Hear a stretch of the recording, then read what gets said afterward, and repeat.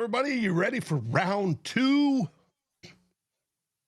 Tyler's going to be joining me, and we are ready to sit here and talk about round two. But first, we're going to have to talk about what happened yesterday.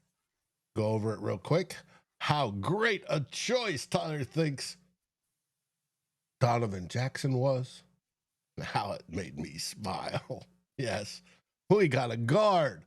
It should be a guard for us for the next 10 years. Now, the question's going to be, what will Kwesi do today? We've got one pick, as everybody knows, number 97 at the bottom of the third round. Are we going to move up? Is he going to leverage picks from next year to move up? Well, we'll find out next on this Vikings First and SKOL Special Edition.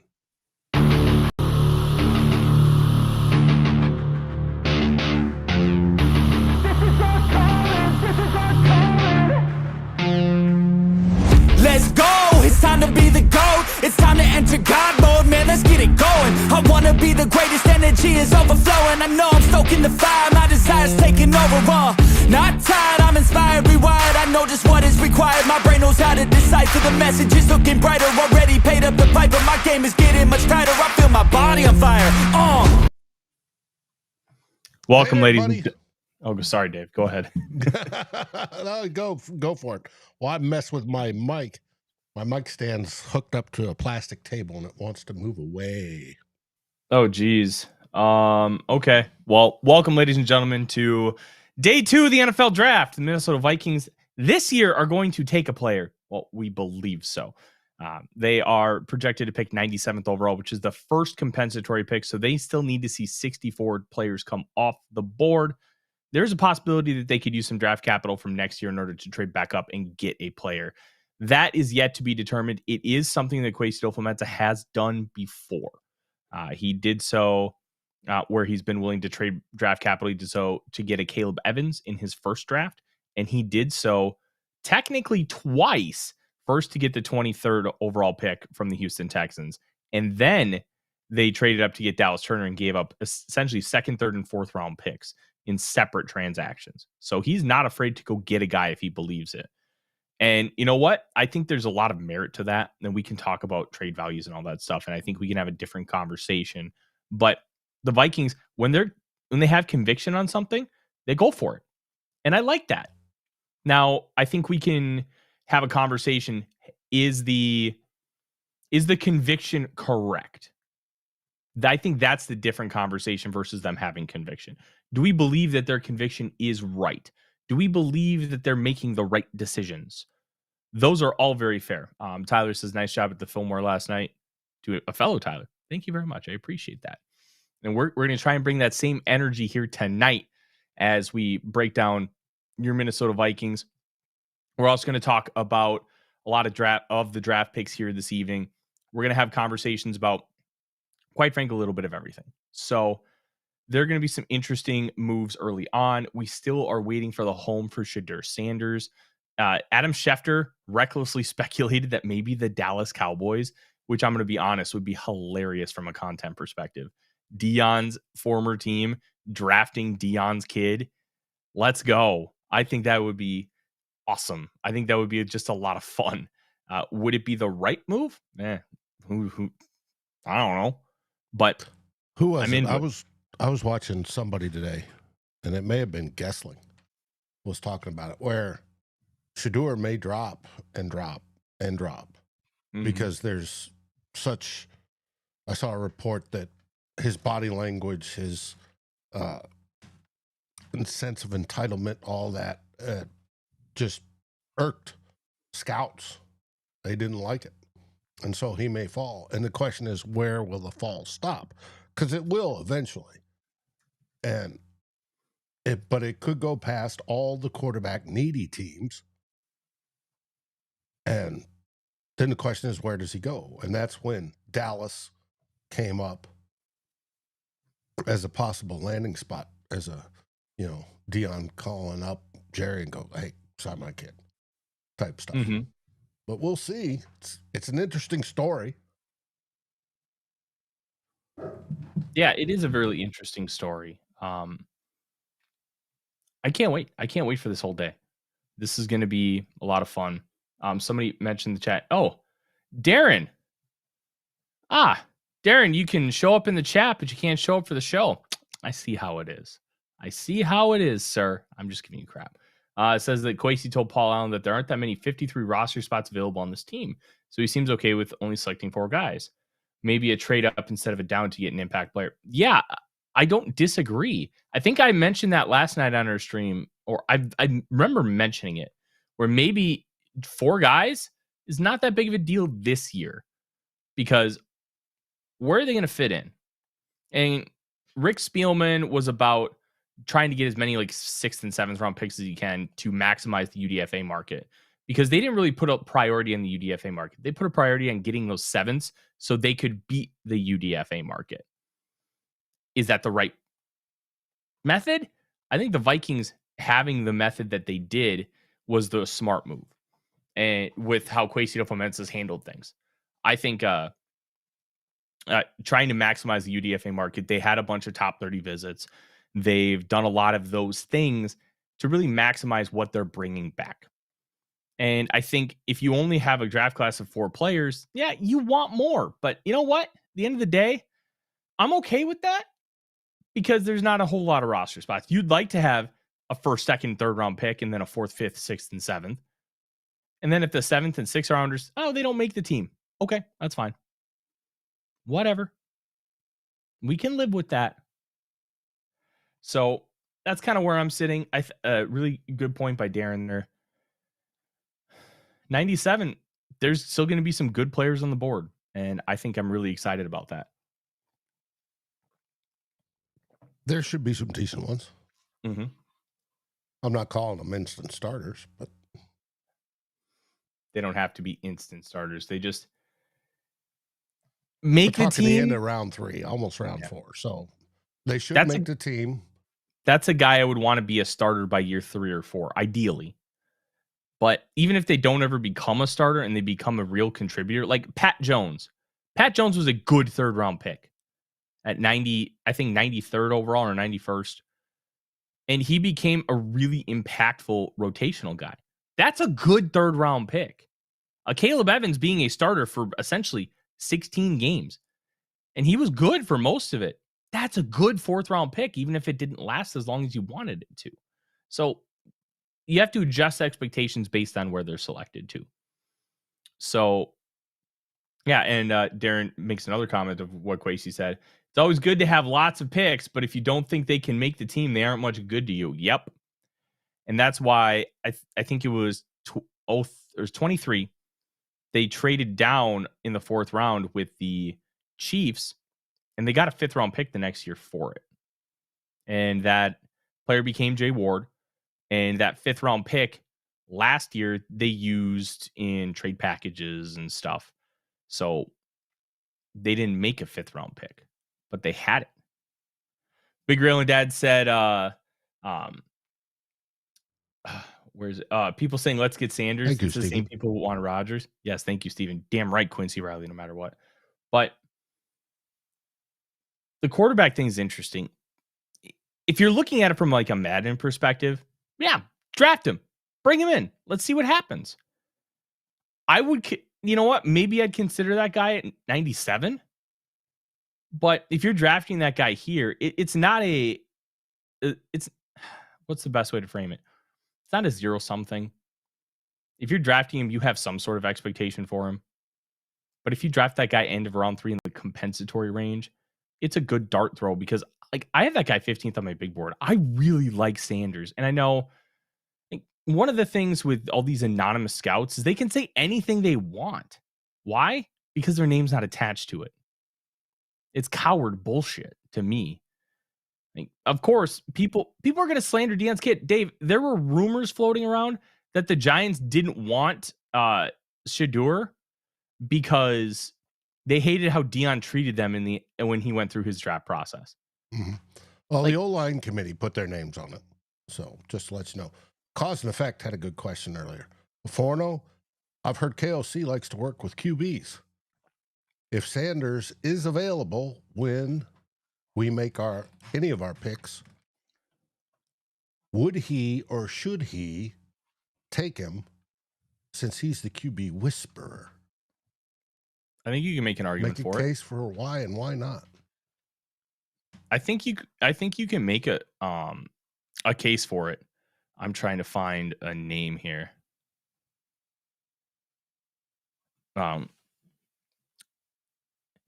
a certain point, like I go back to the Dallas Cowboys when Jimmy Johnson took over. They drafted Troy Aikman first overall, but then on top of that, they got Steve Walsh that summer in the supplemental draft. They gave up a first round pick for him. Jimmy Johnson's like, I don't have a quarterback. We like Troy Aikman. I like Steve Walsh. I think he won him a national title. So let's see what happens. Let's let him duke it out. And guess what? Then they flipped Walsh for first, second, and third round picks to the New Orleans Saints. So I think that's at a certain point, you just can't say no anymore. You just got to give it a shot. Is 97 that point? Maybe. I think if he's there at 139, you take the dart throw. Because at the very least, Sanders could be a good backup for you at a very inexpensive price. Or you could flip him for a team that, hey, maybe he balls out in the preseason. He gets a lot of good reports from inside the building. Maybe you can turn like a 5th round pick into a 2nd. Like there's that possibility too. So I'm kind of looking at it from multiple perspectives. At a certain point, you can't say no anymore. Because that guy is really good at football. He just doesn't have those high leverage traits that you would prefer to have in a first round guy, which is why I think he fell out of the first round. Plus, some of those other concerns that are really mixed because you hear some say that he's just great with the media. He understands how to handle it. Then you have some who just absolutely dunk all over him. What's the reality here? How do we know what's real and what's not? I don't. So I can kind of use some of that information to project, hey, this guy is not it has a lot of these concerns across the league. So as we kind of project forward, that's probably why he's falling. But I also think if he gets to the Steelers pick at, 85 or 83, that he's going to end up going. Because they had that conversation about taking him at 21. But they loved Derek Harmon. They think he's the next Cam Hayward. Same style of play. Have you ever seen Sanders line up under center? No, but most of these guys don't line up under center, so I don't put too much stock into it. JJ McCarthy did, but JJ McCarthy played like one of 4 pro-style offenses in college football. So he had a head start on these guys. But all these guys, they're playing from the shotgun. Like, I'm not worried about the fact that he played exclusively from the shotgun because we've seen plenty of guys be able to transition under center. It's a learned skill. You can learn that skill. So I'm not that concerned. I wasn't concerned about it with Cam Ward. I wouldn't have been concerned about it if JJ McCarthy hadn't spent time under center. But having spent that time under center eliminates one of those growing pains. It takes away a variable. So instead of having to teach a guy something that he probably should already be comfortable with, you can then focus your time on other things. Being able to focus your time on other things speeds up the development process. Yeah, Darren makes a good point. The Vikings did draft Brad Johnson, 9th round pick in 92. They traded him for 1st and 3rd round picks in the 99 draft and a 2nd round pick in the 2000 draft. 1st, 2nd, and 3rd round picks for Brad Johnson. Just think about that for a second. Brad Johnson. In real time, he wasn't viewed as that kind of quarterback. Things have changed a lot, Dave. Like, Geno Smith has more arm talent than Brad Johnson ever did. Geno Smith went for a 3rd. It's crazy how times have changed. Absolutely crazy. And the market. Yes, Biggs. I poured one. I'm going to drink 2. Big belly victory. Maybe if my wife is nice when she gets home, she'll bring me beer. I haven't decided if I'm going to ask her yet. Oh, sounds like a story behind that, but we won't go there. Oh, no, it would just be annoying for her with the dogs and coming up and bringing the beer. That's Speaking of dogs. There's no story other than that.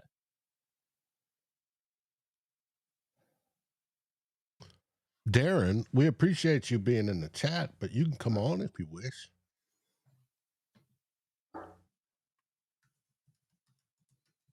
I sent you the link. And nothing, except for hearing one of the dogs bark.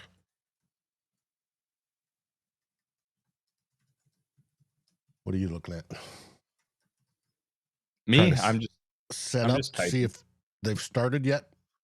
They have not. I won't be. What do you call it? Oh, Darren's at work. Well, that makes sense. I'm sure the king won't mind. Or the premier.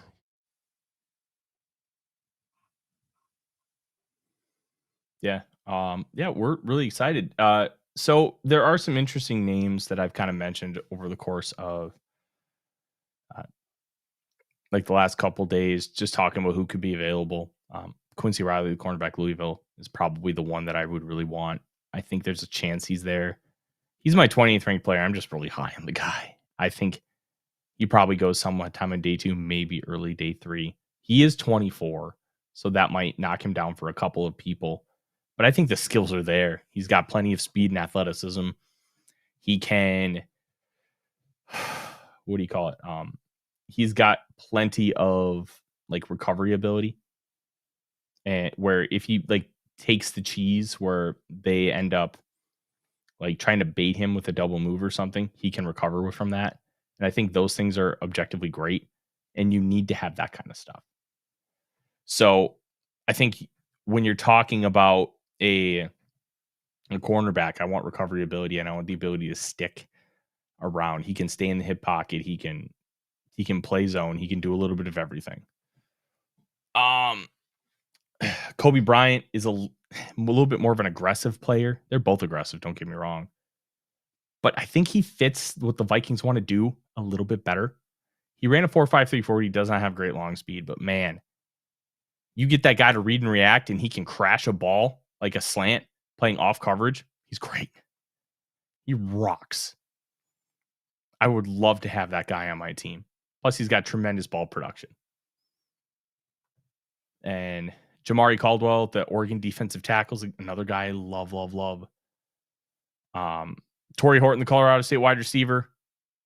There's a lot of guys that could be impactful players. It wouldn't shock me if the Vikings try to move up. Tom Pelissero. And here's the tough part. You never really know if a guy like Pelissero is actually what's the right way to frame it? If like they're telling you a report or if they're just kind of opining. Right. Because whenever they say something, you kind of view it as a report. Well, he was just kind of talking through it and saying the Vikings could be in position to like trade future draft capital to move up tonight and watch for running back, just as like a general sense. And the reason was like Kwesi's done it before. So it's trying to look at past trends to see how you can predict the future, something I've done a lot of work on. It's harder to be able to predict some of those things because, well, think about it. We only have 3 years. Yes, thank you. Deion Walker is a big no for me. I don't know if that guy's draftable anymore. Real talk. Broken back, the way he played, how weird his body is. I'm out. I'm 100% out. Yeah, it's the draft should be starting up here real quick. So I'm really excited. Okay, got to walk home and have a big basketball playoff tonight, so I don't think I'll be able to hop on the show as much as I'd love to join the dynamic duo doing a great job. Well, you'll be here tomorrow, won't you, Darren? Day 3.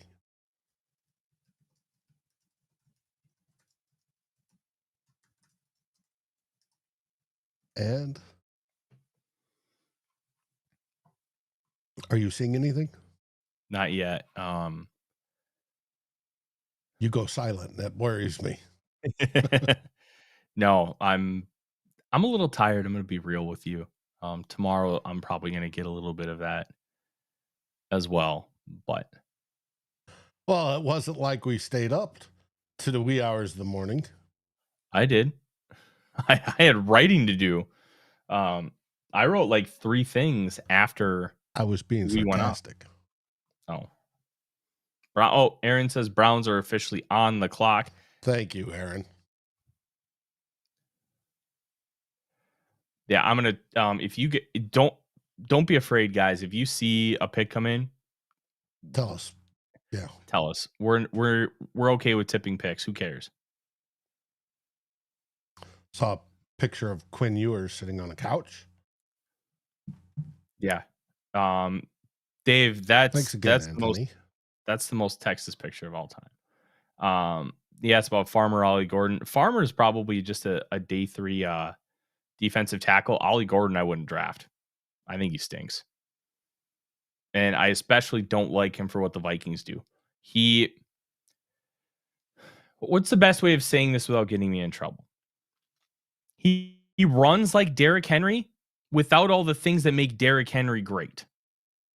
He doesn't have that like long speed. He doesn't have that power and explosiveness, but he runs super upright and he's just like bad.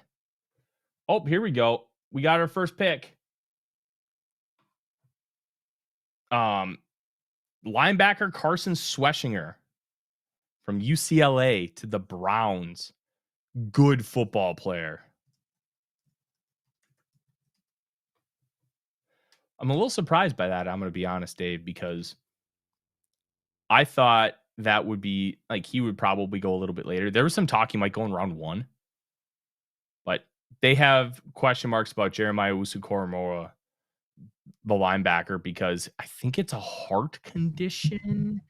I can't remember what his injury was. He had some medicals that caused him to fall to the second round of the Bears initially. But a good signing really strengthens their off-ball room. I love that. I love that move. Daniel says Browns D is getting better. Yeah. I want to get back to this because I didn't answer cause and effects question. Forno, do we search for Hawkinson and or right tackle's replacement? Right tackle, no. I think you're getting a tight end 3. I don't necessarily think you're drafting them to be Hawk's replacement. But by the time that they're like ready to be a starter, theoretically, they could be Hawk's replacement, if that makes sense.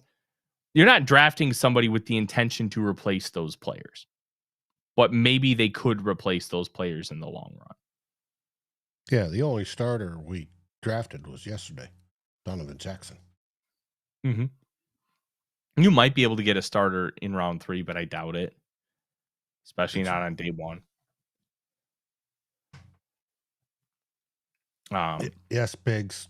Hawkinson's contract makes him untradeable now. We're stuck with him. Well, hopefully he makes it pay out. And it's well worth it. Yeah. I think we're fine with Hawk. Like his cap hit this year is $16.65 million. If you were to trade him, you would take on an extra $1.1 million. So he's got some time left on his deal. Let's kind of pull it up and talk it through. I mean, throughout the night, we're going to do stuff like this. We're just going to veer off. We're going to talk about what's going on in the NFL draft. We're going to talk about Vikings. We're just going to do a little bit of everything. He's got, if they were to cut him after this season, it would be $12.42 million in dead cap. 2027, if they were to cut him after 2026, $7.09 million. Hold on. He's got $2.3 million that fully vests, is like fully guaranteed March 17th, but I think that's for the 26 season. I don't think that they're getting thank you, George. They're getting rid of. Yes, thank you, George. I don't think they're getting rid of Hawkinson anytime soon. I really don't. I think Hawkinson's here for a long time. And I mean, he's only 28 years old. At tight end, that guy can play for a while. Oh, here we go.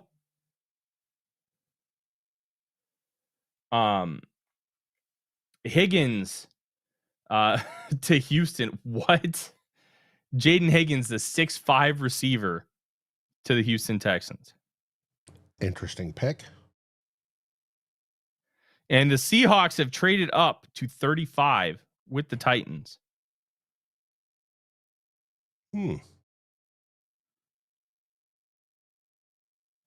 Yeah, we talk about wide receivers and being redundant.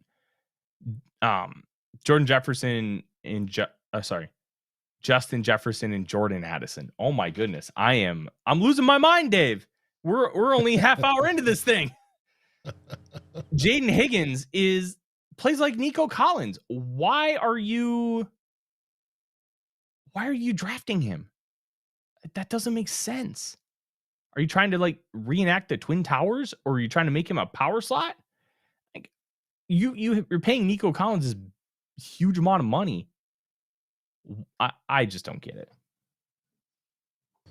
Well, the Seahawks just traded 52 and 82 to the Titans to come up to 35.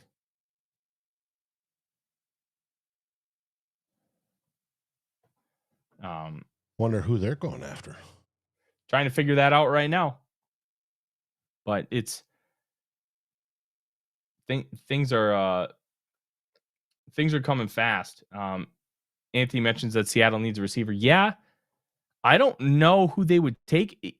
Elic Ayomanor from Stanford makes some sense. I think Luther Burden might be a little too redundant with what they have in their room. You need a bigger guy.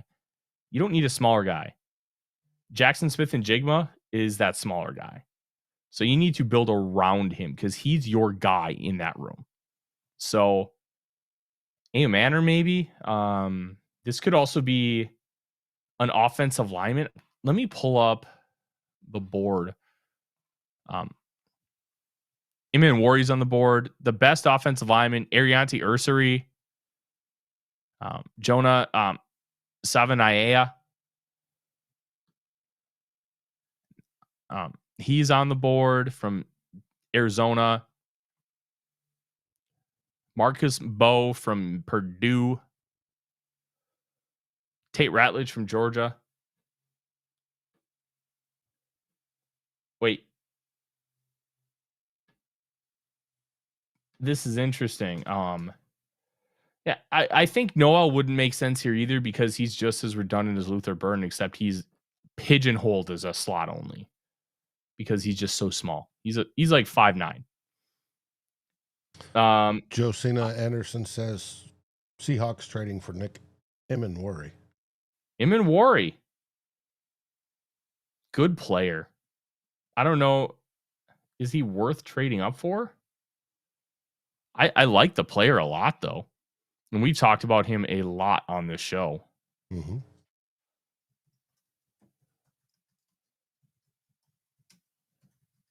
But I think Mike usually has this right on. She did yesterday. She's not blowing smoke like she has been for months. Oh yeah, she's an interesting one. Let's put it that way.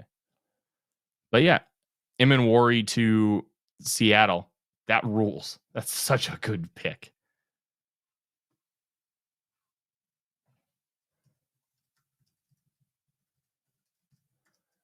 Yeah, guys are flying off the board right now, and Tennessee now has a third-round pick, which they did not before. But 52 and 82, that's a lot. We'll get to that one team that slows everything down. Yeah, it's 7 minutes for picks in round 2, and this is why round 2 is the best. It just flies off the board. George asked about Darrisaw's recovery. We don't have like a specific, like this is the day he's returning, but Kevin O'Connell did say on Monday that he's making great progress and he's on a great timeline. Keeping it vague, which is probably smart. You don't want to put any unrealistic expectations because you're still far enough out where you don't know if he's going to be ready week 1. I would project he'll be ready week 1 because week 1 will be just over 10 months after surgery, and 9 months is usually that return date. But because he had MCL damage, it's probably a little longer. So I think week 1 is still it's still plausible. Yep. And hopefully he will be ready. If not, we'll see. Who? Brandell as the primary swing tackle? Maybe Rouse? I think Brandel is your number one guy off the bench, unless it's center. I don't know if he's gotten snaps at center because they had conversations. I remember reading that they were thinking about getting him some snaps at center. But man, having that as your sixth offensive lineman, which is the contract they gave him before last year, they had just $72 million dead. And you know what? I thought it was a great bet to try and make to see if he can be your starting guard. It just didn't work. And the Browns select running back Quinshon Judkins. Oh, that's funny. Quinshon stinks. I mean, compared to Henderson. Like, man, really? Yep. They're taking Per Ari Mirov. Oh, Judkins. Even says man. ahead of his teammate, Trayvon Henderson. Travion Henderson's got some durability question marks, but man, Judkins is wild. I never would have thought that he would go before Henderson. I mean, then again, I didn't think that highly of Nick Chubb when the Browns took him. And Chubb ended up becoming one of the best running backs in the league. I don't know. Maybe they know something we don't. Possibly. Teams, like we're talking about the people that are dropping because of medicals. Teams get to see the medicals. They get to see the interviews. They, partake in them. They get to see all sorts of things that we do not. Yeah. I've got a buddy who covers the Browns, and he is not happy right now. Well, I can't wait till the Bears get on the clock because those guys were absolutely going ballistic yesterday. This person does not like Quinshon Judkins at all. Mm-hmm. All right. Yeah, this is a really interesting start. So, recap, we've got Carson Schwetzinger, the linebacker, to the Browns. Jaden Higgins, wide receiver, to the Texans, which that doesn't make any sense. Then you have Nick Amenwori to the Seahawks, who traded up from 52, and they still have pick 50. So they're still going to pick one more time in this round. And then fourth, Quinshon Judkins to the Cleveland Browns, which, taking a look at my rankings, I think he was like 7th. Yeah, he was my running back 7. Behind Caleb Johnson, who I also did not like that much. But DJ Giddens was still on the board, who I think is really, really good. Same with Travion Henderson. But my guess is they loved the durability of Quinshon Judkins because he was really good. Cause and Effects asks, is there a wide receiver still left that we can draft at 57 or 97 with the value to be a wide receiver 3? Yeah, Torrey Horton, Colorado State. That's my guy. Kyle Williams. I've heard some stuff off the field that could take him off boards. But he's a really good football player. My brain's farting a little bit on receivers right now. I didn't do a ton of like super in-depth receiver study just because I didn't think the position was going to be a huge factor for the Vikings, even though I really wanted it to. I figured if they were going to take one, it'd be a 24. But I did not do like a lot of like round 2 guys where I spend a ton of time on them. Like Jaden Higgins could have made some sense. Jalen Noel also could have made sense, but I thought they would have been gone way before the Vikings would have had an opportunity to like realistically get them. Because I figured a trade down would not result in a wide receiver. I figured it would result in another position. But we're looking at like a guy like Torrey Horton, a guy like Kyle Williams. I like Chimere DK. If you go back to like round 6, round 7, I think that is a really good spot for a player like DK because I think he's got a lot of special teams potential. And having special teams potential matters a ton because you have to play special teams if you're taken outside of like day 2. You have to. I think he could be a 10-year special teamer like a Trent Sherfield. But I think there's upside as a receiver where I think he's worth trying to get. So that's a move I would end up making. We'll see how that happens if they end up taking a receiver. I think receiver, tight end, running back, cornerback, defensive tackle, cornerback, safety, they're all potential spots. But as Kwesi Adofo-Mensah said, who's going to make the roster? A defensive tackle might not make the roster over what we have. So maybe they choose not to go that route depending on who's on the board. If they take a guy, they're gonna really love that guy.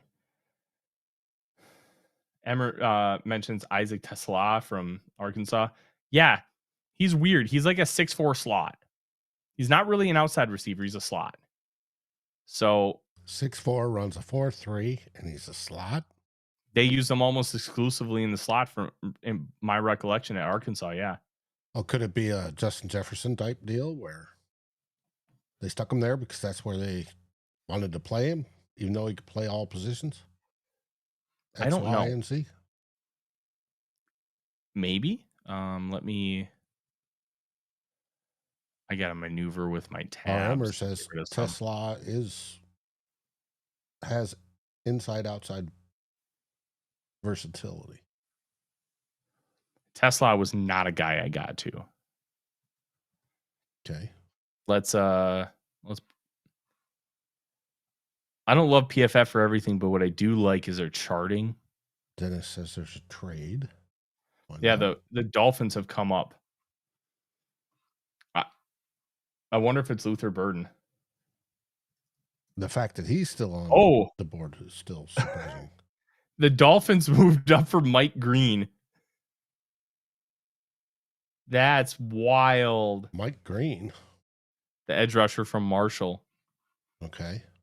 All right, let's take a look at Tesla. Detailed positions. Out wide, 115 snaps.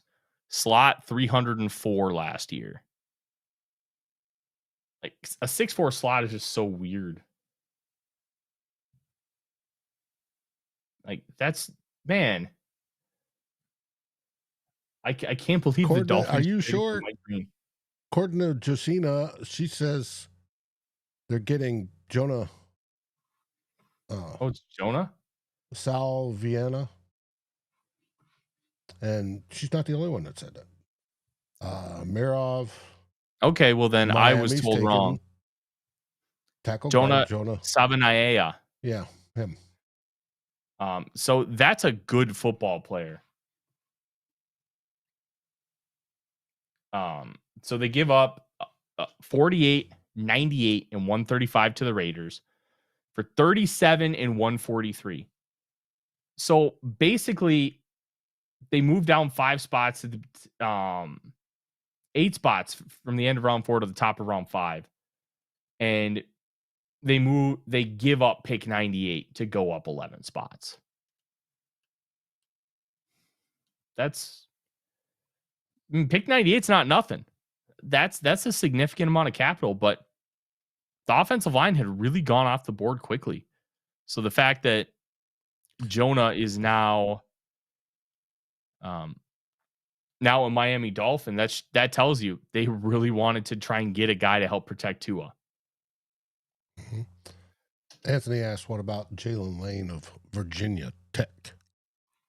I don't know a whole lot about Jalen Lane. I'm going to be honest. I remember seeing him at the Senior Bowl and wasn't really overly impressed. Okay. Now, you talked about offensive line going off early. That's what caused one of the reasons the Vikings didn't trade down is because so many offensive linemen were moving off the board so quickly. Offensive linemen and defensive linemen. It was just the way the draft flowed this year. The people that suffered for it are probably the corners. Mm-hmm. the most, and maybe some of the quarterbacks. Yeah. This draft is interesting from that. RMer makes a good point about Mike Green. There are some serious allegations involving sexual assault, and I believe there's multiple allegations, which makes it even more difficult to parse out. What's also interesting is Mike Green didn't make a single top 30 visit, which means that everybody had all the answers that they needed to make a decision on whether they wanted to draft Mike Green or not. And I guarantee you there are some teams that have him on their board, but at what point is it worth taking a guy who has allegations? Gotcha. So, I'm going to text my wife. She just got home. Cool. All right. We'll find out. This is interesting. And it will continue to be interesting how this year's draft plays out so differently than others. Now, with the movement of all the O-line and D-line, do you think it's the league being a copycat league, seeing that teams like, especially the Eagles and the Lions and such are built on stout men up front, that they're going back to their heritage of we got to build in the trenches, and that's why they're drafting them, making runs on them this year? Yeah. And they have good years and bad years too. Linemen you can get, and there'd be nobody. There's no centers per se that I wouldn't touch till day 3.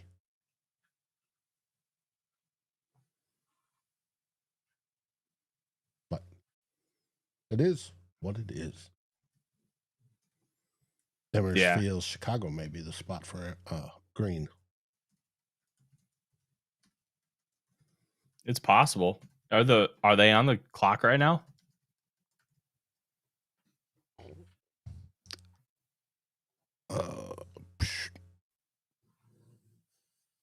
Only if the Pats got their pick in. Oh, the Pats are on the clock. This was a spot that I thought was possible for Higgins. I'm going to be honest.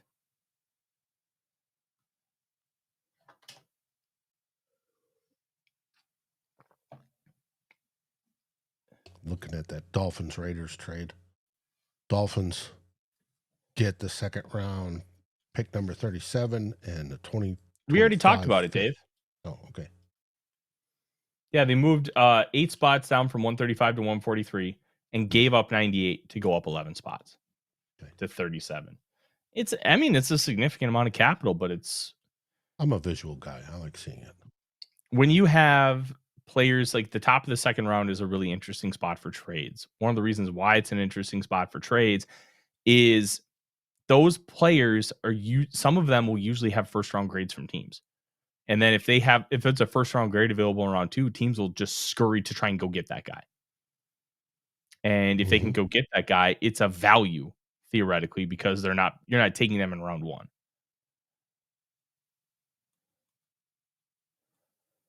Rich Eisen had a funny one. Is Quinshon Judkins going to keep running into Mason Graham in the hallway because he kept running into him when they played? Just what a tremendous hater. Like, Michigan Ohio State is such a good rivalry. I almost wish I had a side in it. You know what I mean? Just because like great rivalries like that. Well, our buddy Drew Bunting, the Drewster, said Graham's pick to go to the Brownies. Yeah, it was unfortunate that he's now going to get his first loss in Ohio.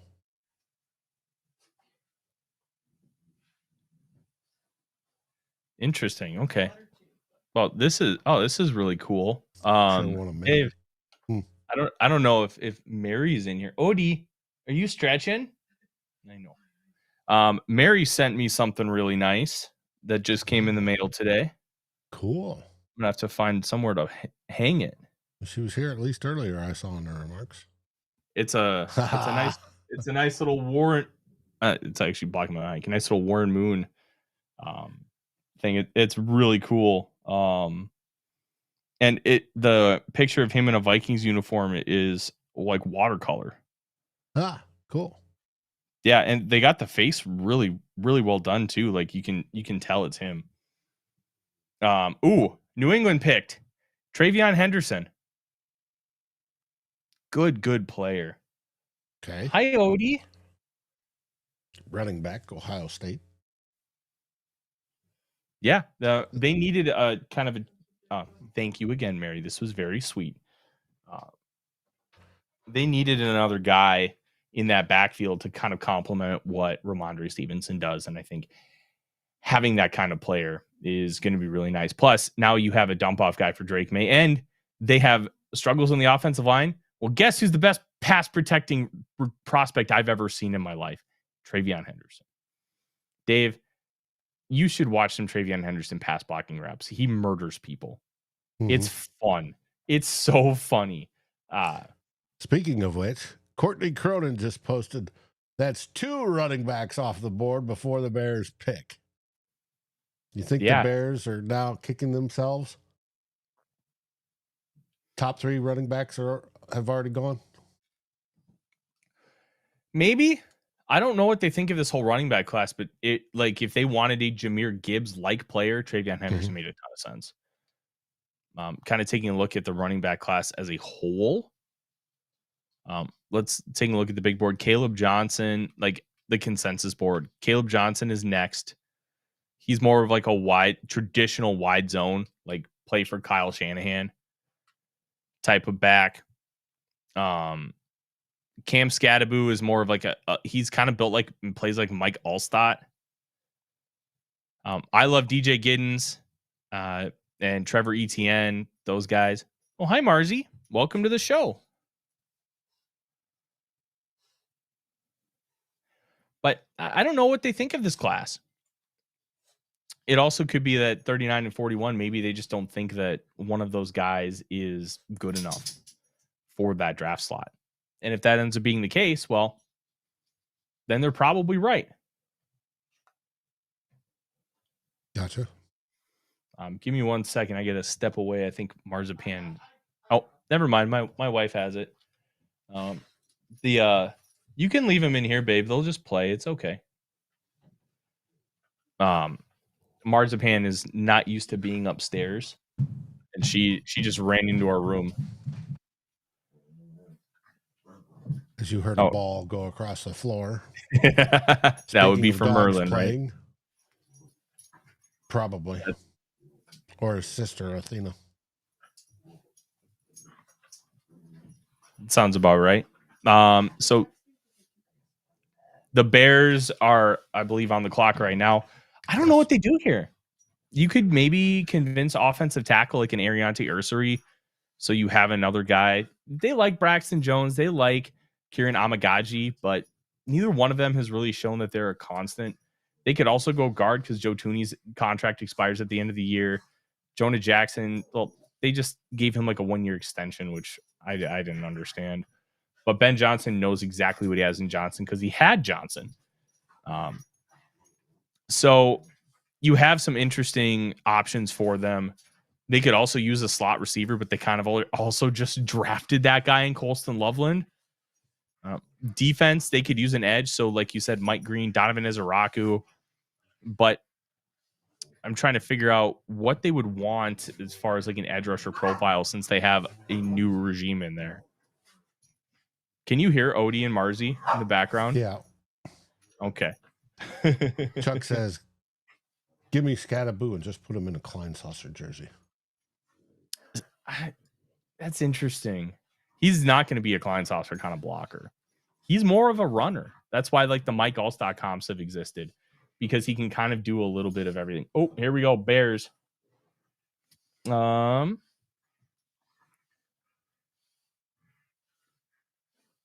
Ted was happy that Henderson and Judkins are off the board before the Bears got a chance at him. Oh, the Bears just took Luther Burden. Okay. That's a good pick. Unfortunately.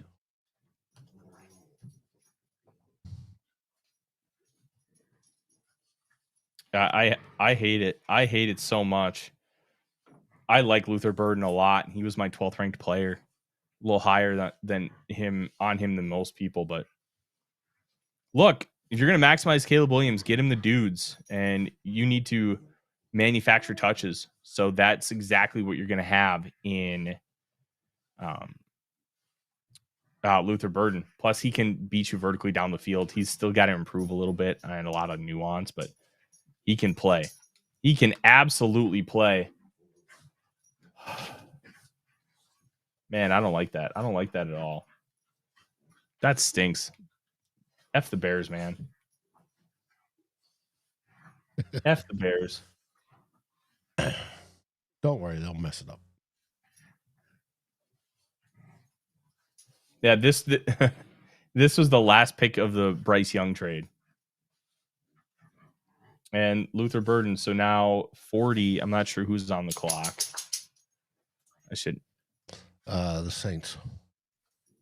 This could be a Shedeur Sanders spot. It could also be Tyler Shuck. It could be Jalen Milroe. I think Milroe makes a lot of sense. Cause and effect asked, since Wisconsin got the draft this year, how long will it be before they come to US Bank? And they're hosting an event tomorrow in Blaine with former players like Tommy Kramer. That's kind of cool. I'm going to be honest with you. I don't think that the Minnesota will get the draft. I don't think logistically it can work. If they can work in a podunk little cow town up in northern Wisconsin, it can work in Minneapolis. So one of the reasons why I say I don't think it can work here, Dave, well, if it does, they're definitely not doing it at US Bank because they don't have the infrastructure around it. It's too congested.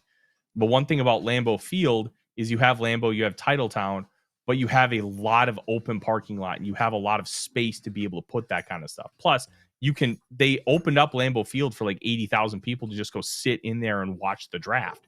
You don't have that kind of space. You're talking about 200,000 people. Like, you don't have that. How many people do you think that came for the Super Bowl? How many people were at the Super Bowl, Dave? About 70,000. 70, 80,000. So yeah, triple that. Where are you putting them? They're going to get it. They select them at least 2 years out. Talking to our brothers on Fans First Sports Network over on the Steel Curtain Network, they're talking about the logistics of how Pittsburgh's going to host it. And then it's going to be spread out with different events at different spots and parking and traffic and all that sort of stuff. It's going to be interesting. And Anthony says, Jalen Milroe to New Orleans? ? That would be crazy. That's possible.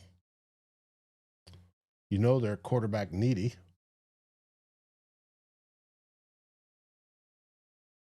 So we will see. As I used to say. Chuck says they can't charge $150 to park in a podunk yards in downtown Minnie.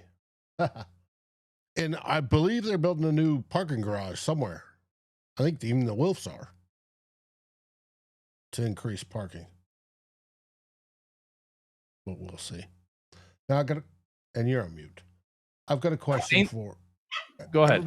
Everybody that saw the picture of Donovan Jackson, and there was the little guy that came up on the far Donovan's left next to KOC. Who was he? Is he I know. Next I looked it up. Wilf? Yes. That's Daniel. Okay. Marzi keeps trying to play with the bed. According to Giatano's Christmas channel, they took Shuck. Yeah, they did. That's you can't convince me that's a good pick. That's wild. Mm-hmm. But like the big thing with Shuck is he was Justin Herbert's backup for 2 years. Mm-hmm. Then got hurt at Oregon and got replaced. Then got hurt for 3 years at Texas Tech, and then had one healthy year at Louisville this past year. Like he's not good. Marzipan. Warren Sharp says Saints draft quarterback Tyler Shook. Get Mel Kiper some oxygen.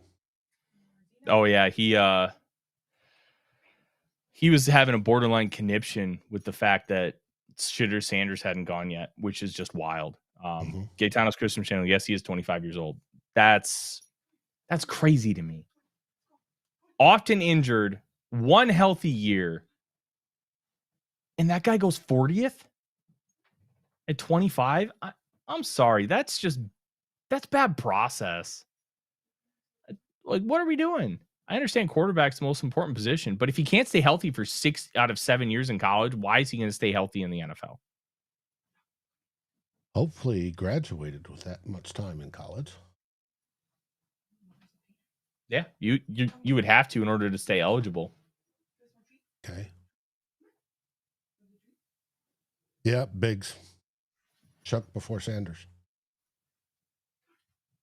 It's going to be interesting. Met Chuck Foreman last night. He was at the pre-party. Marzipan just keeps wanting to try eat her dang bed. Marzipan treat. Biggs there we go. Says Dion's probably ranting right about now. Probably.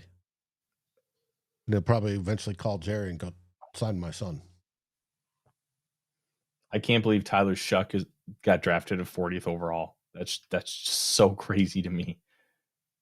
What's the next one? Milrow? Mm-hmm. Mm-hmm.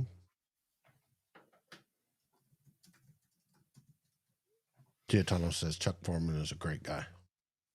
Yeah, he had all of his stuff, like jerseys, signed memorabilia. Yeah, he's a good dude. Let's see. Heck of a running back.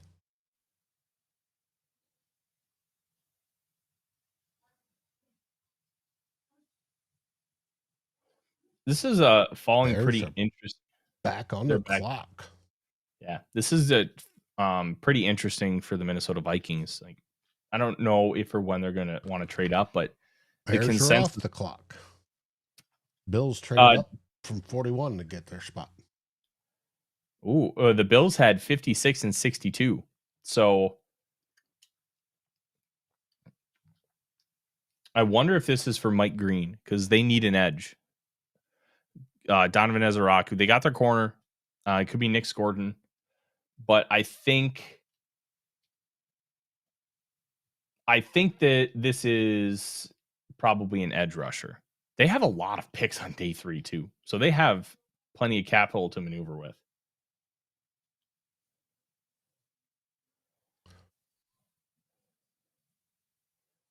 I'm not seeing what they gave up for it. But I'm sure we'll get that here pretty quick. Best on the consensus board, Will Johnson at 10th, cornerback, Michigan. Mike Green, the edge, Marshall. Shitter Sanders at 22. Mike Green was 16th. Donovan Ezeraku, the edge rusher, at 32. Savon Revel Jr. at 35, the cornerback. Edge rusher Nick Gordon at 37. Cornerback Trey Amos at 38. Ariane Tiersry, tackle Minnesota at 42. Cornerback Benjamin Morrison at 43. Cornerback Azariah Thomas at 46. A lot of corners still on the board, Dave. A lot of corners. I said, they're falling down this year. Thank you, Biggs, for the super chat. You ask, would it be crazy if the Rams draft a QB? No. I think Shadur makes some sense for them. I think Milrow could make some sense for them too. They have Stafford for 1 or 2 more years. And boom, you can develop the guy behind him, and then he takes over in year 3. Mm-hmm. James Schaus says Vikings should get Shadur and let him and JJ battle out, then trade the one that doesn't work. Mm-hmm. All right, we have trade compensation. Bills get 41, 72, and 240. The Bears get 56, 62, and 109.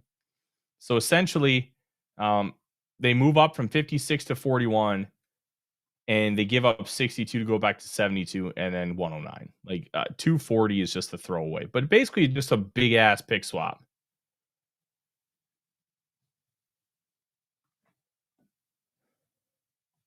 Okay.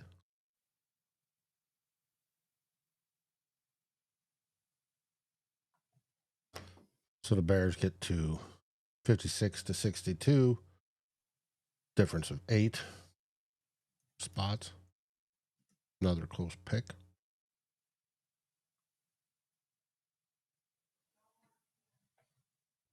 Yeah, this draft is apparently it's TJ Sanders.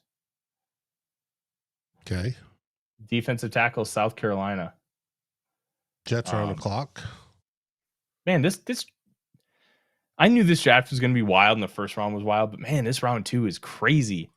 TJ Sanders coming off the board. He's 56 on the consensus board. If it is Sanders.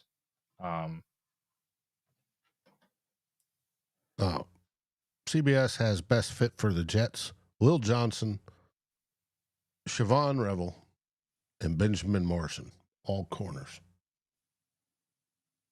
Yeah, this is if you want a corner, this is sitting great for the Vikings. Big says New Orleans will get Arch Manning next year. I think that's the plan, Biggs. I think they're doing it purposely.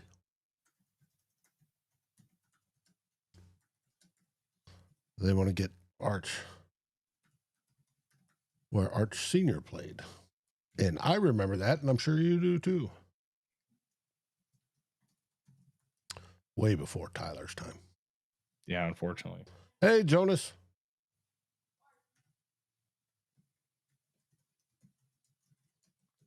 You should be sleeping, buddy. Close to it. We appreciated you coming on last night.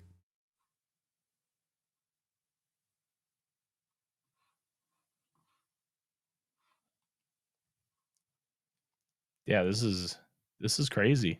Mm-hmm. Pick by pick. Yeah, just we've only had 2 cornerbacks go. Travis Hunter, Nick Scorton. Or sorry, not Scorton. Maxwell Hairston. I'm combining things in my head because I'm doing a bunch of things at once. I'm gonna have to write eventually a little bit too for work.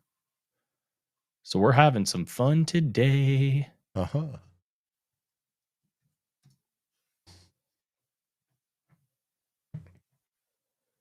But yeah, this is Dave. This is interesting. I just tweeted. I think if you're the Vikings, you're in a great spot if you want a corner.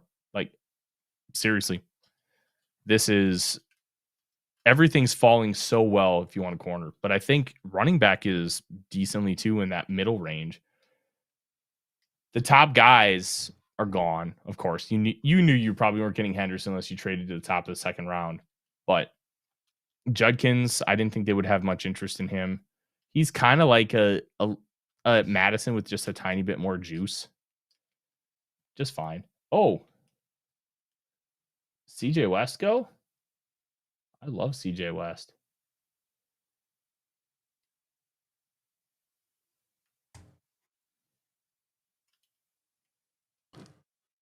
Mike asked, what do you think of the 2 Texas DTs, Collins and Broughton? I didn't watch Broughton that much, but I did watch Collins. That dude's the best run defender in the class. If you want like a Harrison Phillips replacement, like a 1-to-1, Collins. He's going to give you almost nothing as a pass rusher, but oh my gosh, is he an elite run defender. Sometimes boring players are really good and useful. That's Collins. He's got long arms. He's got a great strength profile. He's got good quickness. I like him a lot.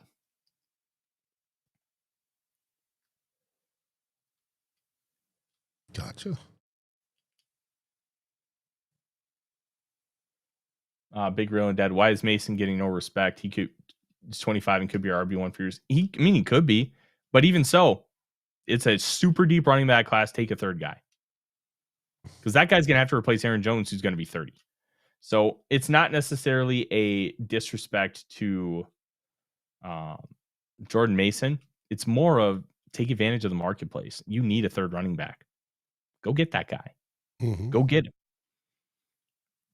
Like, that player does not have to play much year one, and that is okay. It's okay. Yep. Aaron asked if Shedur's bad interviews scare teams. We don't really know if he had bad interviews or if people are just trashing him. The fact that he's Deion's kid is a good thing, and it's an awful thing, especially because Deion is such a brash personality. The people that run the league are like old white men, and that is like the one thing that like scares them. And it's been a thing for years. We've seen it. We've seen this kind of thing happen all the time. So is it really bad? Is it kind of bad and it's over exaggerated because it's Deion's kid? I don't know those answers. But I always take anything that's said about Shedeur negatively with a big grain of salt, because there's a lot of potential context that could be behind those words. Giotano said Mason Taylor just went. Ooh, good tight end. To the That Jets? would be the Jets, right? I'm assuming.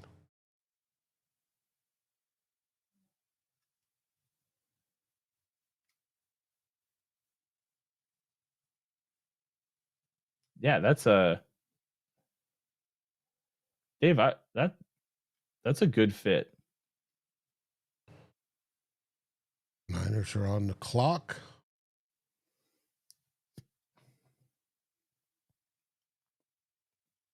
Beto.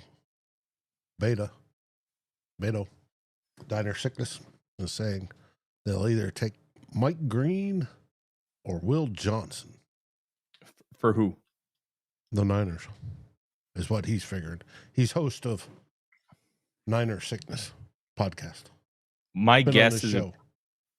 I wonder if they would actually take Mike Green because they just took an edge in the first round. But I wonder if they think of him more of an Eric Armstead type role where he can kick inside a lot. But even so, like, that would be an interesting move. Will Johnson makes a ton of sense for them at corner, but it all depends on are you comfortable with the knee? Like that's the only reason he's still here.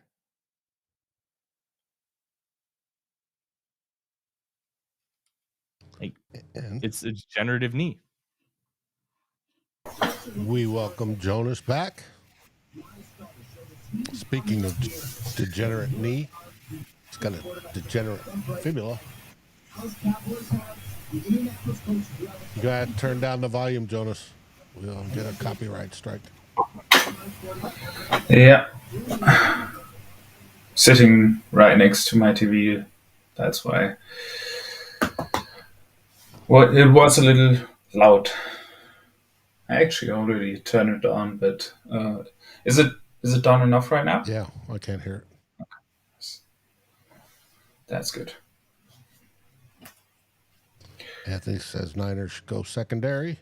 We'll see.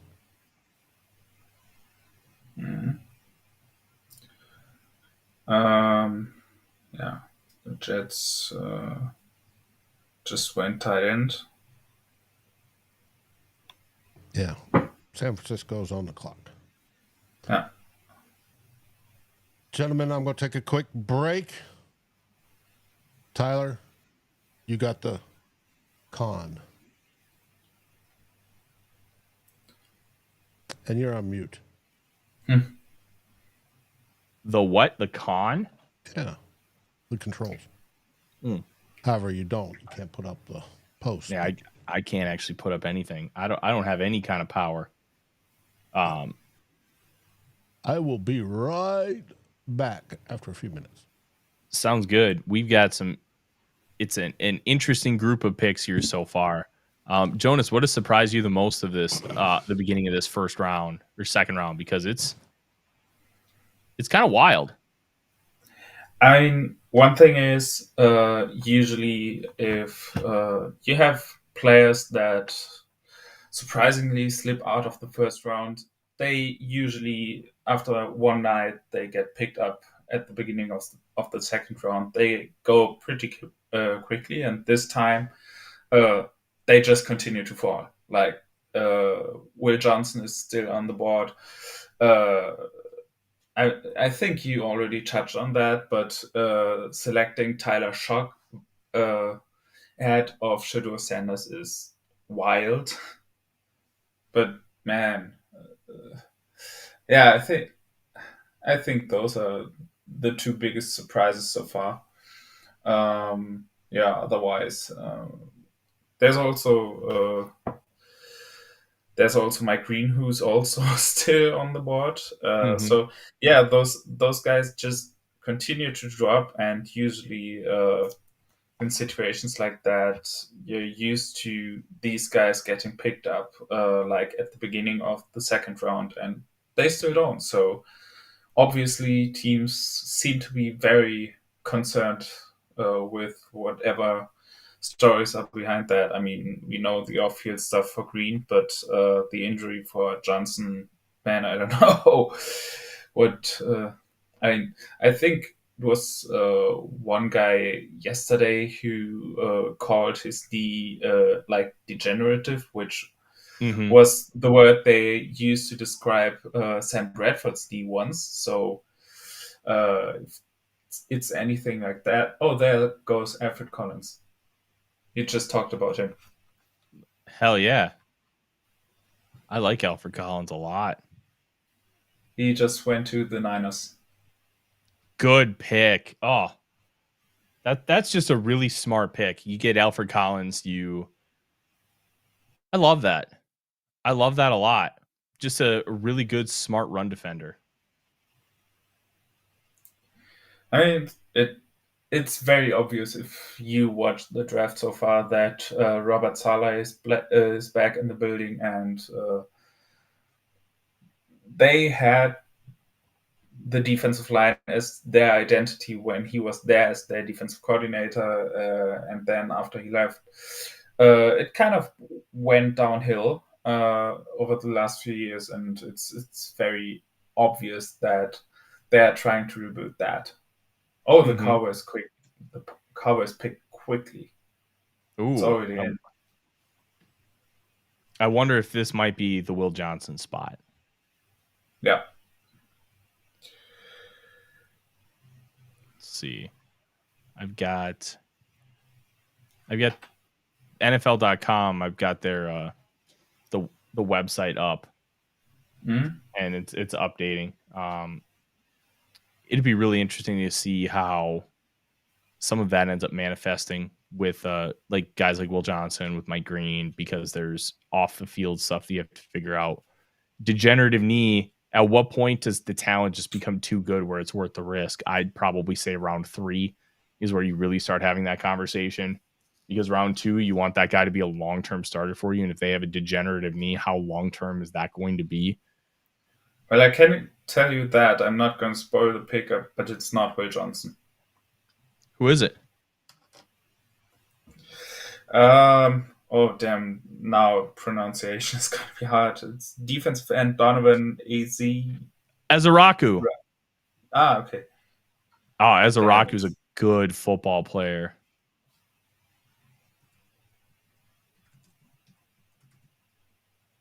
That is a really good football player. I like that a lot. They needed to replace DeMarcus Lawrence, who signed with the Seattle Seahawks for some reason. That was a weird contract. He got a bunch of money to go to Seattle too. Yeah, I mean, I have the PFF mock draft simulator running with me this night. So I think he was 17th on that board, so very highly ranked by PFF apparently. Yeah, Ezeraku's a good player.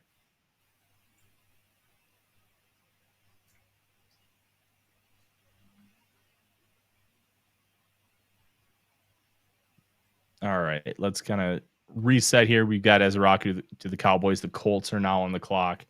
This is a potential corner spot. this is also a spot where they could use defensive line. I don't know if they need edge, but it always feels like the edges that they have are just completely underwhelming. Like Latu had a solid rookie year, but he's not an athletic maven, and they really do prioritize like relative athletic score in the building. Chris Ballard's a really old school scout, one of the best talent evaluators out there. The Rams are a quarterback spot at 14, potentially Sanders or Milrow. Yeah.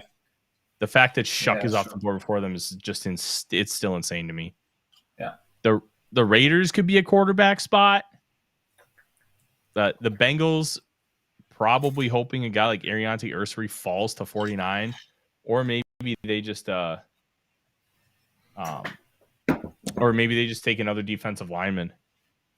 Yeah, but the Raiders, I don't know. Like, of course they could and probably should be a QB spot, but they've passed on him so many times now. I don't know. Oh, this is interesting. Kevin in the chat says Alec Lewis reported the Vikings medical staff actually cleared Johnson's knee. Okay.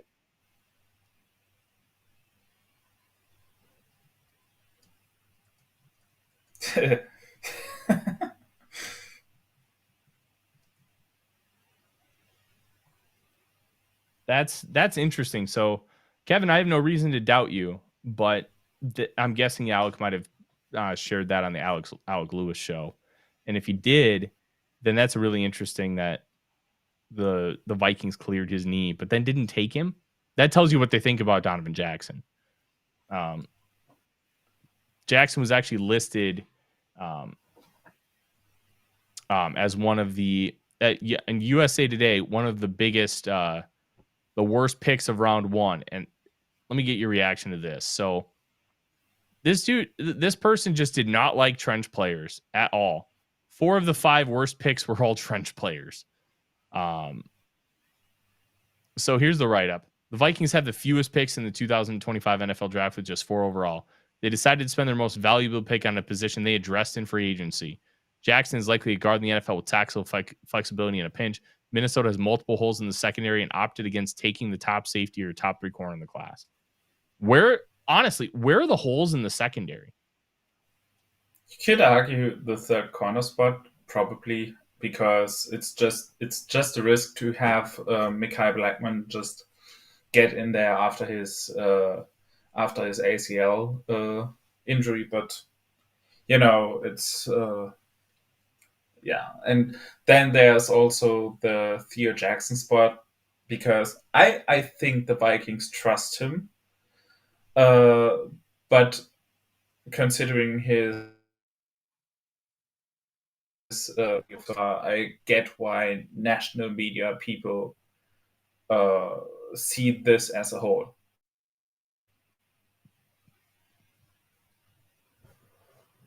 Like if I would talk about like a team I don't know much about, and there's a former undrafted free agent who has stuck around on the team for, I don't know, a few years, and was always kind of a roster bubble player, and then he suddenly is penciled in as starter. Yeah, I would probably call that a hole without any other context. Mary asks, Jonas, how you feeling? Yeah, I'm good. After I returned from university, I immediately went to sleep for a few hours, so I'm good right now. Good. This is a really fun start to the round, Dave. Mm-hmm. Oh, the next guy can't. Ooh, so it was an edge rusher to the Colts. JT Tuimoloau from Ohio State, not a high upside kind of player, a super high floor production effort kind of player. This is a little high for him, I think. I probably would have thought of him as more of an end round 2, early round 3 guy, but this is a guy like that'll probably get you 6 to 8 sacks a year and just play good football as an edge too. Like, you like having those players. This is like a Pat Jones kind of player, but I think he's a little better than Pat Jones. Yeah, gotcha. But yeah, on that PFF simulator, he was, I think, 56. So they'll probably agree on your range. But yeah, it's not like an egregious reach, I would say. I'm going to pull up a Reefs consensus board here in a second. CBS has Los Angeles targeting best fits: Will Johnson, Siobhan Revel, and Benjamin Morrison. Boy, we've seen that before. So apparently they expect them to go cornerback. Mm-hmm. Their pick is in. Cardinals are on the clock. Yeah. Oh, geez. They did not, in fact, go to cornerback. They went tight end. They took Terrence Ferguson. Oh my gosh, that's so funny. Why? What's your opinion of Terrence Ferguson? Well, let's put it this way. My Football Writers group chat is all laughing at the one Rams fan in there.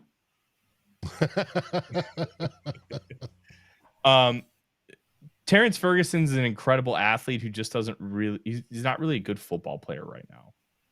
Okay. Like, man, that's wild to trade down from 26 and then you end up with Terrence Ferguson. Let's look at Ferguson's spot on the consensus board.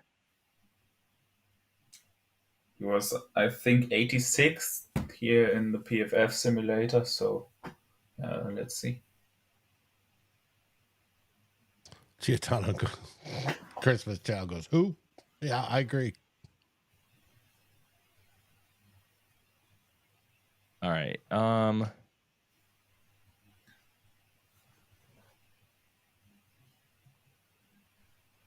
Let's take a look. Terrence Ferguson, Oregon. 85th on the consensus board. That's crazy. That is a 39 pick jump. Hey, maybe they saw something that they like. Yeah. So we have Arizona on the clock right now. I'm seeing Vikings tweets. Come on, Vikings, move up. Yeah. No. Honestly, not with that kind of capture they have right now. If it's true that they cleared Will Johnson's knee, I think you got to go get him. Go find a way to get him. If that knee's clear, 97 in your second round pick next year. See if somebody bites. Because that guy's like a consensus top 10 player. I just deleted the consensus board. What am I doing? I need to stop doing that. That's a good question. You don't want to do that. Will Johnson is the 9th player in the consensus board. 9th. Okay. To be honest, I wouldn't be surprised if the Vikings don't pick at all today. And I wouldn't be mad about that.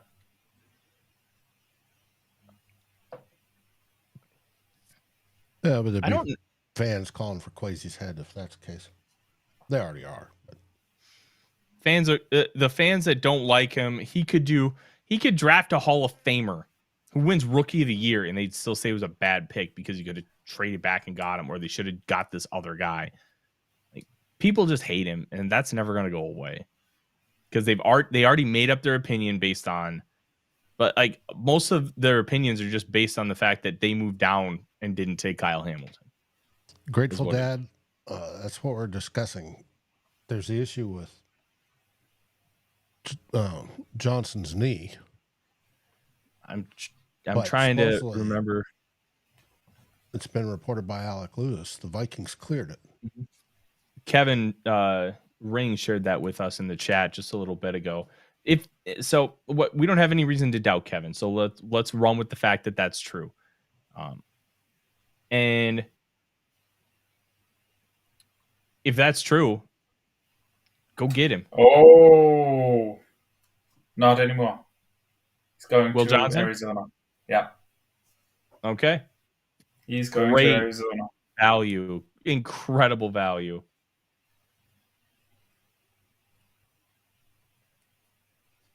Good on them. Now, the Raiders, it would not shock me if this is Savon Revel Jr. from East Carolina. He was built in a lab to play for Pete Carroll. Yeah, there's a chance that now that Will Johnson is off the board, there's a chance that the cornerback run is now about to start. There are a bunch of cornerbacks in that range that can go right now.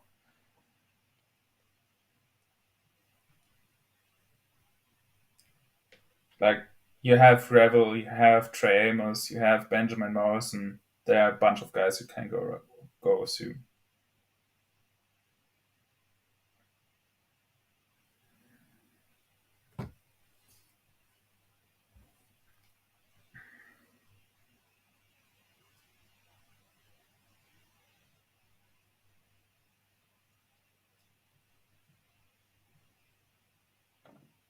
Man, I like the draft from the Cardinals so far. Walter Nolan and Will Johnson. What do you think, Odie? Do you like it? I do too.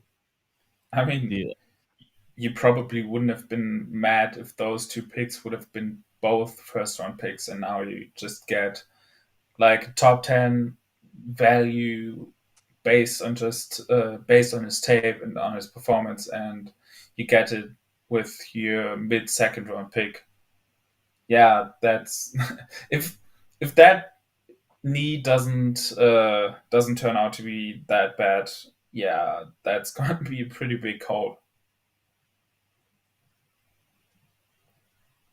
Cause and Effect asks, Forno, what do you think the Vikings are going to do at 97? My guess is cornerback or DT.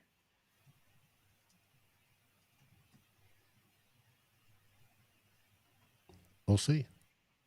My question on the whole show was, are they going to trade up or down? And implying or neither.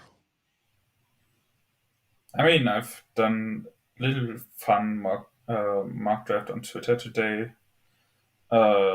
Traded down slightly to the start of the fourth round and took a cornerback with the next pick, and then defensive line, then receiver, then center, and safety in the end. Mm-hmm. Safety probably a bit lower than I expect, but with the number of picks they will have to take one of the positions later than we probably would have wanted. So the 5 guys I selected were Kobe Bryant, Aeneas Peebles, Tess Johnson, Jake Majors, and I don't know how I pronounce that first name, Lane from Navy, I think.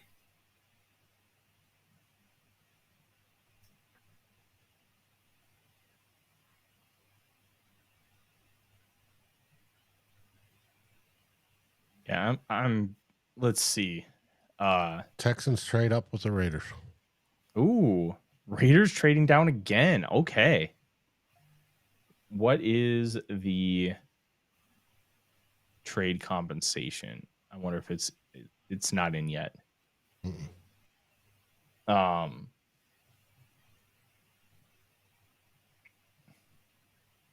Yeah, some of these day 3 guys, like I really don't know how some of this is going to fall. We think we have a sense of it with the consensus board, but man, this whole class is just weird in the sense that there's a lot of interesting spots here. There's a lot of interesting players that could go anywhere from like 80 to 200. According to Pelissero, Raiders get 58, 99, and 48. 448. 58 and 99. Okay. That's not too bad.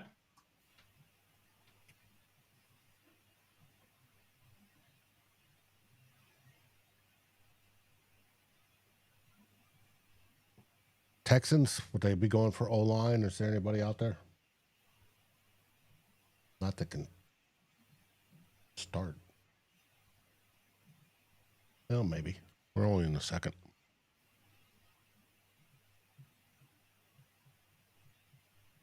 Yeah, I'm going to take a look at the Raiders. What do they have? CBS has best fits for the Texans as Darius Alexander, D-line. Ariante Irsay, offensive tackle, obviously from the Gophers. And Deion Walker, D-line. I don't understand how anybody likes Deion Walker anymore. I'm going to be real. The 20... Because people like big guys. That's about it. The 2023 tape was really good, but he was so terrible last year. And he can't play with any leverage. He can't get low enough. And he has literally no butt. Oh, Golden Gopher goes to Texas. Who? Okay. Ursary? Yeah. Hell yeah. I told you, they're probably looking for O-line. Nailed that. I mean, they probably would have taken Donovan Jackson at 25 if the Vikings didn't scoop him up. Mm-hmm. Mm-hmm. I was curious if how much the Texans were going to target O-line for the fact that they signed so many dudes that how many were they going to want to draft? Because they traded for Ingram. Improve. No, I'm not arguing that, but at a certain point when you bring in so many bodies and you're paying them decent amount of money, how many guys are you going to draft at that position? Because at a certain point, you're just not going to have enough room on your roster. So I was curious how they were going to address that, if they were going to address it.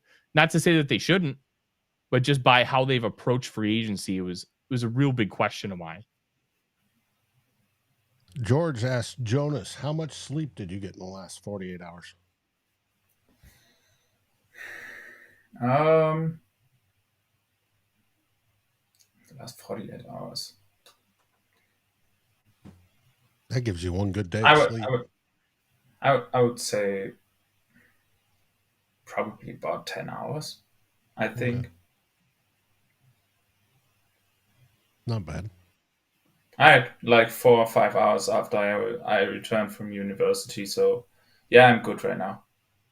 Good. It's actually not like I don't sleep much without waking up right now because that cast is just a bit uncomfortable, and I have to wear it while I'm sleeping. Not wearing it right now, which is relieving.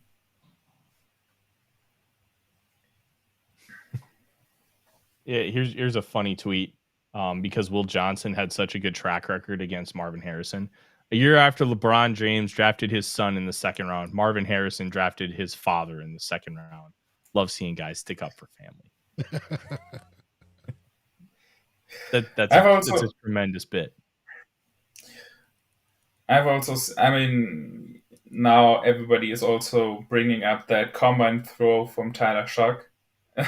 That god awful. Oh, yeah. That video that everybody posted. Then there was also a tweet that he's more than 3 years older than JJ McCarthy. Mm-hmm. And I think 3 months younger than Justin Jefferson. Amazing. I don't get the science, but that's been a common theme in the last few years.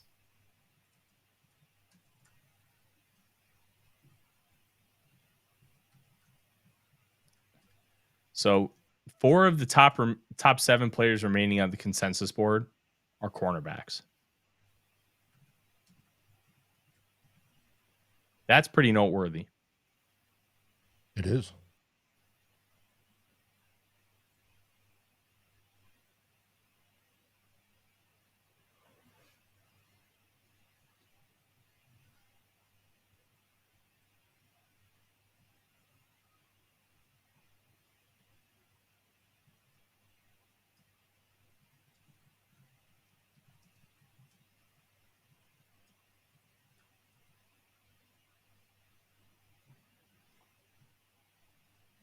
Man, we are already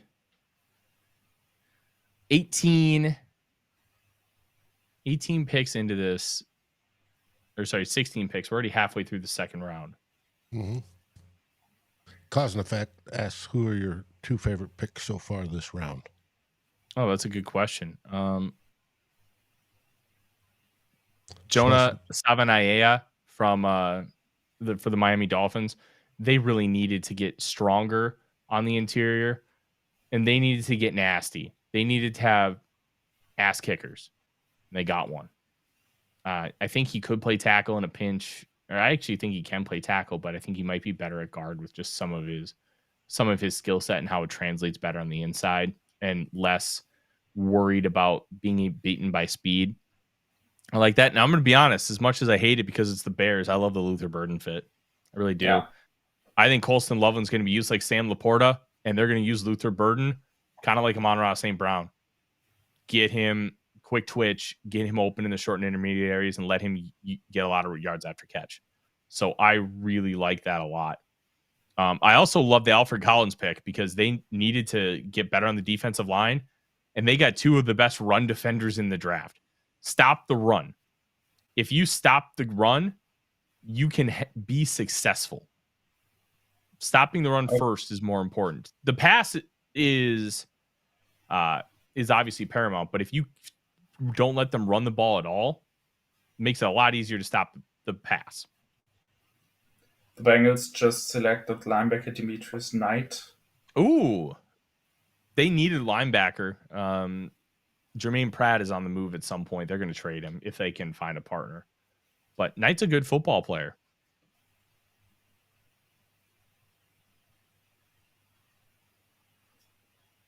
And the Seahawks are on the clock. CBS showing the Sea Chicken's best fit.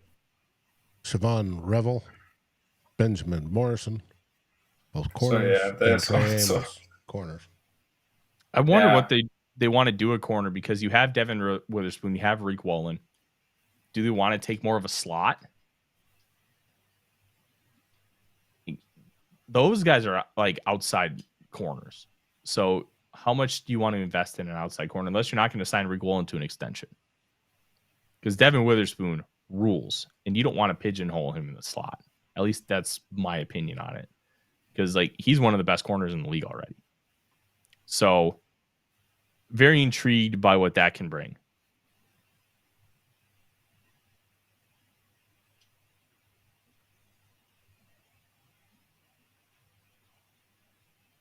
Knight is already 25, really? That I didn't realize. But he's a good football player. So we're about to get the last pick of the top 50. And I got the Seahawks. They have picked, but I don't see who is it yet. I wonder if this is a running back. Also could be Elijah Arroyo. Because there was talks about them trading Kenneth Walker, which, I mean, he's good, but he does get hurt a lot. And, like, I don't know if they feel like they have to draft a wide receiver after signing Cooper Kupp and they're going to go to the Clint Kubiak offense. I think tight end might be a bigger priority for them, especially one that's got a better blocking profile than Noah Fant. And there it is. Elijah Arroyo, tight end, Miami. Gotcha.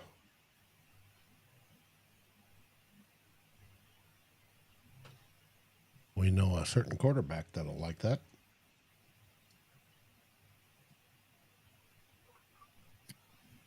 Sammy D.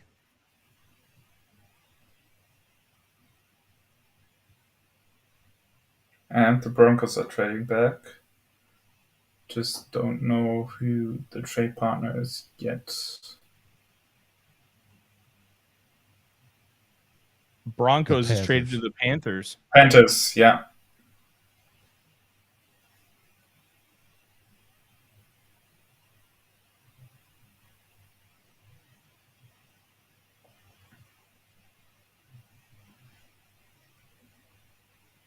I wonder what this is going to be. I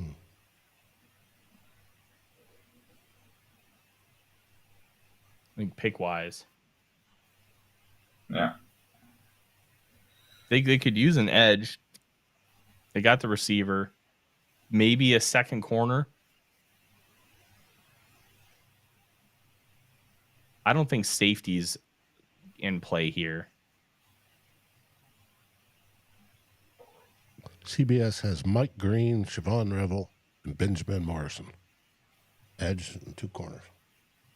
Yeah, although at this point, I think they just put out the guys that are the highest on their board.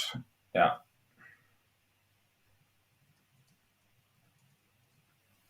It's possible, Biggs. Oh, that's okay. It's Gordon? Funny trade. I don't know the player so far. I just saw the trade terms. So the Broncos traded 51, 84, 122, and 208 for 57, 74, 111, and 230. So lots of up and down movement between those two teams. We're good. Seeing a That's tweet a big pick swap. Jackson McIntyre, former PFF senior analyst. I think he's telling them to. Vikings, quote, trade up for Revel. It's got to be telling them to. Yeah, he's been big on Revel. And I mean, I'm going to be real, so am I. I love Revel. I think Revel's incredible. I mean, he's my 6th ranked player in this class. I think he's awesome. Like, I tried to convince myself that Kwesi would take him at 24 because I loved him so much, but I couldn't get there because of like some of the trends and stuff. And Dave kind of looking at trends, and it's so weird because I talked with Luke Braun about this at Locked On Vikings, and he's going to join the show at some point today. But trying to figure out the trends for the Vikings and Kwesi Adofo-Mensah is so interesting because you can see the beginnings of some, but I can't sit here and tell you that it's concrete because we just have such a small sample size. Right. But we kind of got some more confirmation from stuff continuously. The Power 5 school thing, we have another data point on that. On top of that, they're drafting from national championship programs in the top 50. Of their 6 top 50 picks, 5 of them have had their programs win a national championship in the last 8 years. The other one was Jordan Addison, and they won a national championship in this century. And another top 30 visit. 6 of the 23 picks that the Vikings have made under Kwesi have been top 30 visits. The one thing that's interesting is he was the first player in the selected in the top 50 that played 4 years in college. He was the first one to not come out early. Nick Scorton. Yeah, we went over that already. Oh, Just about. Good player. I thought he'd go in round 1. I really did. But Texas A&M having him gain a ton of weight backfired in a big way. Yeah, it was 29th at the PFF simulator board, so apparently they also expected him to be at least closer to round 1.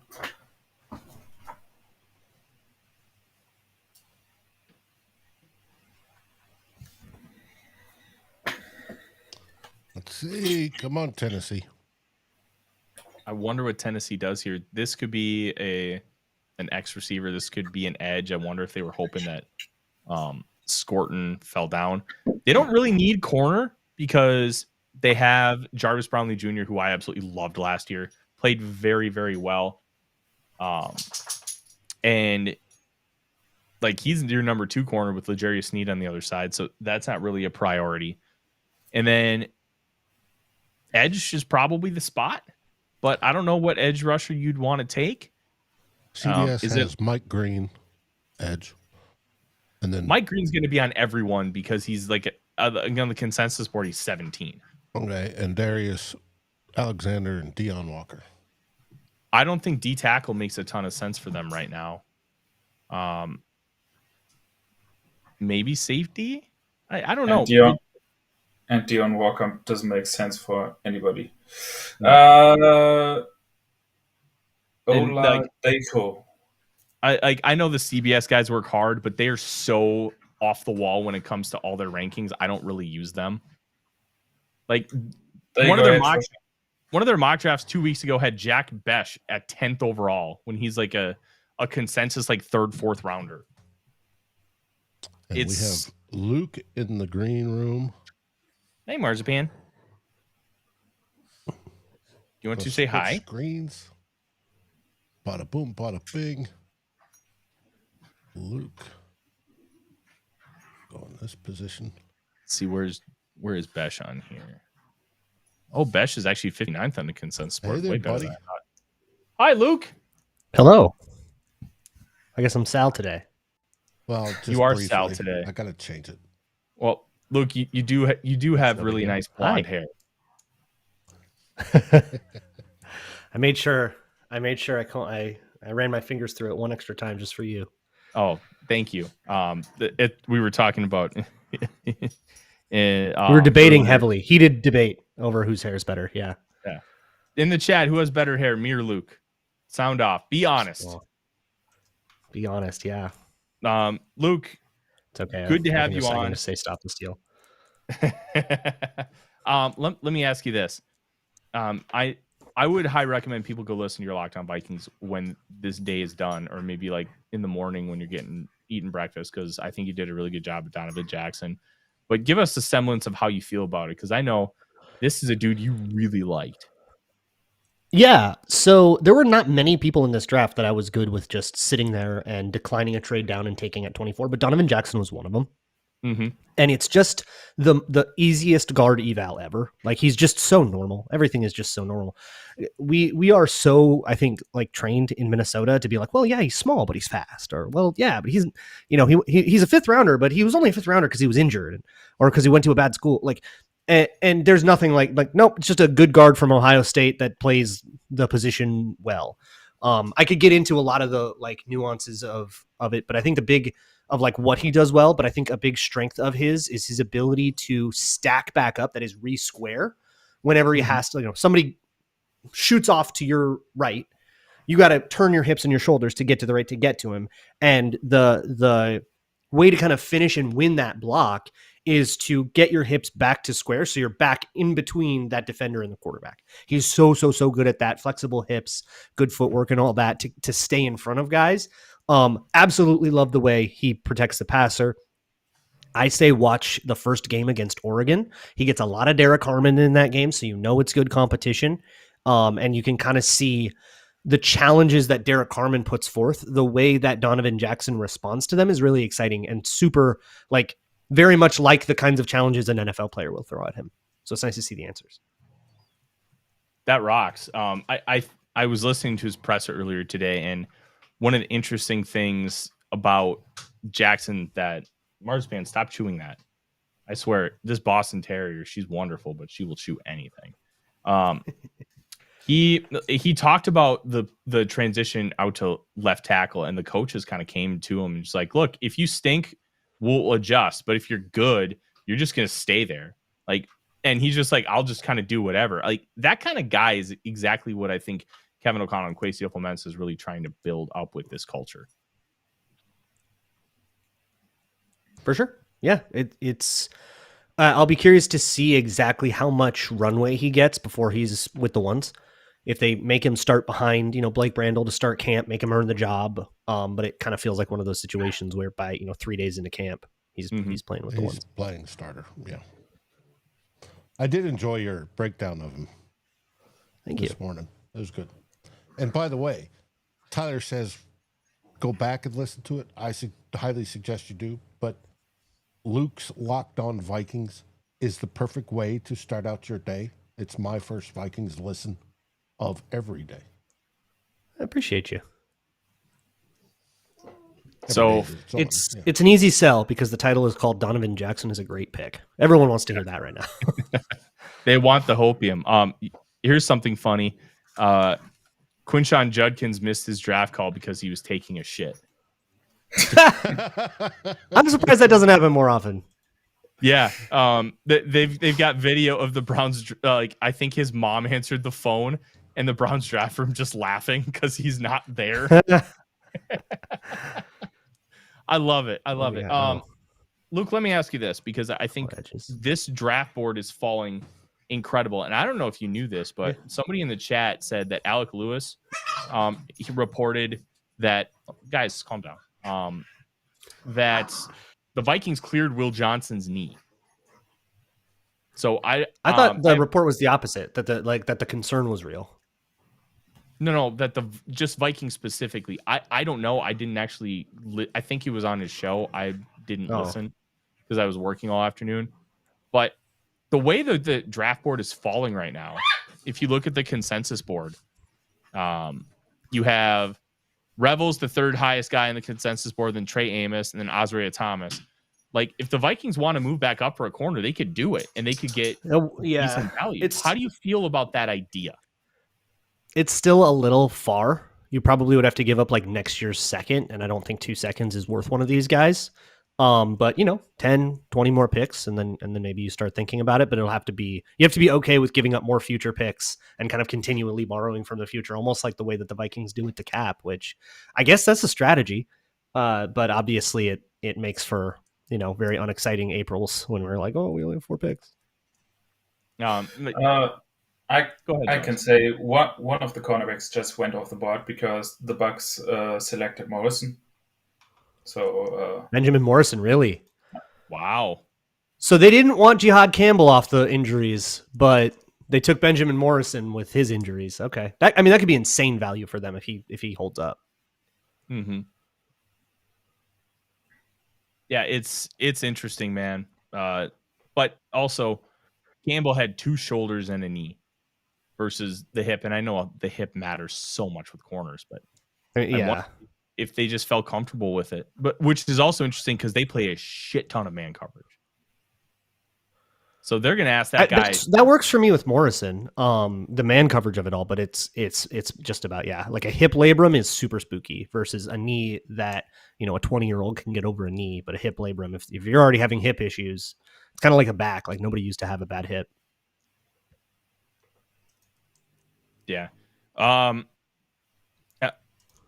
So at what point, Luke, if these corners do continue to fall and it looks like they're starting to really come off the board, at what point would you feel comfortable potentially sending, like, I think if you get down to like 70, you might be able to get away with sending next year's third and with 97. Is there a point where you're comfortable doing that for any of these guys? Or is it just kind of a wait and see and hope somebody just continues falling to you? I would frame it a different way, and it's where are we at when there's one of those guys left, right? I don't need to do it now when there's 3 of them, but if Trey Amos and Azariah Thomas is probably not going to be as high for the Vikings as he is for others because so much of his talent is press man, and with how much Brian Flores blitzes, press man is not going to be that available of a tool, right? That you're just not going to be allowed to a lot of the time, so it sort of is a square peg round hole. But I mean they'll have some grade on him, right? But like with those 2 guys and then Revel. Yeah, if 2 of the 3 are gone and we're still at what are we at right now? 50 something? Yeah. So if those 2 of the 3 are gone and we're still at 65, like that's maybe a little rich and just, let it come to you. Maybe we end up with Kobe Bryant or your Louisville guy, Quincy Riley or something like that and just like play it normal. I don't think that you like have to go be crazy about it. Mm-hmm. Like I don't think that there's like a pressure to do it. It's like, oh, whoa, we're in the 80s and one of these guys is still on the board. Holy moly, let's do it. Mm-hmm. But it has to like feel exciting. It won't feel like necessary, which is nice. No, I agree completely. As we kind of move forward towards the Vikings pick at 97, there are obviously a couple guys that you're probably really interested in. One of them, CJ West, the Indiana defensive tackle. Big time guy for me, yeah. Rules. What position, like taking the prospects out of it, what position would be your preference to upgrade before we kind of dive into the minutia of players? I think by 97, that's about the tail end of where you're going to be able to expect to get a serious player. And I think that corner is for me. You need one serious player. I think if you go somewhere else at 97 and then you're like a fifth rounder, you can't present a fifth rounder and be like, here's my serious cornerback. So it's probably corner for me, maybe safety if you don't like Theo Jackson. But I also think that because you're kind of at the tail end of who you can consider like a serious, this guy can compete to start player, it could be anything. Go get whoever, right? Like depth players all over the roster that are in contract years and stuff. So like you're kind of getting to the point where any position is justifiable because they'll compete for depth spots. You're not trying to get you're not treating this the same way you treat like a first rounder, where you're like, okay, if you take, a player at tight end, when you have TJ Hawkinson in the building, like that's this redundancy and it's going to be this inefficient use of value. It's not really the case with a compensatory third, where you're kind of just happy if he rotates in somewhere. And even at the most like set up stacked positions like tight end and edge, there's still that that guy's still going to rotate some, so you're still going to get something out of him, and that's good enough for 97, not for 24, but for 97. Yeah. Yeah. Packers just took Anthony Belton. That's not the name I wanted. That's not the name I wanted to avoid. So that's great. And NC State, great. Yeah. It's interesting because like the Packers have done such a good job of picking and developing offensive line over the years. It's almost like, hey, you kind of just got to give them the benefit of the doubt when they take a guy, like because they've had so much success. But this is a reach, and to not take a corner, I bet Jair's staying, man. I bet he's staying. That's what Bukowski says. Bukowski sees the whole thing as like a game of chicken, and that the Packers are just going to call his bluff, and eventually he's just going to like cave and take a contract. Oh, that makes sense. I think that what happens when you both sides realize it's an impasse is that they cut him, because I don't think he's that useful to them anymore. Can't stay healthy. He isn't happy. Like if I'm the Packers, I don't know if I want that guy around. Let him go get a fresh start and give me. I would have taken a youngster by now, but they got other. They're trying to build around Jordan Love, I guess, which is fine. Yeah, I mean that's its own question mark in itself. Let's just be real. Sure. I mean, you're paying him $50 million a year. You're Trey Harris. What? Chargers took Trey Harris. Trey Harris? Oh, yeah, Chargers. Okay. Bears are back on the board. Big receiver. Bears that's interesting. With the Vikings' original second, by the way. Oh, great for reminding us, Luke. It's gone through 4 teams, and now it's in the hands of the Bears. But this is the one they traded up for the first trade, the trade they made last March that we thought was kind of quarterback-ish with the Houston Texans. And then it ended up being part of the Bills trade up later, and then the Bears trade down. Now, there was one question that flew by. Asante Samuel Jr. Yeah. Do you think the rumors that he's coming to the Vikes, and is that a good deal? Is there health issues? What's your opinion on Asante Samuel Jr. to the Vikings? There's massive health issues, right? But that's exactly the kind of bargain bin money balling Kwesi's been doing at corner. So it makes a ton of sense. I can't tell you what, I'm no reporter. I can't tell you sources wise, but it passes the smell test for me. That that does seem like the kind of guy the Vikings would grab after the comp pick thing has washed up.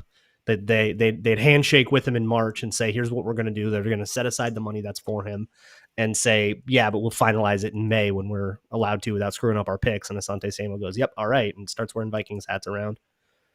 Like it all tracks to me. But yeah, massive health issues. Serious player for sure, but only serious if healthy. And how much do you trust that? Which is probably why he's not going to come very expensive. We're gonna have 2 consecutive NFC North picks because after the Bears pick is in, the Lions traded up to 57. I have not seen what they gave up for that, but I wonder if this is finally Mike Green, because they need another edge opposite of. Let me hold that against the Lions forever. Yes, please.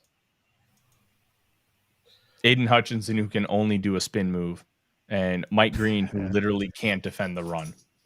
Okay, that was so Oh my God, Christian The Darcy is line- going to eat, man. Oh yeah. the Lions got 57 and 230 in exchange for 60 and 130. So the Lions traded a 4th round pick and got like a 7th back for 3 Move up 4 spots. spots, 3 spots. Bears took a tackle, Ozzie Trapillo, out of Boston College. He played right the last 2 years, but 3 years ago he played left. So there is some flexibility there. I had him as a 6th. You didn't like Trapillo? Didn't like him. Don't think he's an athlete. He'd win games at the Y, man. He's 6'8". Yeah, the way he moved, and part of it was being as a tackle. The Bears aren't going to move him inside. They just did a whole bunch of stuff on the interior, so they are going to start him at tackle. That's even worse. I was thinking of him as a guard where he doesn't have to move a ton, but he just seemed like pretty unathletic to me. I also, I'll be honest, it was a pretty fuzzy evaluation. That was like very late in the night when I got to him. And I could only find one game of his. It was really hard to find Boston College. So fuzzy evaluation, but what I saw, I was not a huge fan of. It was just all very slow and clunky. Seemed like the kind of thing that any edge rusher in the NFL worth his salt can dance around pretty easy. Luke, sorry to interrupt you, but the Lions took your boy Ratledge. They took Tate Ratledge. Yeah. Classic Lions getting another freaking mauler on the inside. Good pick. Unfortunately. Yeah. Did I have him out there? Or did I have him lower? I haven't even. I didn't mean. Oh no, I had him in the 40s to 90s. Yeah, so about right. Yeah, because this was 57 here. Yeah, 57. Yeah. So the price is right. Extremely funny for Ozzie Trapillo to go above Tate Ratledge. Extreme, and with the NFC Northness of it all in there, King Poles does it again. If you ask me, we all love King Poles around here. Anything that's really stood out to you? I know. Any that stood out to you in round 2 as we kind of start wrapping things up? I mean, the Shedeur fall obviously still going on. That's crazy. Tyler Shuck going above him. That's pretty damning. Teams must really hate this guy. I know. But also the Tyler Shuck pick is one that like is La Reveal Magnifico in a bunch of ways. Because boy, Spencer Rattler's just cooked then, huh? Like we just don't like him at all. I guess he's just done. And that is like pretty fair to me. He looked pretty bad, even though people wanted to run interference for a draft take. It was pretty disastrously bad. So I don't think the Saints are wrong for doing it. And it's like, hey, if they've got Shuck over Sanders, if that's their eval, go forth and prosper. Like, good luck to you. That's not probably what I would have had, but I also wasn't very serious about drafting or about scouting the quarterbacks this year. So I'll probably hold my tongue most of the time on it. If you can draft Justin Herbert's backup 5 years after Justin Herbert was drafted, you have to do it. The tweet from 2019 that's like Tyler Shuck is in the game. Here's Justin Herbert's stat line. Incredible. Kevin Stefanski was on the Vikings that year. Like that's when that happened. We had Tajay Sharp in the building. Tajay Sharp, preseason legend. He had like a 60 or 70 yard touchdown or something. Like I also think that was maybe the first year you and I watched Camp in the Bleachers, Tyler. It might have been, yeah. I think so. Because that was when a whole bunch of that was when Eric Thompson and House and everybody was like stuck up top because we weren't doing. Was that the first year they? Yeah, the first year they didn't give you. Yeah. Yeah, that they kicked everybody out. Imagine all the sunscreen that was needed. Oh yeah, you can't imagine the amount of sunscreen that I go through on a weekly basis. No, we're all either Scandinavian or Germanic people here. We understand. Mm-hmm. Now, Luke, do you plan on coming back up? I get a lot of guff for camp this year? Dave? Do you plan on coming back up for camp this year? Not right now, but that's not in stone. But I don't think so. I've kind of the trip is the juice kind of hasn't been worth the squeeze. And there's a couple other like summer commitments that I don't really want to miss out on. Okay. Either that or I was going to tell you to get a reef to flip for you. Since you're Yeah, producing Arif all can't that get in either. writing. He doesn't get a credential either. No, Nope. When he left the Athletic, they took it and they wouldn't give it back. really. Yeah. Yeah. He doesn't get it now as an independent person. It was when he left. I'm not going to give details actually on that. Okay. Yeah, but somebody else left and went independent, and they made a big deal of letting him keep his It's credentials. all about who you know. Well, let's be real. I love Arif. Arif is a wonderful person, but he doesn't play the politics as well as other people do. That would be He will just in a tell you couple of when you're senses of stupid. the word. Yep. And that's why I that's respect one and like theory. Arif so much. That's one theory. Okay. Yeah, Luke, I know you're about to be tortured tomorrow with your Yes. punishment. I am very excited for you to read nice little ASMR scouting reports and maybe have enough clothes for like 30 people by the time the night is done. We'll see. Anything else that you can leave us with wisdom before we thank you for your services here tonight? Don't be too mad if they trade out of the third round and you don't get a pick today. They still could be looking for a little extra volume. I actually mentioned that I hope for that. Yeah. Like, that's my preferred outcome, so I'm definitely not going to be mad about that. Yeah, certainly a possibility. We'll see if they can pull that off, though.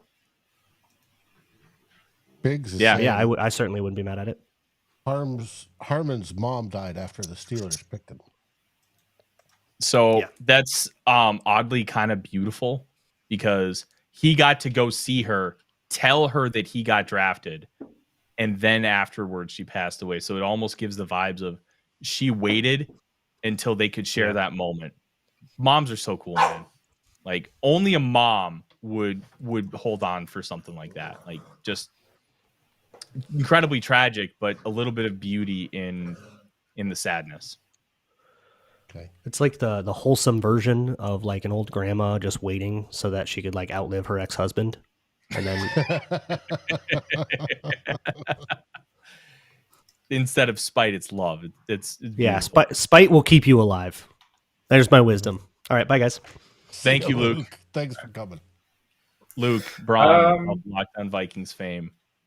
Since we mentioned Jack Beck a few minutes ago, he just got drafted by the Raiders. Okay. Really, really, really good fit for the Raiders. He's going to eat with Geno Smith. Besh plays a very similar style game to Puka Nacua.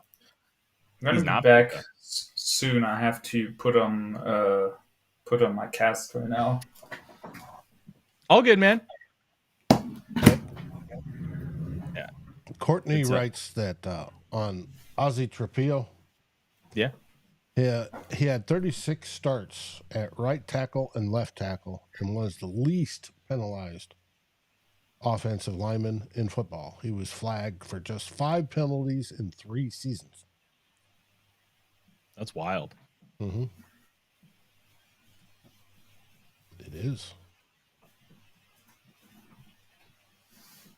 Very Marzi. much.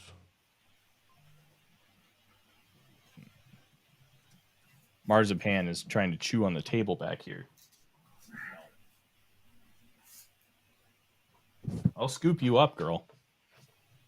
You'll have to sit on my lap again and make my legs go asleep every 5 minutes like yesterday.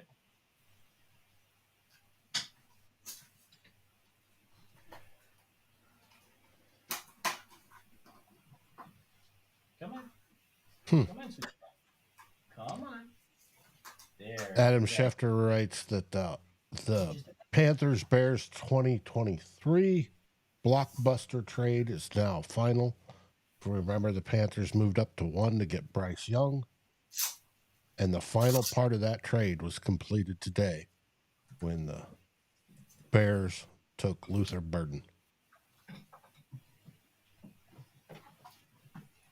Bears got out of the whole thing DJ Moore, Darnell Wright, Tyreek Stevenson, Caleb Williams, and Luther Burden.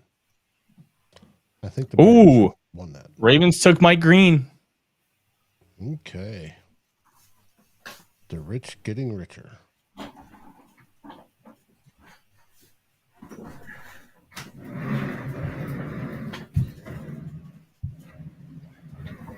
I must not be following the same people.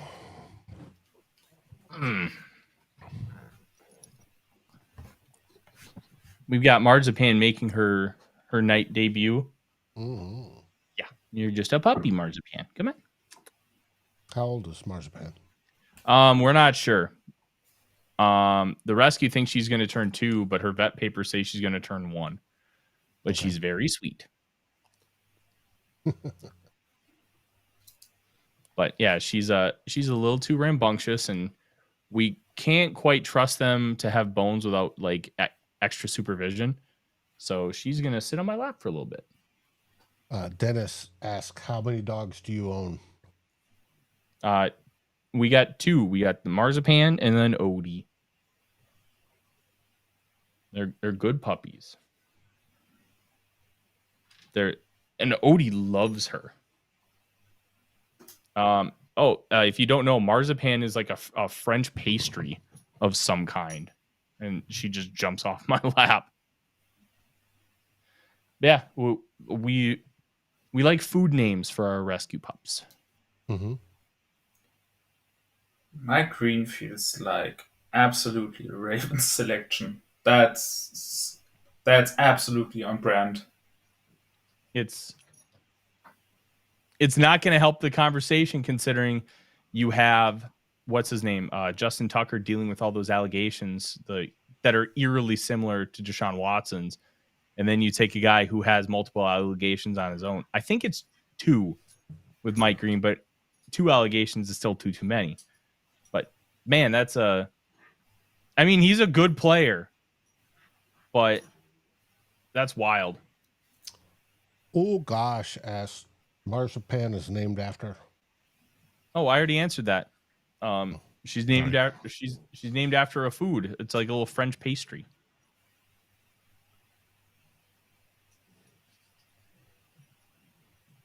Did you name her, or was that her name coming from the shelter? No, we named her. The rescue's name for her was Kerr. Okay. Kerr. We're like, no, that name stinks. But I mean, they just have like rescues to get so many dogs, they don't want to duplicate names. They don't have to, so they just have like a wide variety, and people usually rename them when they get them. And we just called her Marzipan. Mm-hmm. Marzi for short. Biggs is saying Schefter reported that some teams felt Sanders did not take a professional approach in the interviews. You mean McShay? Yeah, McShay. Pardon me. How It's I got interesting. Schefter out of McShay, I have no idea. Yeah. So this is interesting. There's a quote from Harbaugh, and then right after, like, this is wild. Harbaugh referred to the Ravens' positions on players mistreating women as shaped by its abrupt termination of running back Ray Rice after video surfaced of the assault he committed on his then fiance. Quote from Harbaugh: "I respect what owner Steve Bisciotti and former team president Dick Cass created here almost 10 years ago. Basically, we're kind of zero tolerance. You have to know the truth. You have to try to understand the circumstances, but we've stayed away from that particular situation. When we draft players, when we sign them as free agents, that's Steve's decision, and I'm glad we have that policy. Dog, you just drafted a guy with multiple allegations." Mm-hmm.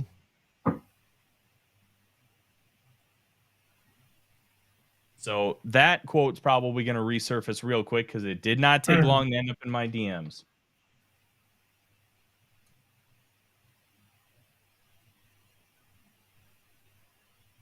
Leon said rescue name for their pup was Kane, but they renamed it to Teddy for Teddy Two Gloves.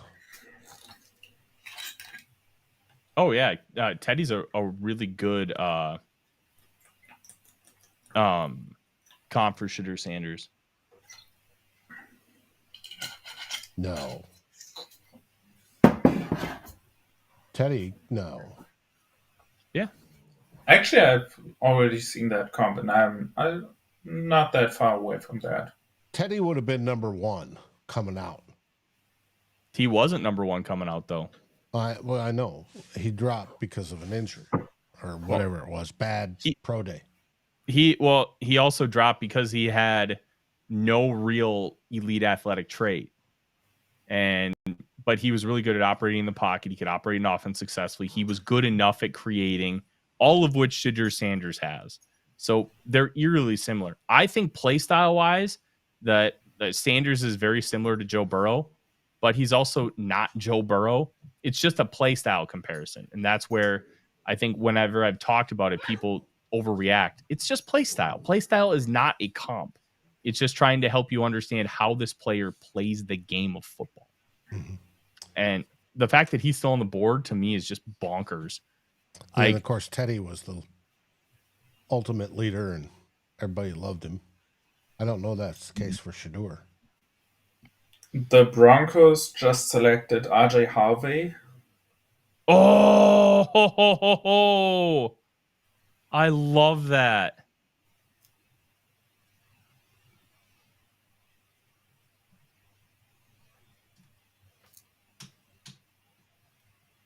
I love RJ Harvey. That is an all 4-0 team guy.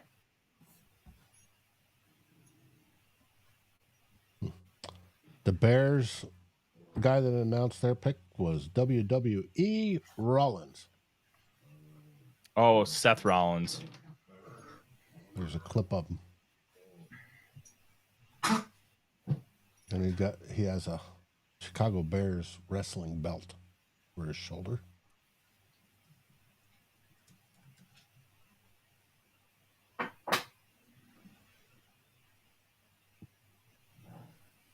Marzi, come here. Good girl.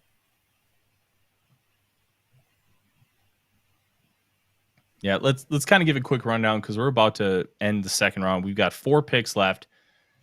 Commanders, Bears, Chiefs, Eagles. Top guys still on the board according to Arif Hassan's consensus board. Shadur Sanders is 22nd on the consensus board. He's still there. Siobhan Revel Jr. is at 35. Cornerback Trey Amos from Mississippi is at 38. Cornerback Azariah Thomas at 46. Safety Xavier Watts from Notre Dame at 48. And those are the only guys left in the top 50, as the next 2 guys are at 51 and 52. Landon Jackson, the edge of Arkansas, and Darius Alexander, the defensive tackle from Toledo. We've got there's still some pretty good players here on the board. Jalen Milroe's still there. He's 62nd on the consensus board.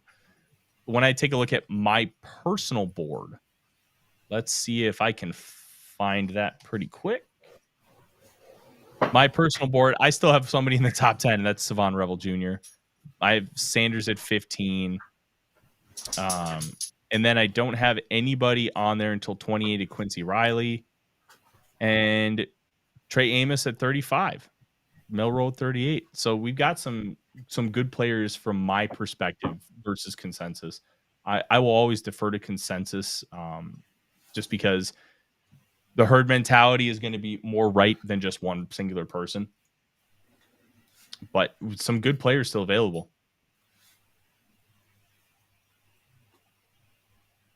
Gotcha.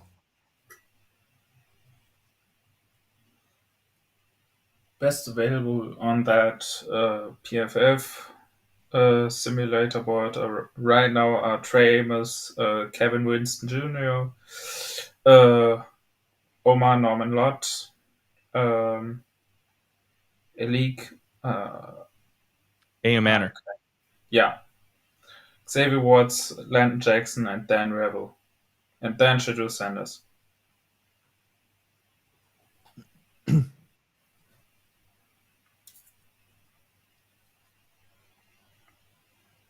Yeah, I can't believe RJ Harvey went round 2. This rules so much. I loved him. Like, I keep copying him to Maurice Jones-Drew because I think he is Maurice Jones-Drew. And man, he's real good. same body type, same style of play, home run speed, and the ability to break every tackle. Like, he's going to be used like crazy in Denver. Juan Soto asks, any of the top 30 visits in play at 97? Oh, let's pull it up. That's a great question. Top 30 visits. So at 97, maybe Brashard Smith, the running back from SMU, but that's a little high. Jonah Savaiinaea is gone. Marcus Bowe from Purdue, if you want another interior lineman, I don't think that's probably the wisest move. Savon Revel, if he keeps falling, which I don't know why he's still here. He's really good at football. There must be something else wrong with the knee. Ursery's gone. No, I think it would be Revel and maybe Brashard Smith. A lot of the guys that the Vikings brought in were not guys that you would expect to be like day 2. They were like late day 3 or a couple guys that you would expect. Like, yeah, Savaiinaea, Donovan Jackson, Derek Harmon, Marcus Mbow. Those were your first early ones. Commanders just selected Trey Amos. Good pick. Marzipan.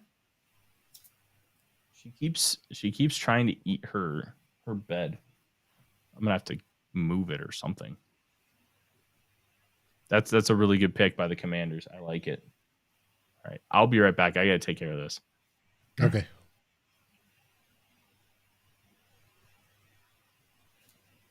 So now the cornerback board gets a little bit thinner, but we had to expect that. I don't think we actually could have expected one of those guys that felt like fringe round 1 to round 2 guys to fall to the end of the 3rd round. I don't think that was a realistic expectation, so I'm not too mad about that. Dennis, I've been wondering that question too, whether Sanders could go undrafted. I mean, he might that have a would, lawsuit that if would that's be the case. crazy. That would be crazy. But the one thing I would want to see Dion Streets if that happens. You know they would be furious.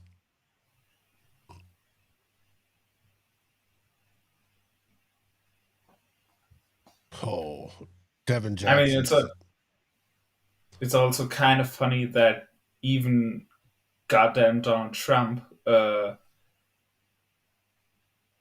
posted about that on his stupid social network. Devin Jackson's reporting Marcus Mbow would be a very Eagles pick, the offensive tackle. Yeah. Could be. It would be. Mm-hmm.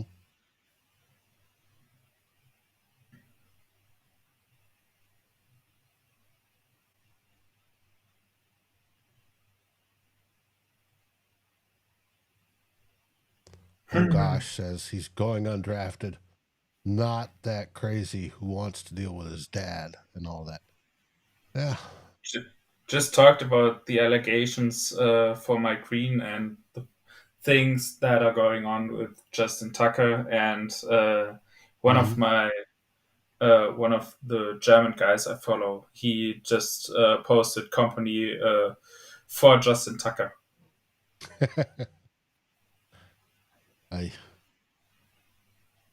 Not the company you want, to be honest.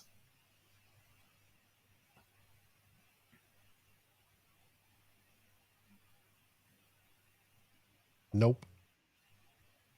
You don't want that following you around. Sure. Period. All right. I'm back, and I finally got marzipan a bone. Woohoo! I know. It's exciting. Yay! It is. And the Bears are back on the clock. The Bears. Doubles. suck. Yes. Oh, the Bears just drafted Jamar Turner. Oh, that's a good pick for them. Turner rules. Turner is. He's an interior guy from Texas A&M. They set up a lot of like one-on-ones, two-way goes for him, as like a 3 technique. Like that's pretty high praise considering Scorton went early in round 2 and Stewart went at 17.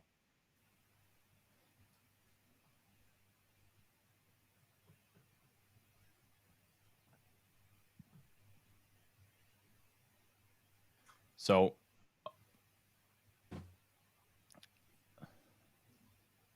Gotcha. Now, speaking of the Bears, I got Pay in the chat and also June from Who Will Be King, our Wednesday NFC North roundup show. This week it will be either on Tuesday or Thursday. We will let you know because Wednesday I get to go through the final walkthrough on my new house. Woot. that rules. I'm excited for you, man. Yeah, me too. My wallet isn't. It's already seeing money going. Pew, pew, pew. Oh, you now need a lawnmower. Okay. Gotta get it. Look into the trimmer. electric ones, Dave. The electric ones are good now. Yeah, that's what we're going to do. Deciding on brand. Menards, Lowe's, Home Depot. As in, Menards has its own brands. Lowe's has like Ryobi. I always get Craftsman. I've got Black & Ryobi Decker. tools. Ryobi's been really good to me. But you basically, when you go over that route, you're marrying into the family type deal because you want to get the other, the blower and the trimmer and all the stuff that has the same batteries. My volume's a little low. I'm going to boost it up just a tad. Also talking a little low, buddy. But thank you. I appreciate that. Please let me know when that's the case. All right. Bears pick is in. Don't know what it is yet, but it's in. We already do. It's Shamar Turner. Oh, that's right. Never mind. I'm killing brain cells. Give me a break. No break for Dave. Chiefs are on the clock. Toro. Yes. I love Toros. I don't know if they make an electric mower, though. Do they, Biggs? I've loved Toros since I was a kid. I worked at this golf course. I started mowing lawns when it was my first job. But then in high school, I worked at the golf course. I love Toros. They make absolutely beautiful equipment.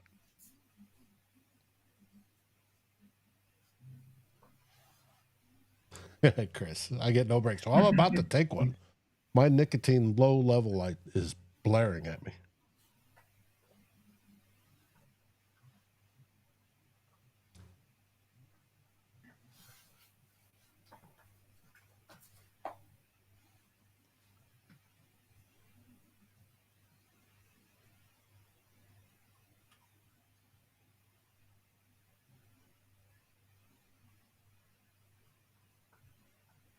All right. Australian Scolder. Can you imagine how insane Sanders' rookie season will be when he unleashes his wrath on the league? He is talented, but I think his dad is created this fall. I don't know about his dad. Yeah. I think that's right. Also, I think if he gets drafted in a spot like that, I don't think he's going to be the starter. unless like there's an injury or something. I don't think he's going to start his rookie season. Because if somebody would have drafted him with the expectation that he's going to be their starter, they would have done it by now. Mm-hmm. Oh, yes. I agree. Big says they sell a 22-inch 60-volt mower. I'll have to check it out.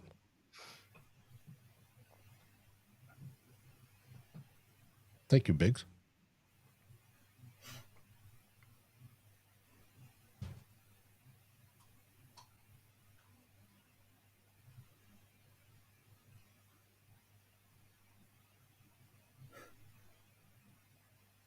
Man, this is a wild fall for Savon Revel Jr.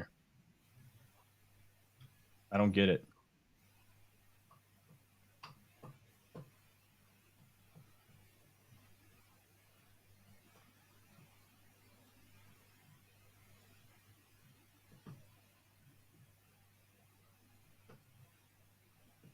Well, it may be the steal we need.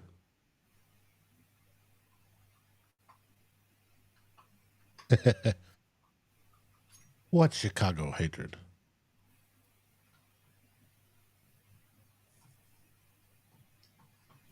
Come on, Chiefs. I haven't seen anything about their pick yet.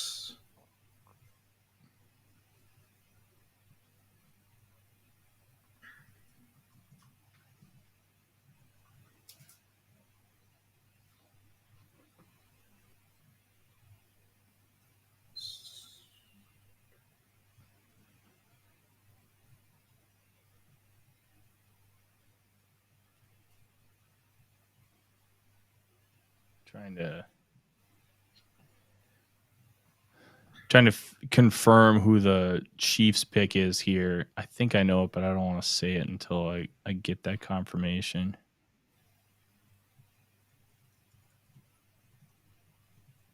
Yes, Anthony, it's a decent brand. I haven't seen anything about that Chiefs picks of, which is odd because it's already in, and usually there are guys tweeting it out.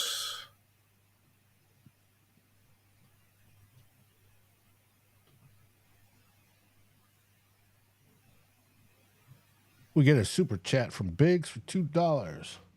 Thank what would you. it cost to go up from 97 to 65? It's a good question. Well, let's pull up the good old trade calculator. Rich Hill, or have you got one that does everything? Norman Lott is the Chiefs pick. Oh, congratulations! Congrats to the Chiefs on taking a guy who literally cannot play the run. He is so bad against the run. It's awful. I mean, as a third down guy, you can probably use him on like 3rd and 10 because he seems to be a pretty good pass rusher. Okay, so let's talk about it. So if the Vikings wanted to get up to 65, so that was the question that was asked, 65. First if they gave up 97 and their 3, not the comp 3 they project, you can't trade that until you get it. That won't be announced until like when free agency is happening. If you gave up that, you would actually win on the conventional charts by like a 4th round pick value. So you'd probably have to give up more than that. But you'd lose on some of the analytical ones, like late 6th, late 7th. So I think if we change pick 65 to 75,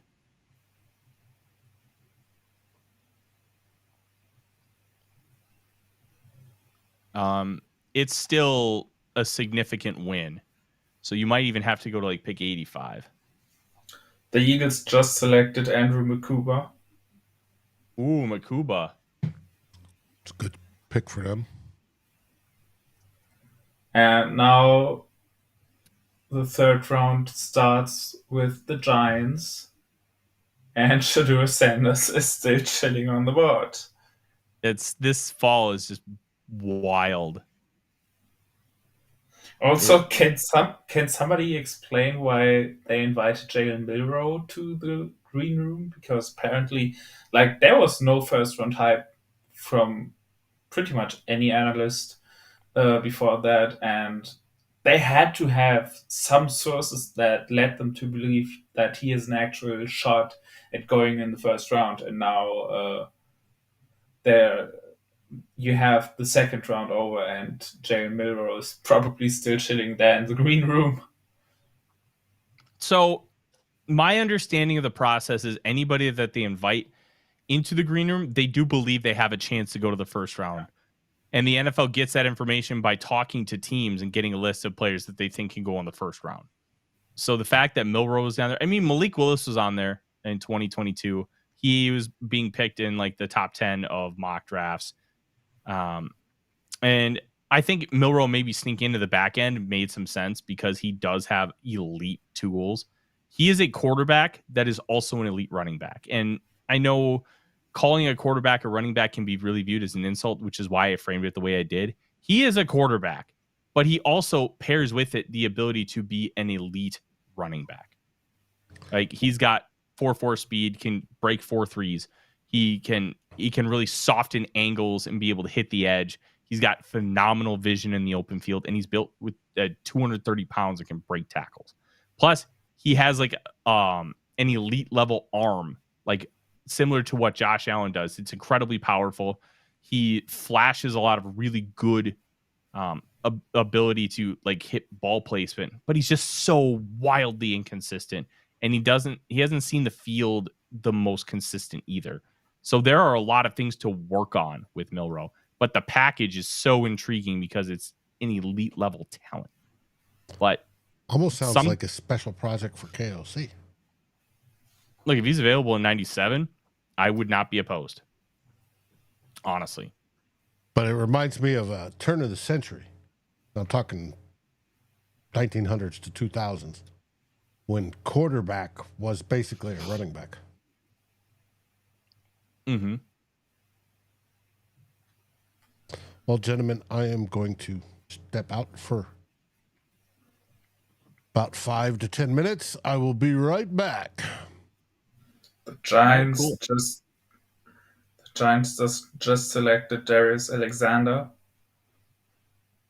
Good player. Third round's a good spot for him. Position? D tackle. Okay. And the Chiefs are back on the board. On the clock. Damn, my brain is also shutting off right now. Man. Makuba going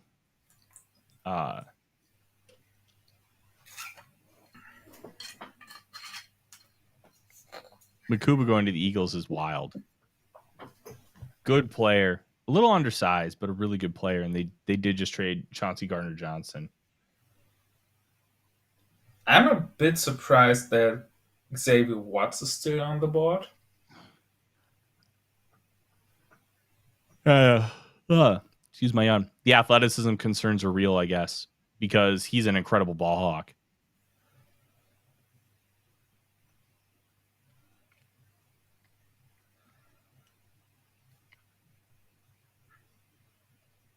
Yeah, the people in my football chat, they're a bunch of ball knowers. I know that sounds really dumb, but they do this full time for a living like I do. They hate the fact that Makuba went before Watts. They don't get it. So they are with you, Jonas. Yeah. I thought that's a guy who would go like in the 40s or 50s at latest. Yeah, let's take another look at the consensus board. Watts is 48th on the consensus board, so right now it would be about almost a 20 pick steal. Sanders is still there at 22. Savon Revel at 35. Revel's going to be 24. So that's probably why he's still on the board. But talent-wise, it's insane that he's still available. So it's got to be the knee. Marsban, get out of there. I don't want you by the cables. Last time you were over there, you shut the computer off. Come here. Yeah, it's a good puppy. Let's see. It's a lot of corners. Azaria Thomas, or is it Azarie? I always get that name wrong. Landon Jackson, Arkansas edge. If he's still unavailable for the Packers in the 80s, I think the Packers take him. He's like a better version of Lucas Van Ness.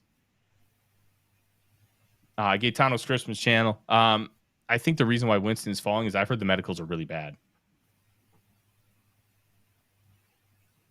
Okay. Jalen Noel is still on the board at 56.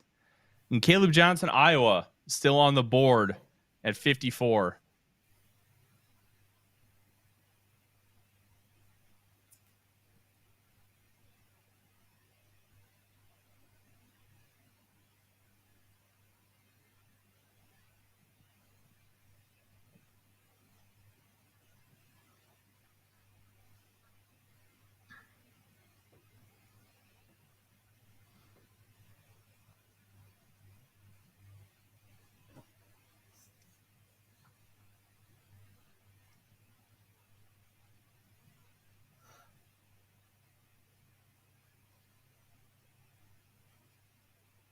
All right.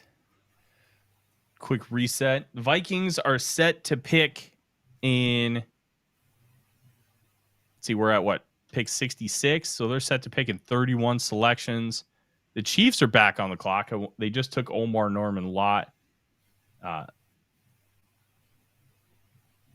really intrigued by some of the stuff. Like Sanders, it'd be really funny, Jonas, if the Chiefs just take Shadir Sanders right now, long-term backup.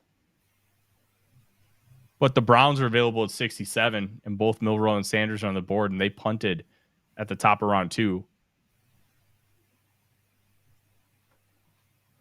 That could be an interesting spot. At this point, I'm seeing a lot of guys who are harping on Sanders' interviews as probably the main reason he's falling, but I don't get it. I mean,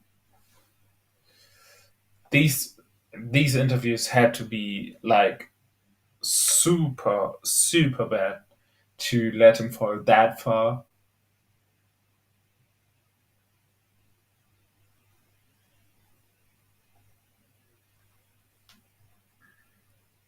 Yeah, this is going to be interesting to see these quarterbacks.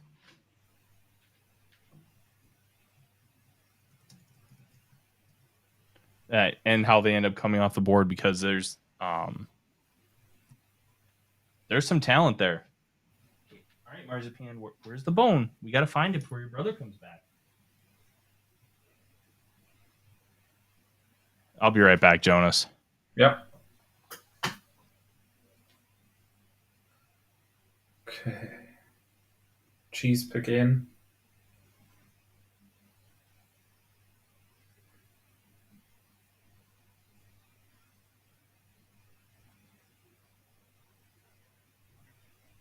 But I haven't seen what it is yet. Big Room Dad asks why the Raiders can't take Sanders. I do think they could take Sanders. The thing with taking a quarterback now versus taking a quarterback in round 2 is the expectations are significantly lower. And that's big for like PR purposes. So you don't have to worry about getting that guy in if he's a 3rd round pick. You can just wait on that. And that's an important factor. Ashton Glott from Louisville is the Chiefs. Ooh, Ashton Gelati, he's good. Margie, what are you doing?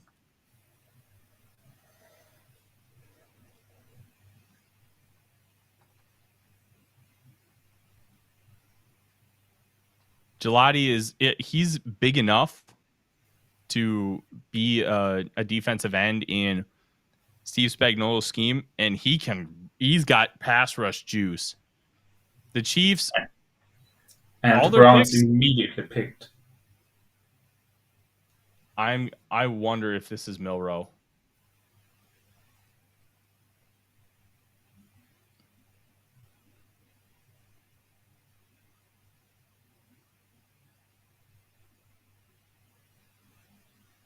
I really wonder if this is Milroe. Yeah. Oh, here, listen to this. Rap Sheet just said on NFL Network it's possible Milroe and Quinn Ewers go before Shadur Sanders. Oh, come on. Quinn Ewers? That dude has no juice in his entire body left. His body just feels like he was the number 1 overall recruit ever. Quinn Ewers is the highest ranked recruit of all time. But something happened where he lost all of his arm strength. All of it. He throws limp noodles. It's like really bad Case Keenum. Like kind of limp noodles. I can understand falling to round 2, but then falling maybe to like round 3 and then into day 3 for Sanders to me just feels absurd. But yeah. I think it's the Deion effect. And if Kim Ewers gets, I mean, if Ewers goes in ahead of Sanders, man, I don't know how can you look at that and think that's a good idea? I know. I look, if this was the Quinn Ewers physically from 2022, I think I'd do it. I liked Quinn Ewers a lot, but he lost all the arm strength. It's rough. I've just seen another German dude who just asked when teams from the German Football League start to reach out to Shadur Sanders.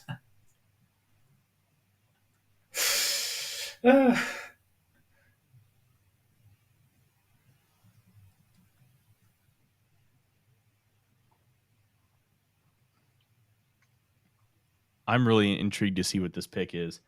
My guess is that it's not a quarterback. Yeah.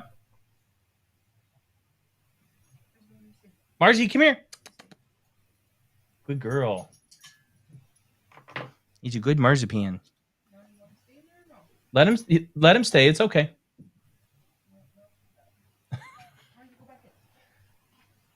They'll come in. Come on, guys. Sorry, the dogs are annoying today. Yeah, mine is sleeping peacefully in the room right next to me. Yeah, I love the dogs, but Marzipan is still getting used to being at home. Like, she's not used to being in the office. Odie is really good about being in the office. He just curled up on the floor and he's already asleep. Yeah, but I mean, Marzi's not there yet. Yeah, mine is very, very quiet. I mean, she's 15 years old, so she doesn't have that much temperament anymore. Yeah. Whoa, fan into the Browns. Okay. So not a QB.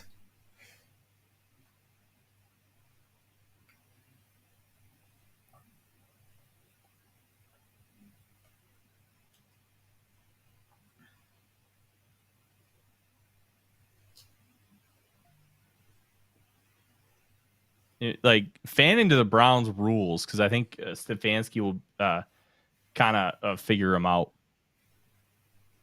Let's see, what else do we got? So 68 and 69 are in.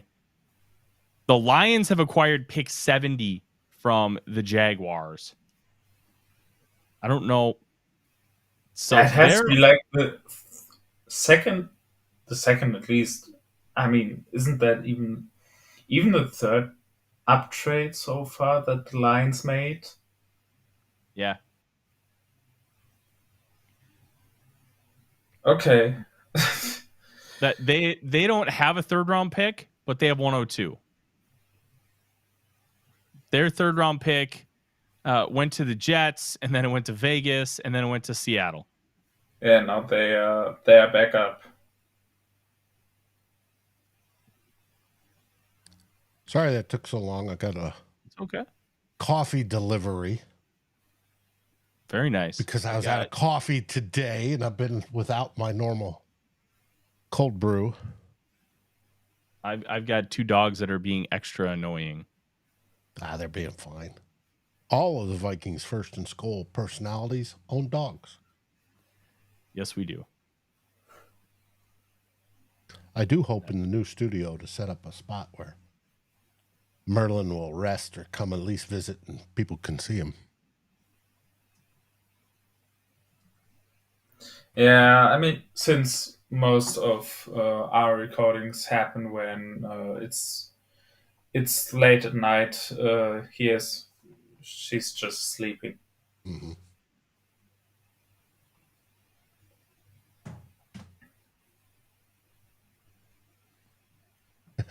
Thanks, Daniel. I do need it during the day, and I haven't had it today. Porter goes to Good the player. Raiders, so another cornerback off the board who isn't Revel. So Revel's an interesting one. He was my 6th ranked player, and I think he's great, but he did tear his ACL, so I'm wondering if there's maybe some medicals. But he's also 24. He's going to be 24. Sorry, he's going to be 20. He just turned 23. And he had a really weird path. So he's an older prospect. And yeah, but still the fall is wild. Like, he's so talented. Mm-hmm. But we are now officially less than 30 picks away from the Minnesota Vikings. You know, it'd be nice if on these day 2s we actually got picks to talk about. It'd rule. But that kind of is what it is at this point. The Vikings got their quarterback, so who cares? The Patriots picked quickly. Yes, they did. Who'd they take? So the Lions are already on the board. Do we know who the Pats took? I haven't seen that yet, but let me see.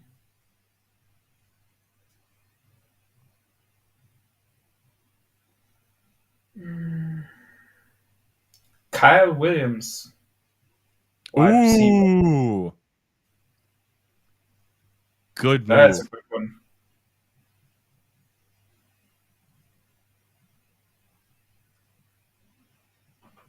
Could help them. Yeah, sure. Anthony says, I'm Steve definitely Forness is drunk like Ed Marinero was.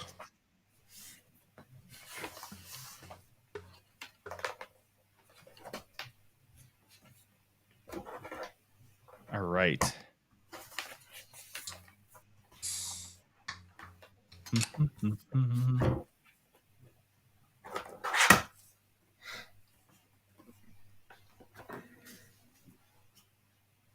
going to set up screen right here to put on the Wolves game.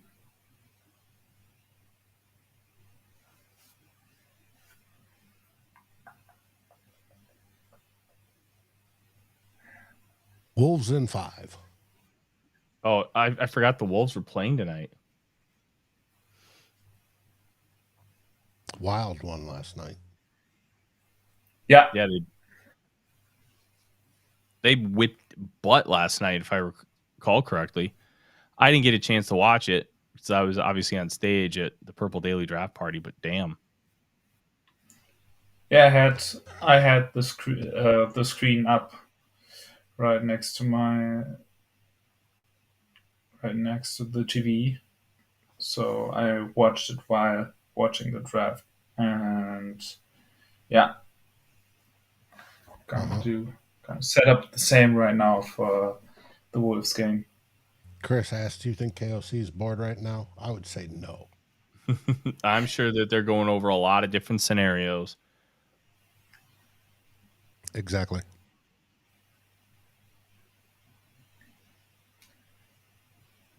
Has anybody seen who the Lions picked?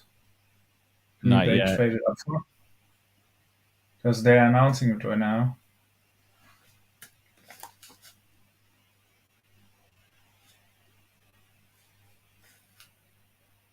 Let's see. Yeah, they don't have it on NFL.com yet. I'm intrigued by the trade compensation. Here we go. Isaac Tesla, the wide receiver, Arkansas. Okay. We talked about him a bit yesterday, I remember.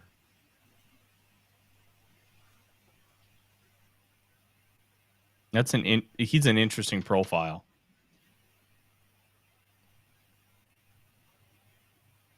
6'4", 214, 10-inch hands, runs a 4.43.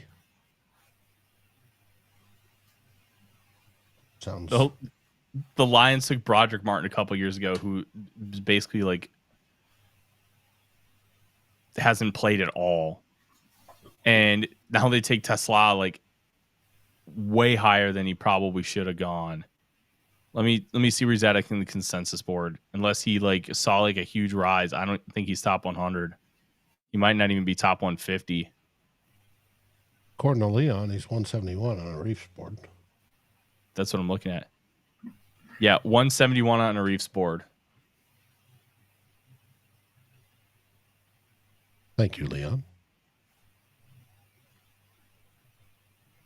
Chris Thompson. Is he the Cybertruck of wide receivers?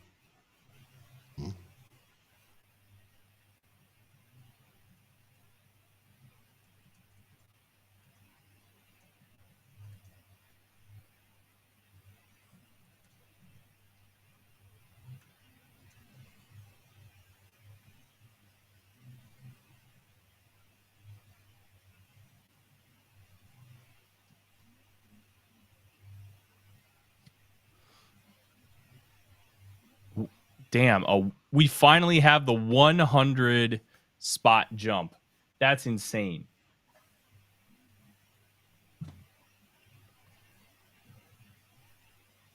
Just absolutely insane.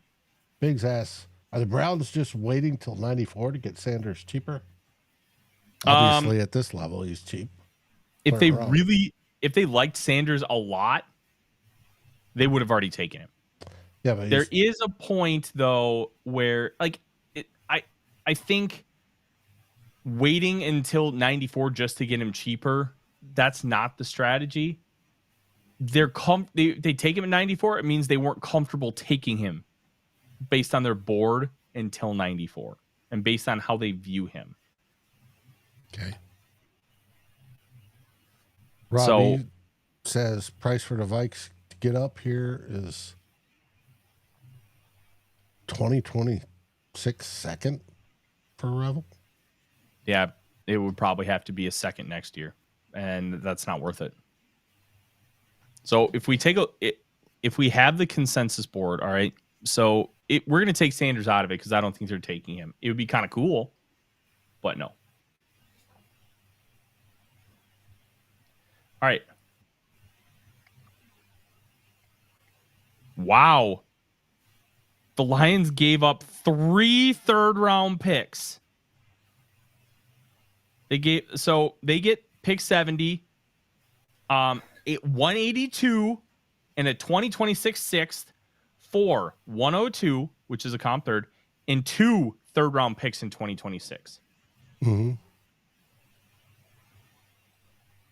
Okay.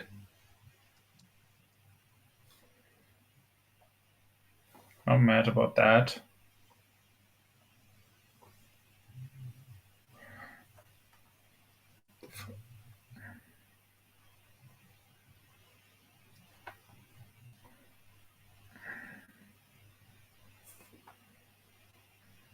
That's an insane price to get a guy who was a 100 pick reach on the consensus board.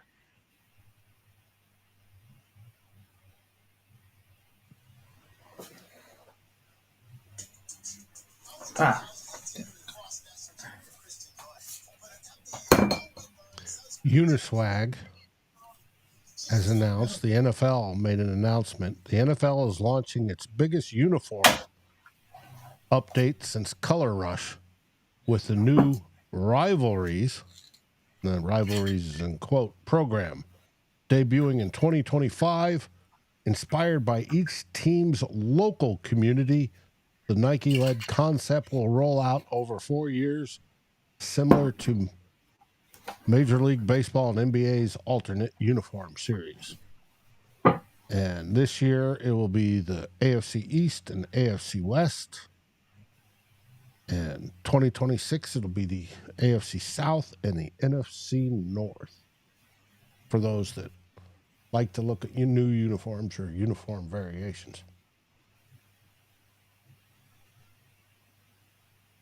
Interesting. That'll be fun to kind of take a look at.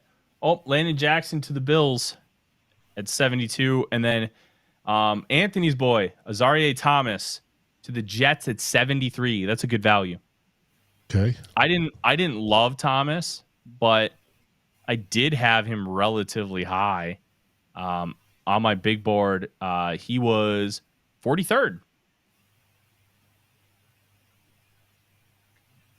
Look, MN Flipper, if Rebel makes it to 97 and the Vikings take him, I'm going to write just an insane think piece on it. I'm going to have so much fun. I'm crazy. Giatano says Saints pick Broughton. Yeah. I didn't get enough eyes on Broughton to really have a great opinion. But I know a lot of people like him. But he's just such a Saints pick. The style of player, the size. Did I get him in my top 100? No, he's just outside. The age tweets about Tyler Shaw. They are so funny. The next one is cool reunion in New Orleans. Rookie QB Tyler Shaw played with Science talent Juwan Johnson at Oregon 6 years ago. Yeah, I know. Crazy.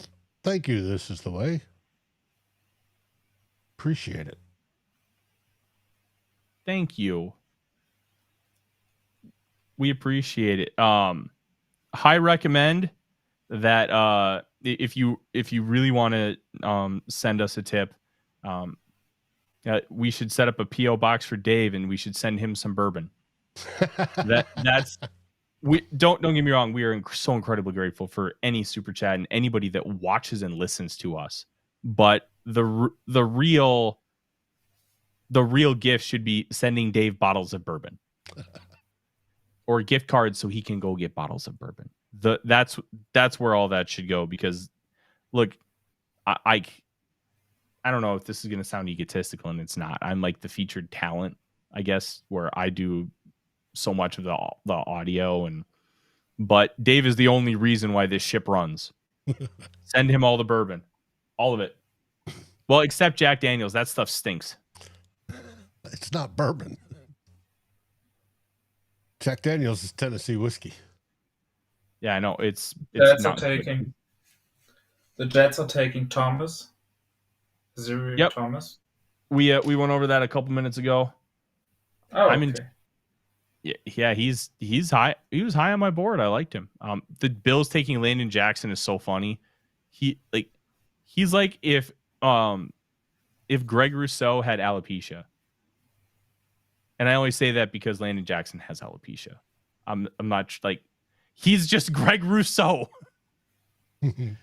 They're so funny. They just have a type. Like some team, like the Packers have types. Like it's hilarious. I'm gonna have to. gonna have to make a trade graphic for this because this is just so bad. The Detroit trade. 70, 182, and a 6th for 3/3. I can't believe that actually happened. R. Emmer says, what's the medical on Ravel? Just an ACL, or is it the age pushing down the boards as well? I genuinely don't know. I couldn't tell you. Pat Bryant is going to the Broncos. Wide receiver from Illinois. That's his Marcus Colston.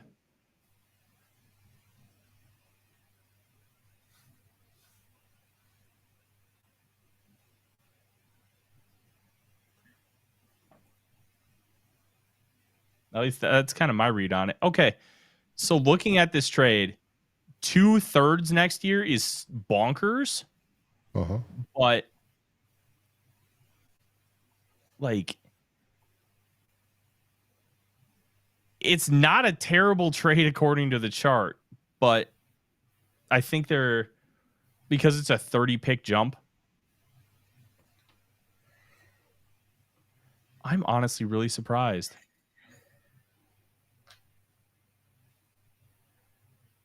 No, the Wolves game is about to start.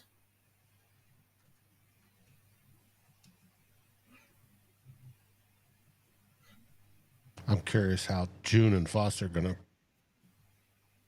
what they're gonna think of the trade. We'll find out this week.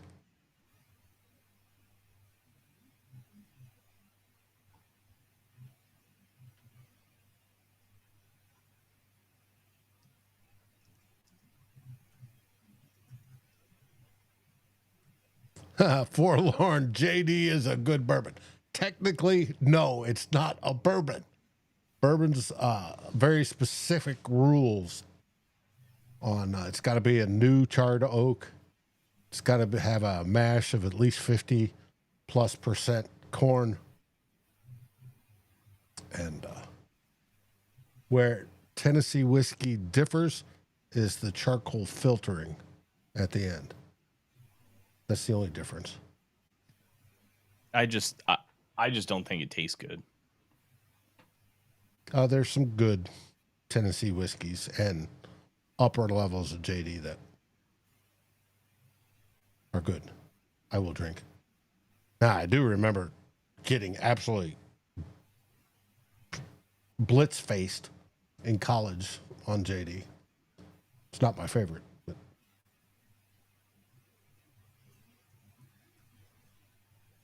it's like, here's an opinion for you. Budweiser's always giving me headaches. And it's because of the rice Yeah. they use in the brew. Rice does that to me too. Forlord will fight me on this. Hey, buddy. I'm not going to fight, but yeah.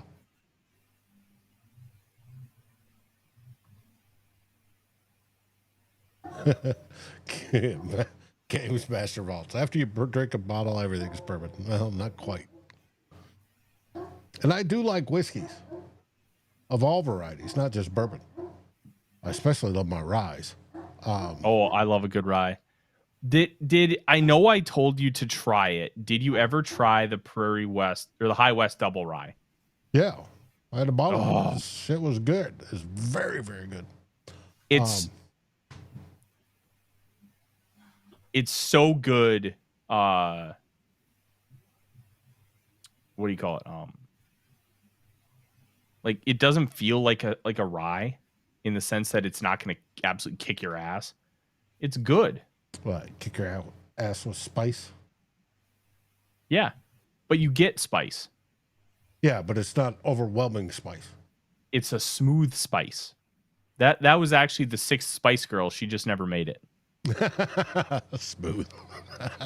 I'll have to tell Sal that. That's funny. Oh no, it's so Sal was too young to have been a Spice Girl, anyways. Why do you think she dyes her hair the way she does? Oh yeah, that's fair. I don't know. No, Like, she's always liked the Spice Girls. I've never Rye I've never linked it. So is a good Woodford period is good. Nice weeded bourbon. yeah, Woodford is good. I'm not a big weeded guy when it comes to bourbon. I like rye and I like corn. I need to try and get you a bottle of it. You should check in Missouri if they have it. Keeper's Heart. Okay. The Irish American blend. It's awesome. Okay.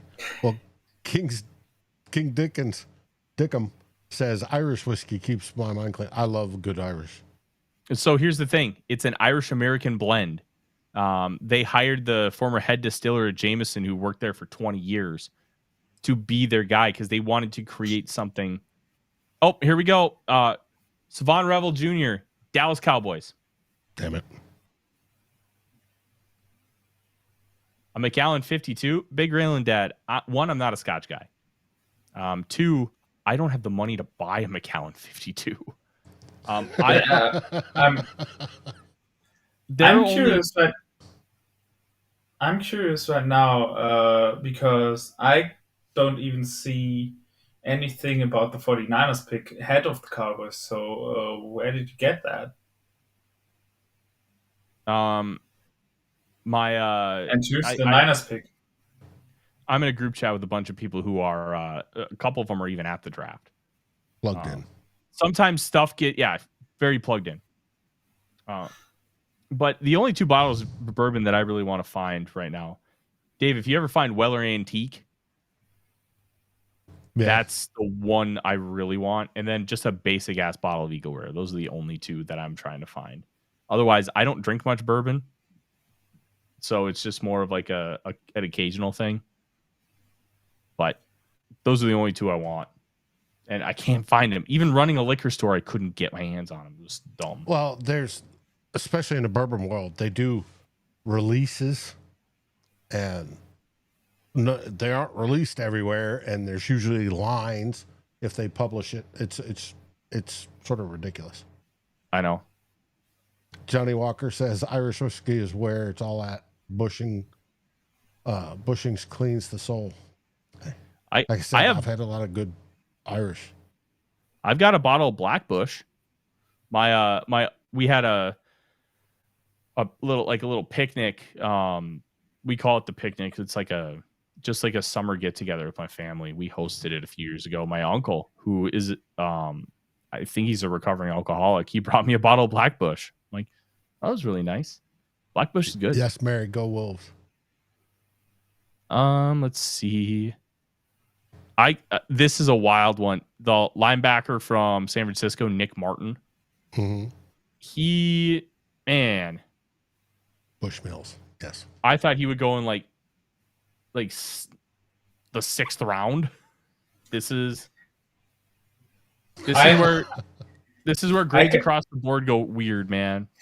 I can tell you on the PFF simulator board, Nick Martin is at 307. Wow.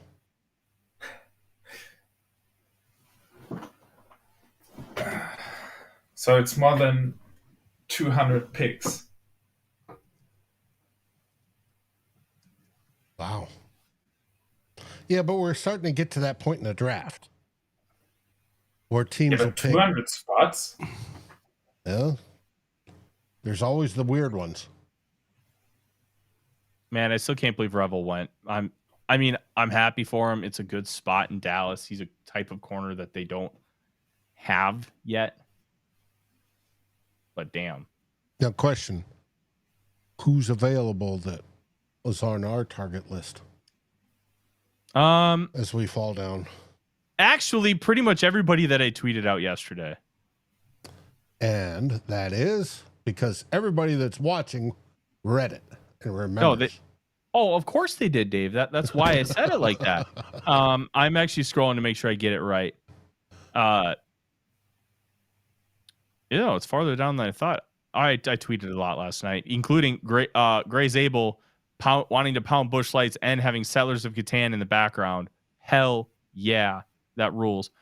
The short list I gave: Louisville corner Quincy Riley, Kansas cornerback Kobe Bryant, Colorado State wide receiver Torrey Horton, Oregon DT Jamari Caldwell. Okay. Everybody keep an eyeball on those players for us. It'd be appreciated.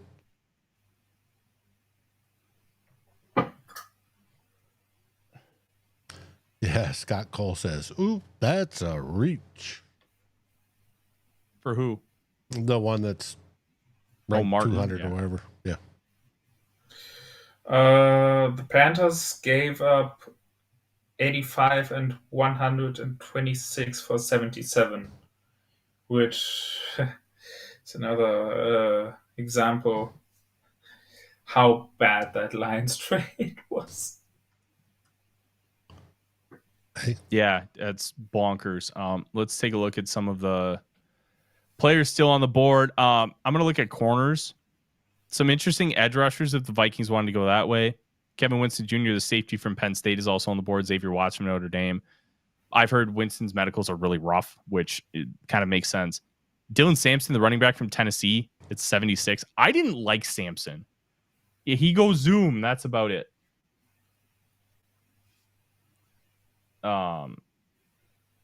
So cornerbacks, we got Riley, we got Bryant. Corners kind of dried up. Noah Williams from Cal. My boy Quincy Riley dropped to 107 on the consensus board. For shame.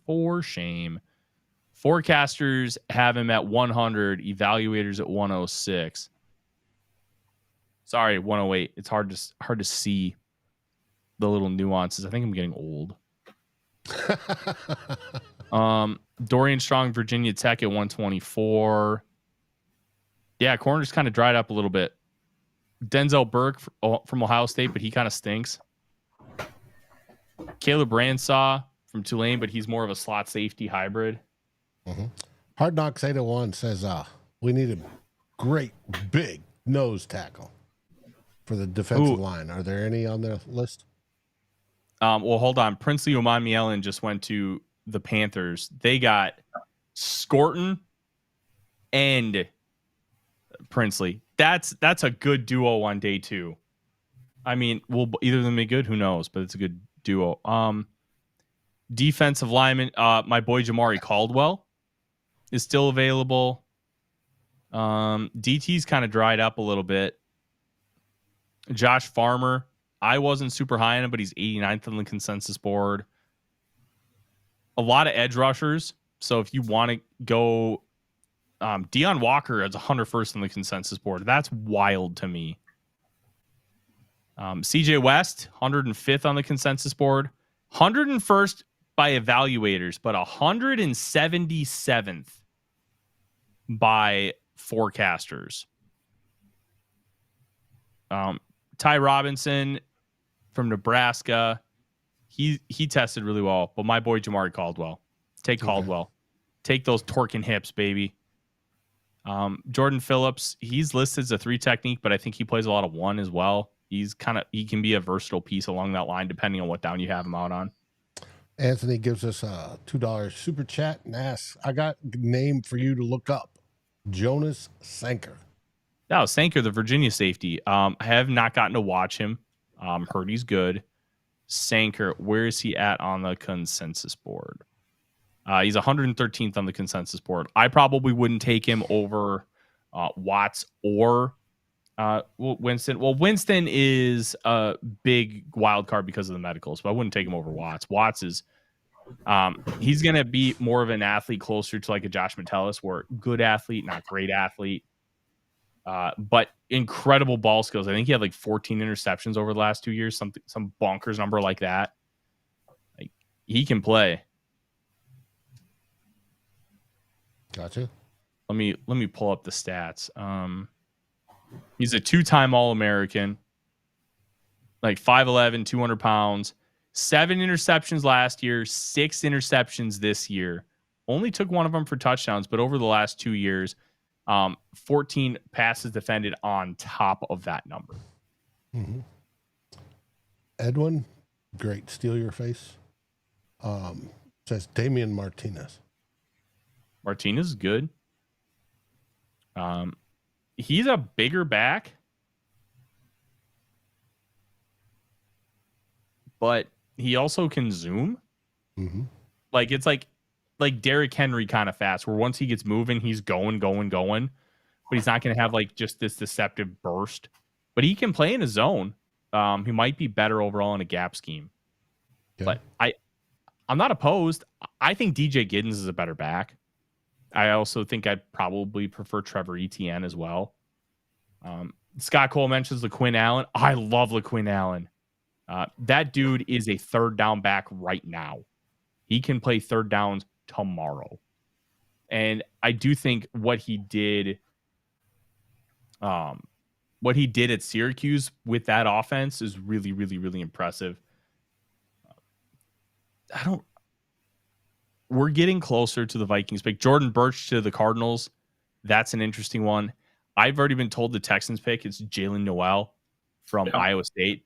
So they got both Iowa State receivers, which is very funny. Cool. Hard Knock says, what I think if the Vikings stick to their game plan, they're going to go defensive tackle, although I'd like to see them trade down and get a couple more picks before the end of the draft. They're on your side, Jonas. Hard Knock says. Kevin Ring also talks about trading down, get some more picks.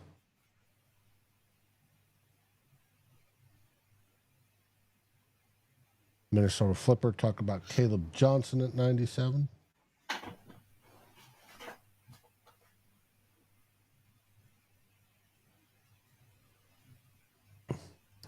Ooh, Forlorn Hopes wants to send us some sample packs.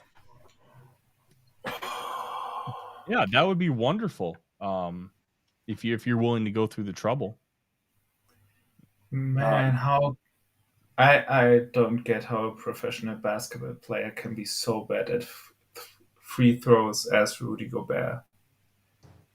The way I've always kind of thought about it, hands are too big. It's harder for them to shoot. Like that was always the thing with like what I noticed with Shaq. His hand was like the size of the basketball. Like I don't have huge hands for somebody my size. They're fine size. They're not great. How the hell did that end up over here? But I don't have an issue with having too big of hands. I think guys like Gobert, because they're 7 feet, their hands are naturally bigger, kind of like an offensive tackle versus like a wide receiver. That's my theory. Plus, they don't do a lot of shooting. That's not really their game. Their game is more about touch and power on the inside than actually shooting. So that's my theory. I don't know. I think you raise a good point. Sam Delker asks, Tyler, have you watched the other Penn State safety, Jalen Reed? He's got an issue with over pursuing, but I think him and Winston are much closer than people give credit. Yeah. I did not watch Reed. I barely watched any of Winston because I just did not have time. And I did not include him in my top 100 because I heard the medicals were bad. Oh, damn. Justin Wally to the Colts. Let's go. That's early. I'm going to be honest. I don't think it is. No, versus what the trackers are showing. Yeah, I like him a lot, but I didn't think, just due to the way that everybody else ranked him, didn't think he would go that high. Gotcha. Bungles are on the board.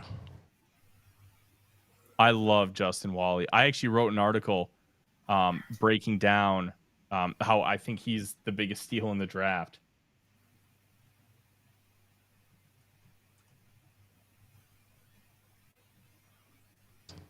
just scrolled down my screen and Minnesota Vikings have come into view Let's go. for the first time tonight.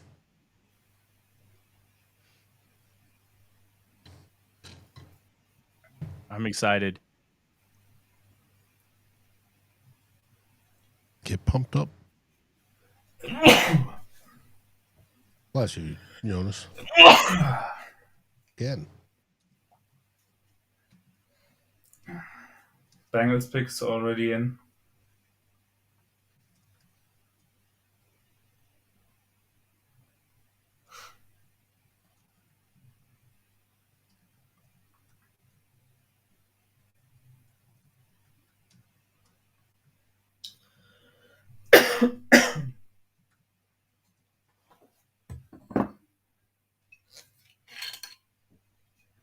Do you see how much is in there, Tyler? That's probably enough for one glass. No, it's 2. I bought this yesterday. Attaboy.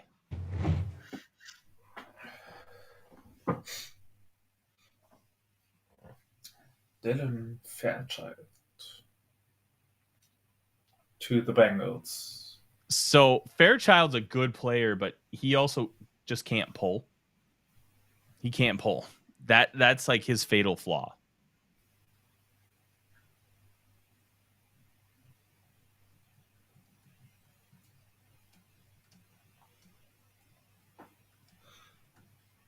Josh says, do you think the Vikings are waiting on safety since the rumor they have an agreement with Asante Samuel? Samuel plays corner.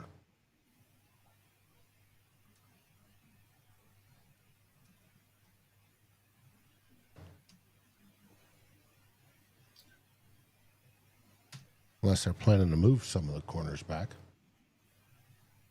Or a corner. T-Wolves are cooking. That's good to hear, Chris. Thank you very much. Yeah, they had a solid start. They're not getting blown out in the first quarter like they did in the first 2 games.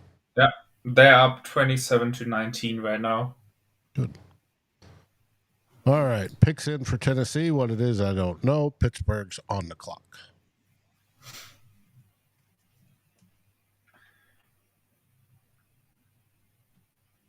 This will be an interesting one.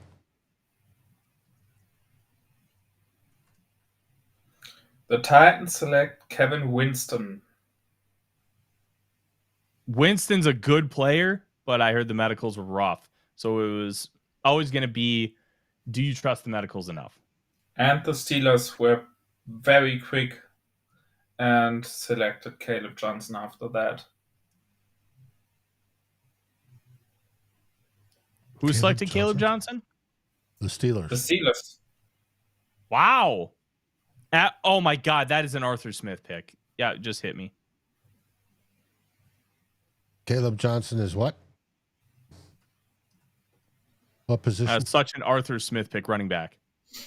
He is the interchangeable wide zone back that'll just get you 1,000 yards.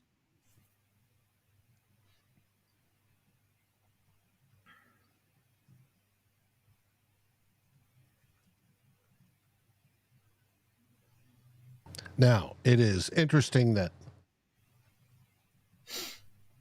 the Steelers haven't gone for QB, which tells us they probably have Aaron Rodgers already going to be in there. Either that or they're playing for Arch Manning as well as the Saints. And in the draft broadcast, the Vikings pick is now visible. All right, let's go. We're getting close.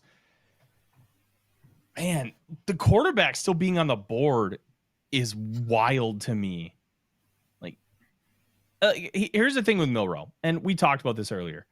I think he is a quarterback. Well, he's also a running back. So if he fails at quarterback, after 3 years of development, it's just not there, you can move him. Like, he's so good as a runner, you could use him as a real running back. But I think he's got a lot of tools that you should try to develop at quarterback. And you should take a lot of time to develop a quarterback.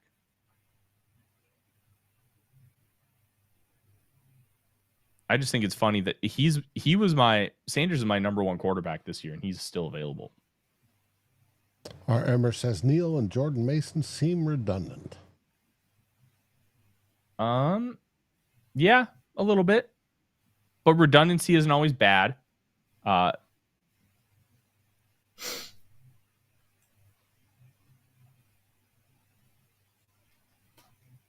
Rob mentions they met with Brashard Smith and Jordan James and Skidbo. The Vikings? James and Scadaboo, I don't think those weren't top 30s. Yeah, but they may have been visits elsewhere. Yeah, Brashard Smith was a top 30. I'm sure they talked to both of those guys. I know Scadaboo was at the Senior Bowl. They talked to everybody at the Senior Bowl. Scadaboo was one. James Chris was asked one. Why I like Sanders more than Milroe. Sanders does all the boring things a quarterback should do. Stand in the pocket, read the field, throw accurate footballs, make smart decisions. He's got some times where he kind of turtles. Every quarterback does. But even though he doesn't have a lot of the elite stuff, he's so accurate. He's precise. The ball placement's really good. And he can extend plays. Sometimes boring is better at quarterback, even though we love the flashy. He's good. Boring good. Gotcha.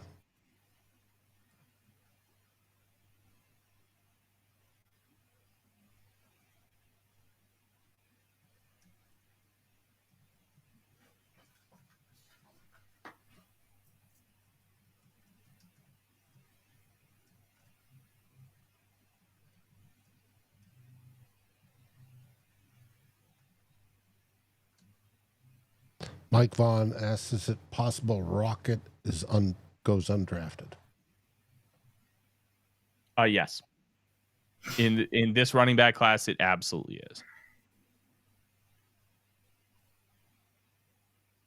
Which, I mean, should he go undrafted? Probably not, but sometimes you have 30 running backs that have draftable grades. Somebody's going to go undrafted that shouldn't. I think Sanders is a guy who could. Then you sign him as a UDFA. If you're that high on him.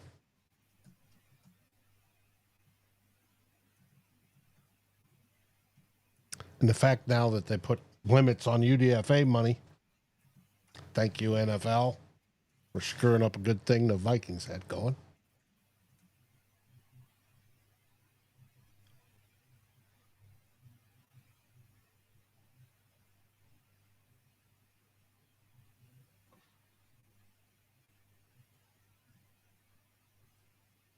Come on, Bucks.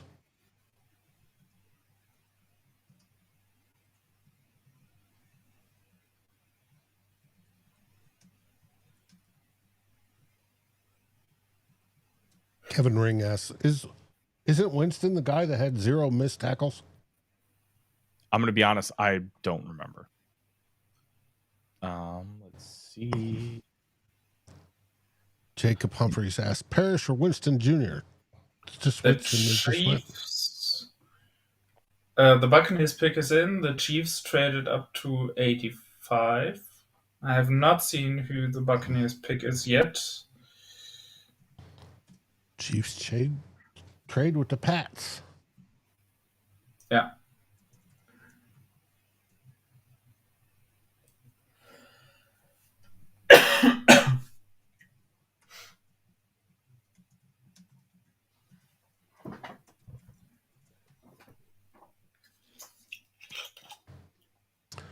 John Musgrove asks, is there a tight end left worth drafting?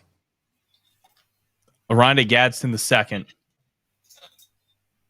That was quick. I like him. He was also top 30. I think that there's a lot to like. When you're drafting a guy late, you're drafting either a blocker or a receiver. I'll take the receiver all day because I can teach you how to block. The number one thing with blocking is willingness. Are you willing to do it? If you're willing to do it, I can get you stronger. I can teach you technique. I can't teach the desire, the want, the willingness to handle defensive linemen, the willingness to go and take on a linebacker who's going to charge at you at 240 pounds. You can't teach those things. He's got the willingness to block, and he's a really good receiver who can line up all over the field. They used him everywhere at Syracuse. So Josh Oliver, remember, he was not a blocker coming out. He was known as a bad blocker. Mm-hmm. He came out, went to the Bucks. Parrish is a little spitfire. Oh, he's short, but he's an ass kicker. He's really good. I hope Quincy Riley makes it to 97. I really do. The Chiefs gave up 95 and a 2026 fourth round pick to get 85. That's a hefty price. But that fourth round pick is probably going to be like 130. So maybe it's not that expensive. Do the Chiefs have a fourth? That's the question I'm asking myself right now. Round 4. I bet the Chiefs don't have a 4. They don't. That's why they trade in the future. Yeah.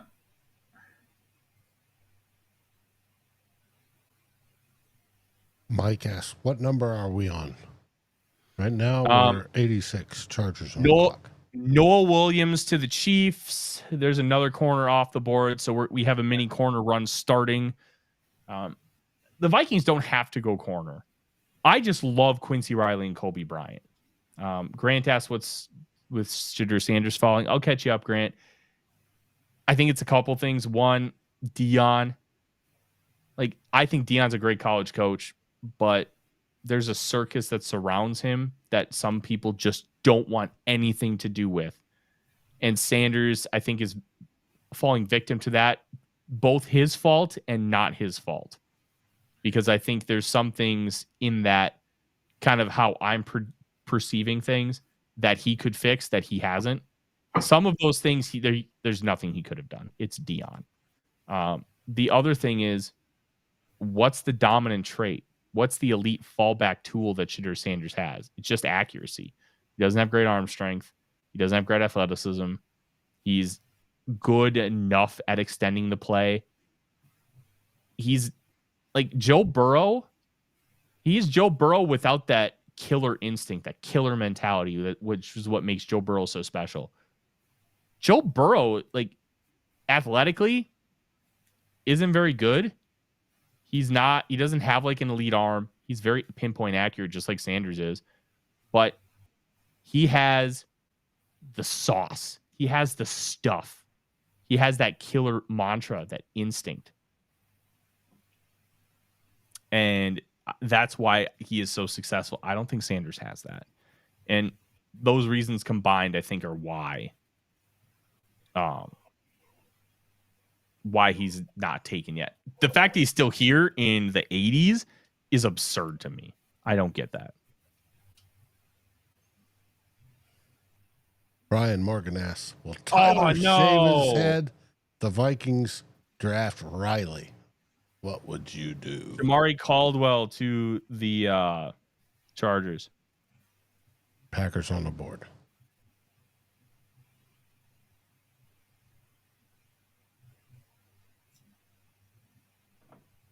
Yep, Jamari Caldwell. He's a Charger. That's a great fit for him.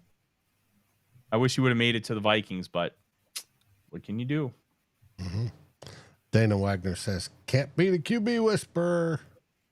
Or can't the QB whisperer work his magic? We need a backup for JJ. I think that's going to come after the draft. Yep.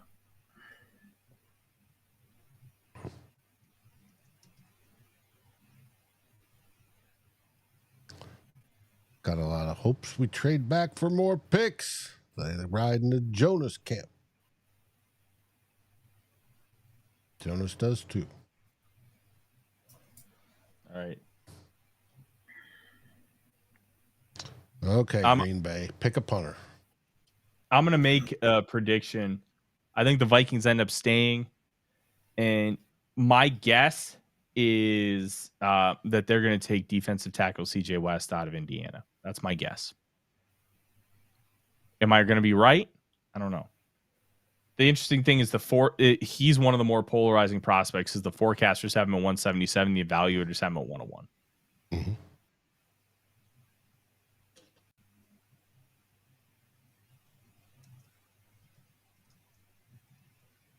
Kevin says stupid Chargers. Mm-hmm. Sounds like you're close to him there, Kevin.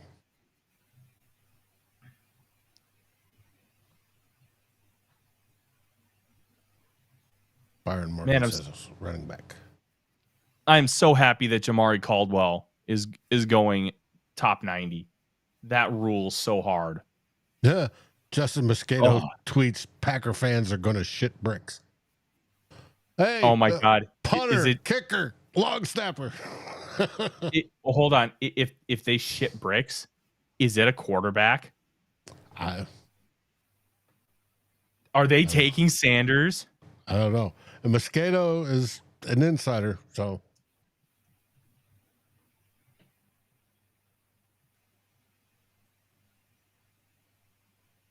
Big says, any chance Sanders doesn't like the team he goes to and pulls a knee on Manning? Oh, I'm sure that's quite possible.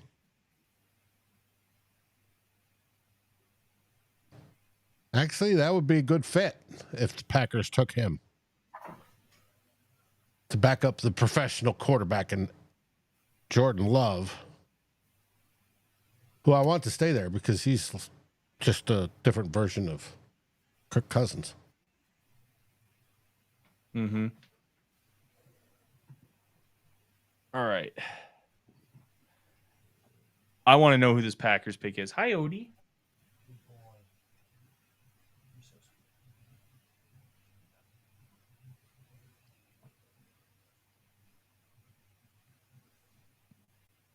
Mike Vaughn fans in 69. I went to my first game in 69 there, Mike. If Justice is saying that the Packer fans are going to ship bricks, it's got to be a quarterback, right? Which would be wild. Jaguars trade up to 89. So they have they have the next 2 picks. Yeah, right after the Packers. Hey, I just want to say we have 353 people in here right now. Thank you guys so much for joining us. Yes. And it's a really exciting time. The Vikings are about to pick. Daily Norseman, i.e. Christopher Gates, says the audacity to make fun of the SKOL chant are saying "Go Pack, go" again. The audacity of people. It's Savion Williams to the Packers. And for those of us, he is. So Savion Williams is Cordero Patterson 2.0. Okay. Yeah, good football player, but he's more of like an idea than actually a refined weapon. He runs decent enough routes. One of the biggest things with Cordell Patterson is he just could not learn the playbook well enough, and he couldn't learn the route running and well enough to be successful. But you got an all-pro potential Hall of Fame kick returner. Like Cordell Patterson is undeniably the best kick returner in National Football League history. Yes. Now Devin Hester is the best punt returner. They're different. They're significantly different. Yes. A punt returner is working in a much tighter confined space than a kick returner. Yeah. I do find this Packers draft very, very funny. Anthony Belton a tackle that they that was probably overdrafted. Matthew Golden, who's redundant, and Savion Williams, who's just another receiver that has drop problems. Just very funny. A very, very funny draft. Robbie says Savion is the best Packers pick so far. I like Savion, but nah. Michael says problem kick return is dead now. They're trying to revive it, Mike. Yeah, that's the whole idea of moving out, blast it through the end zone to the 35. Which I think the coaches will still take. Cause and effect. Fordo, call me crazy. KC, Philly, San Diego, Steelers, Miami. Good landing spots for Sanders to sit back and take the year to learn without any pressure. Yeah, I think at this point, if you take him, you're not planning on him being the starter long term. He could be. He could grow, but that's not why you're taking him at this point, because it's a late third round pick. You're not taking that guy as a potential starter. The Jaguars just selected Caleb Ransaw. Good player. Feisty ass nickel. That's a good football player, Ransaw. And we only have like 13 picks left.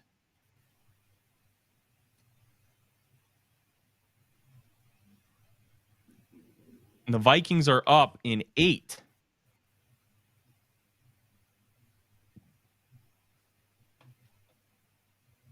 Got a tweet here from Jackson McIntyre. Don't let the Shadur slide distract you from the Milrose slide. People were saying he was going to be a first-round pick.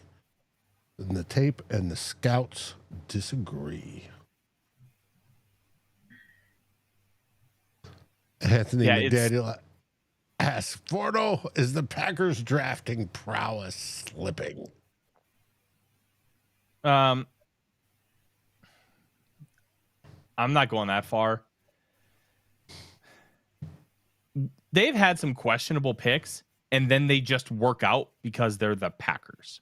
Yeah. That is, like, we hate them, and this is a very anti-Green Bay Packers podcast. Like, let's just be real. We're a Vikings podcast, but so we also have to be king, the NFC North podcast.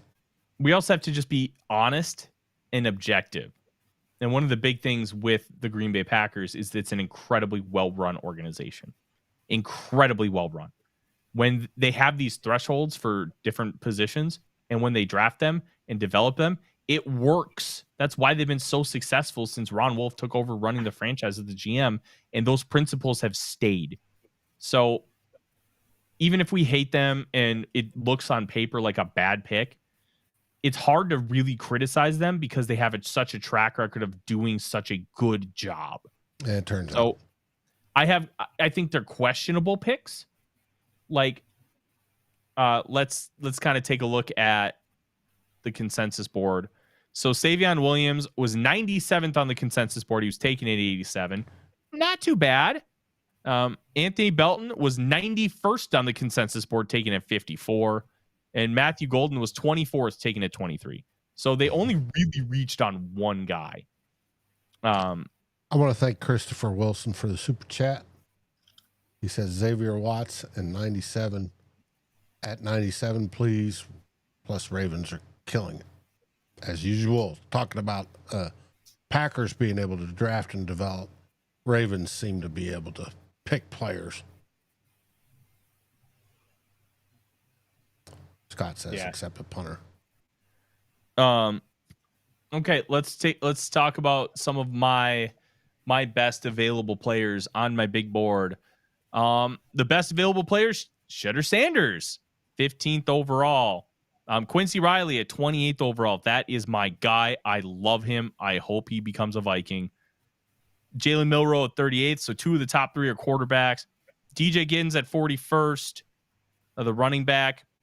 Trevor Etienne at 49th. Kobe Bryant at 50th. Etienne, a running back. Kobe Bryant, a corner. Marcus Bowe, offensive lineman from Purdue. He played right tackle, but he's probably going to kick inside at the next level. Xavier Watts, the safety, at 58. And Torrey Horton, wide receiver from Colorado State, at 60. those are my best available players. I am really excited to kind of see what ends up developing here. I want to know what the Jaguars' second pick is because they took Ransaw. Wilo. Offensive tackle, big round belly. Well, he's more like Brian O'Neill. Okay, like build wise. I don't know if he's going to be good, 313. but I think this is a good spot to take him.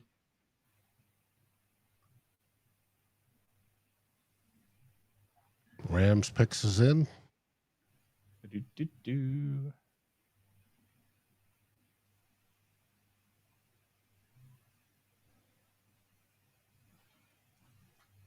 And we are in the 90s.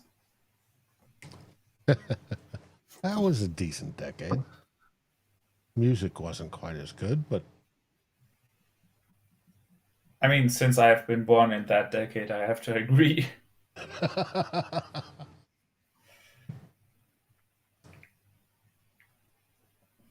You got it, Biggs. You got it. All right. I'm going to take a look at the All Forno team. Okay. Because I want to see who's still available. The All Forno team. Quincy Riley still available. Kobe Bryant still available. Jamari Caldwell just got taken. Jahad Campbell taken. RJ Harvey taken. DJ Giddens still available. So 3 of the 6 All Forno team players are still available. If I would have been able to adapt my rules, I would have made Justin Wally a member of the All Forno team, but I set a max at 2 players per position for a reason. I just don't want it to be overrun by other players. Like, I don't want it to be like 5 corners because that's not how that works. So I'm really excited about the guys that I have. And Jamari Caldwell, I was super high on him in consensus. I was higher than everybody. I had him 40th, and he goes 86. The Rams are picking. The Ravens are next on the clock. I don't think we know the Rams pick is in. Yet. We just waiting on who it is. I haven't seen it yet. Now I want Joshua asks countdown how many picks. Rams picks in at 90. Ravens are on the clock at 91. We're sitting at 97 as of now. I do want to acknowledge we're seeing a whole lot of new names joining us tonight, and I just want to let you know you all rock, and you are always welcome here anytime you want to come talk Vikings. We'll be live all day tomorrow for day 3 as well. Come join us as we talk football. And if we get bored, some whiskey or something like that, and we'll go from there. None of your business disagrees with me. 90s music was pretty good. Maybe not the best decade, but better than we have now. Well, okay, I'll buy that. I mean, tomorrow, day 3 is on a way more civil time for me. So looking forward to that. And tomorrow we'll have Darren on and Sal. So they'll be joining us as well. I want to thank Super Chat by This Is the Way. What safeties are left on your rankings there, Tyler? I don't have many. I think it's honestly on my top 100. It's just Xavier Watts at 58. I had Makuba at 76. He went 64th. Oh, Billy Bowman, safety Oklahoma. I had him 83rd. And then Lathan Ransom, safety from Ohio State at 92. So I had more guys on there than I remembered putting. I don't know what the Vikings could do here. I think they honestly could do just about anything. Josiah Stewart, the Michigan edge rusher, is off the board for the Rams. The pick is in for the Ravens. You know what? It would kind of rule if Jalen Milroe went there because then he could learn from Lamar. But it looks like we need 6 picks to be announced. Oh, sorry. 6 picks to be announced before the Vikings. Odie, come here, sweet boy. Yes, let's see Odie. It's been a while since we've seen Odie. Mm-hmm. And Yeah. Jonas, as soon as you see what the Ravens pick is, let us know. Yeah, I haven't seen it yet. I haven't either. Also, the Timberwolves blew their lead. Hey, typical The Minnesota. Lakers are up now. I should hopefully come back. Yeah, it's 43-41, so it's not like a big deficit, but they at one point had, I think, an 8-point lead, and that's gone. But they're not insurmountable yet. As long as they don't No. give up and get fouled out. I hear the officiating this series is absolutely blown.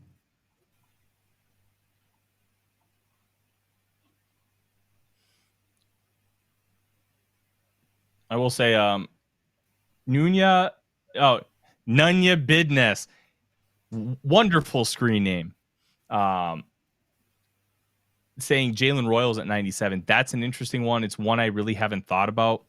Oh, Jalen Milroe off the board. Uh-oh. He's going to Seattle. Milroe, we wanted him. Why? Ooh, Emory Jones to the Ravens. I kind of like that. Jalen Royals, I thought would be off the board in round 2. I didn't even think that he was a possibility for the Vikings. I didn't even think about it. But I want to say thank you to everybody who's joining us. I know Dave went on a nice little soliloquy earlier. If you are new, we're so grateful you're here. If you're returning, we're just as grateful. Please comment, like, and subscribe to the channel. Help us keep growing. And if you ring that notification bell in the top right corner, you'll get notifications. Dave and I like to go live randomly. And when that happens, you'll at least know. And then you can listen later or listen live. And what's better than having a surprise video from one of your favorite channels on here? I know it rules for me. So, and we do have occasional podcast only stuff, but this one and tomorrow there'll be the written side over at Fans First Sports Network. There'll be a recap over at Daily Norseman, and but these long broadcasts I'll try to cut down just a bit for a podcast so it doesn't go over an hour. We're sitting here BS for the second round because we don't have a pick type deal, but we'll see, and I'll put out something there. But always do both. If you can't watch us, listen. Can't listen, watch. Do both if you want. And podcast is always a great way to listen while you're driving to and from work, or if you're at work and you want to tune out everybody else, or if you're at home and you want to turn out the significant other, it's a great way to do it. Highly endorse it.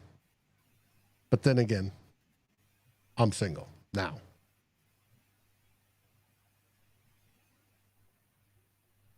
Michael Stone says, sorry, Sam Darnold. What did I miss? They got Jalen Milroe. Never mind.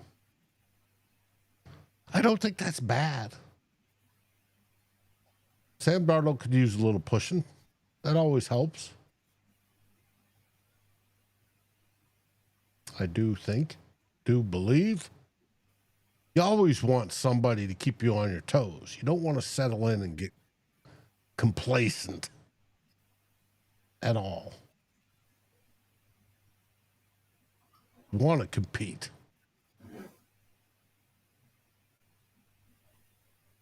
Joshua Bunkers asked Tyler to call a shot at 97, but as you can see, Tyler's dealing with something off screen.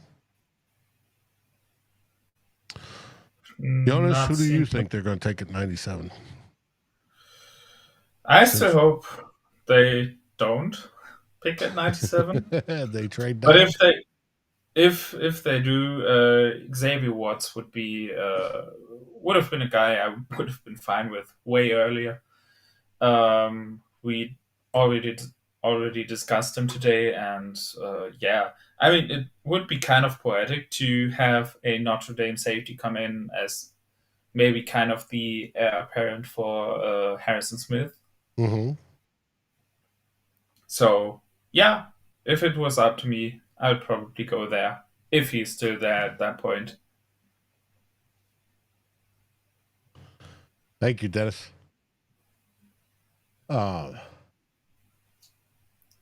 Robbie says, Grim Reaper, 2 reasons. Jones is at the end of his career, so we need a succession plan. I agree.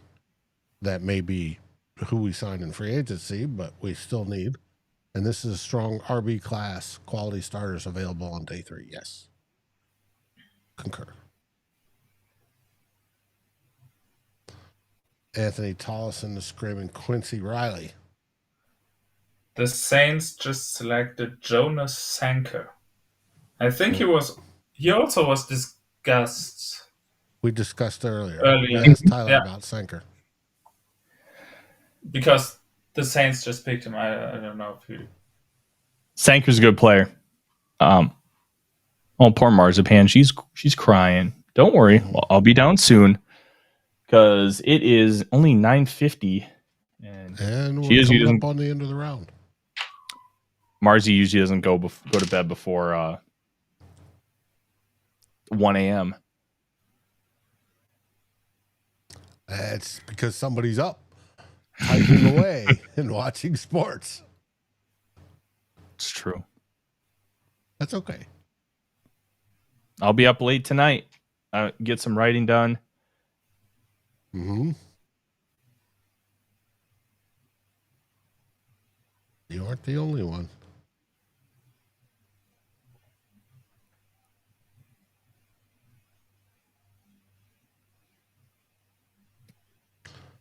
The Browns are on the clock. Pick 94. I'm really intrigued. All right, so position that I think could be in play here. I really do think running back could be in play. I think defensive tackle. Honestly, there's the only position that would surprise me is guard, because unless they wanted to take Mbo and put him at center, because like they could use some depth at center. They could use a guy to grow and develop and get ready behind Kelly. But I don't think you need to do that with this pick. I don't think you need to do that this year. I think that's a next year idea. Because Kelly's got 2 years, and even if he retires next year, you can just fill the position next year. And I think you're in a good spot. So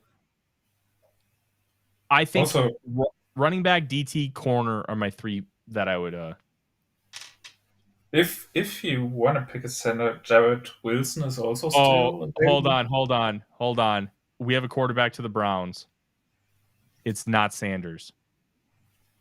What? It's Yours? Dylan Gabriel. Gabriel. Oh, come on. What? Okay. I mean, at that pace, he might go undrafted. I can't believe Dylan Gabriel got drafted, let alone in round 3.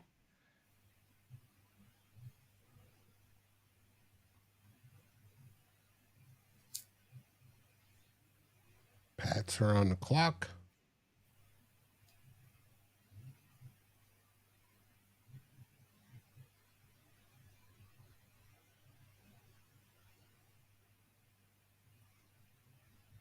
Okay, here's a good tweet from Ollie Connolly, who does a lot of really good work in the space. How many rounds away are we from Dion partnering up with the Saudis to start a rival football league? Anthony Tollison says Peter Gabriel ? Who is Peter Gabriel? What? Who is Peter Gabriel? Oh, Peter Gabriel. What? I know he's a musician. He's a guitarist, right? That's Dylan Gabriel. No, I said Dylan. Okay. Dylan Gabriel's the Oregon quarterback. He started at UCF and then went to Oklahoma and then finished his career at Oregon. Baby arm. Absolute baby arm. Oh, it's bad. Like Which one's he's worse? He's like yours. He's like discount Tua Tagovailoa. Discount. Heavy discount. I can't believe that Dylan Gabriel went before Shedder Sanders. What are we doing here?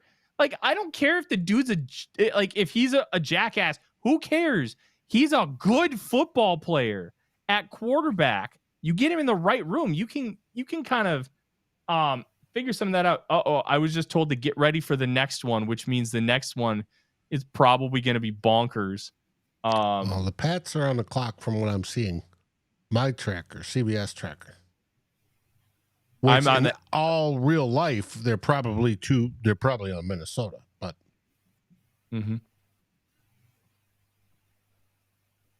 Yeah, this is absolutely wild and insane. I can't believe it. I can't believe we're in a situation right now where Dylan Gabriel went in the third round and 2 went over Shedeur Sanders. That's just bonkers to me. Christopher Gates says, man, people must really, really not want to talk about the potential Dion circus coming to town. This is surreal.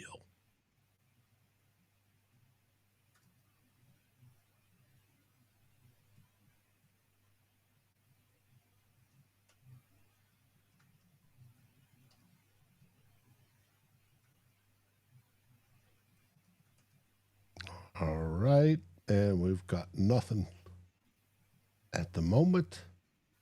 BPA takes Sanders. That would be something. We talked about how KOC, he would be a project.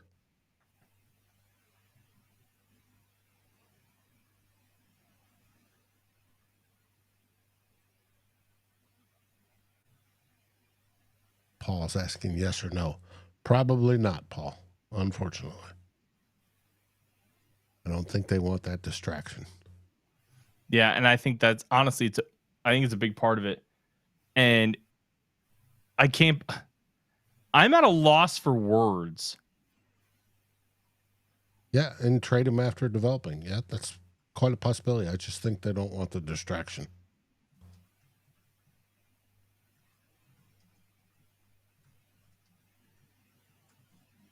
Grateful Dads, teams aren't willing to deal with knuckleheads anymore. Well, it depends how good that knucklehead is, Grateful Dad. There's always an exception. I mean, ask the Ravens what kind of knuckleheads they are dealing with right now. Man. There's very little that has left me speechless in this job or in life. Dylan Gabriel before Shedeur Sanders and on day 2 is insane. But the Minnesota Vikings are about to go here. They're about to be on the clock. We'll see if they end up trading. The Eagles just traded off their pick. To who? So, Atlanta. What are they doing? Atlanta just traded up with the Eagles. Yeah, Atlanta, I think they got they got a high pick in the 4th round at 118, but they also got a 4, I thought, from the Rams, unless that is the 4 from the Rams. No, it's not. I thought they got a high 4 from the Rams in that trade. I don't know, maybe I'm overthinking. The Falcons gave up a 2026 5th round pick to jump from 101 to 96. Oh, 101. Oh, it was a 3rd rounder. Yeah. Oh, okay. 5 spots. They jumped 5 spots and gave a 2026 5th round pick for that. Okay. Now I'm getting that the Texans are trading up with the Eagles at 97. None of that makes sense. The Vikings have 97. Yeah, that really doesn't make sense. Nope. The Falcons are officially on the clock. The Patriots pick is in. I want to know what the Patriots pick is because I was told that this is going to be a bonkers. Jared Wilson, center. So you have competition for Garrett Bradbury.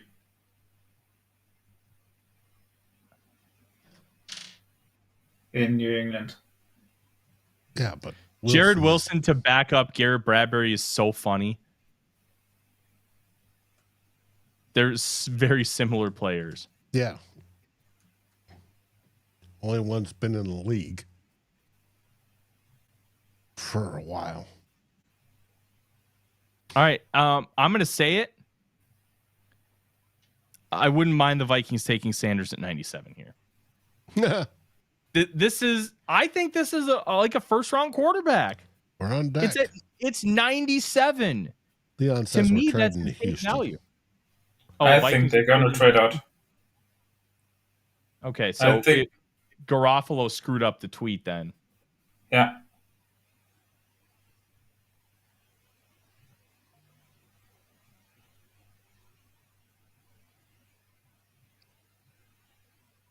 Falcons pick is in. Yeah, Houston traded up. Vikings still have a pick in the third round, but Houston jumped. Oh, did they go to 102? Yep, they went to 102. Yeah. Okay, so you're probably getting like to keep the last us all time here on the edge of our seats. The last time the Vikings had pick 102. Oh no, the Falcons got Xavier Woods. Damn. Okay. Good value there. Yeah. I was hoping for that one. Might be a reason the Vikings traded back.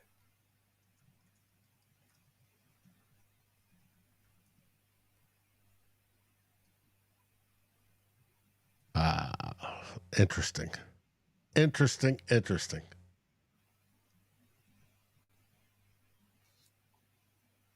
102, last pick in a round. All right, so we're waiting on trade compensation. The Vikings have officially traded out of 97 and now have pick 102. Yep, the Vikings Twitter account just said that they're moving back in a trade with the Texans, but it's only 5 spots.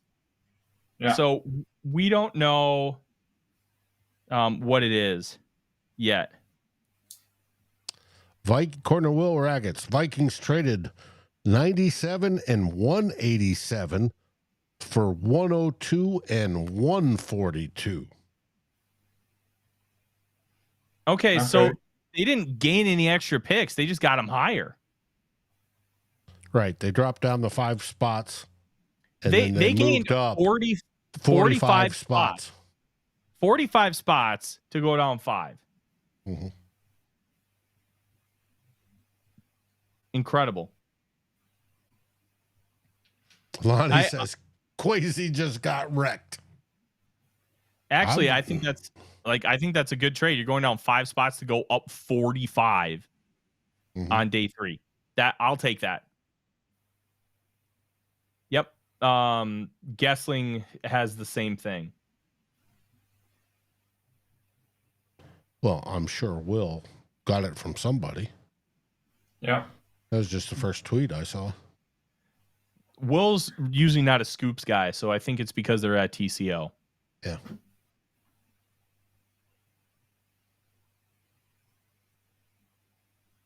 I did ask somebody who would know if Xavier Watts had medical issues. The answer I got was not to my knowledge. So, all right, now I need to put the trade calculator to use. The Texans drafted Jalen Smith with the Vikings pick. Oh, good. Okay, I didn't really think that highly of Jalen Smith, so that's perfect. Mm-hmm. Doug asked, Forno, do you think the Vikings overpaid for Turner at this time last year? So I would highly recommend you go read the article I wrote for Arif Hassan's Wide Left. I broke it down. So you have to look at it in multiple ways, and this goes back to The Vikings won the trade on every board except the Jimmy Johnson, and they lost by like an early 7th round pick. But they won by an early 6 on the Rich Hill, the Stewart, and the Ben Baldwin, and then a mid 7th and late 7th on the over the cap and PFF. So the whole idea behind what Kwesi Adofo-Mensah is doing from a trade perspective is, and this is a criticism I have of his, he has his own trade chart, which includes player values. So prospect value. So if a prospect like Dallas Turner, who was 9th on the consensus board and fell all the way to 17th overall, you're getting the 9th best player. So there is an inherent value boost there. So that's how he's viewing it. And if you were to have made the trade for the 9th overall pick to go get Dallas Turner, you're going to have a much better return for the same compensation you gave up to go get 17. So I think he could have potentially gotten less, but because you're trading future picks, those are inherently valued less. 1 in the hand versus 2 in the bush. That's the general philosophy. So if you trade a 1st round pick next year, it's valued at a 2nd round pick this year because current assets are viewed as worth more in the marketplace. So they were trading for the player. I don't think the trade from 23 to 17 was too much. I actually think it was completely fair. What's tough is it gets saddled with the trade up to go get 23, which was a completely different move. It was not the same. They did that as insurance to go get a quarterback if they needed it. Now, I think the criticism you can have of Kwesi there is he misread the market, that he could have just gotten JJ with a small trade up at 10 and kept that the 2 second round picks and the 3rd and the 4th. That's where you can criticize him. I don't think it's fair to lump both trades together because they're completely separate of each other. So the Vikings did not give up 2nd, 3rd, and 4th round picks to go up to go get Dallas Turner. They moved 2 seconds to go get a 1st round pick. And then from there, they went up to go get Dallas Turner. So I don't think they gave up too much for him. Like a 6th round pick and then a future 3rd and 4th is a hefty price, but it's not that much. That's kind of the way I see it. Hey, we've got 660 people watching. Want to welcome everybody. Like before, if you have not been here before, we welcome you. We are Vikings First and SKOL. We talk about the Vikings about 6 days a week, and you are always welcome. We have a wide variety of hosts and angles that we come from the older types like me and Darren to the studs like Tyler, and over in Europe, the man, the myth, the legend, Jonas. He comes from Germany. So we all have different perspectives. We love talking ball, and you guys absolutely rock as we sit here and wait for Las Vegas to get their stuff together and get their picks in.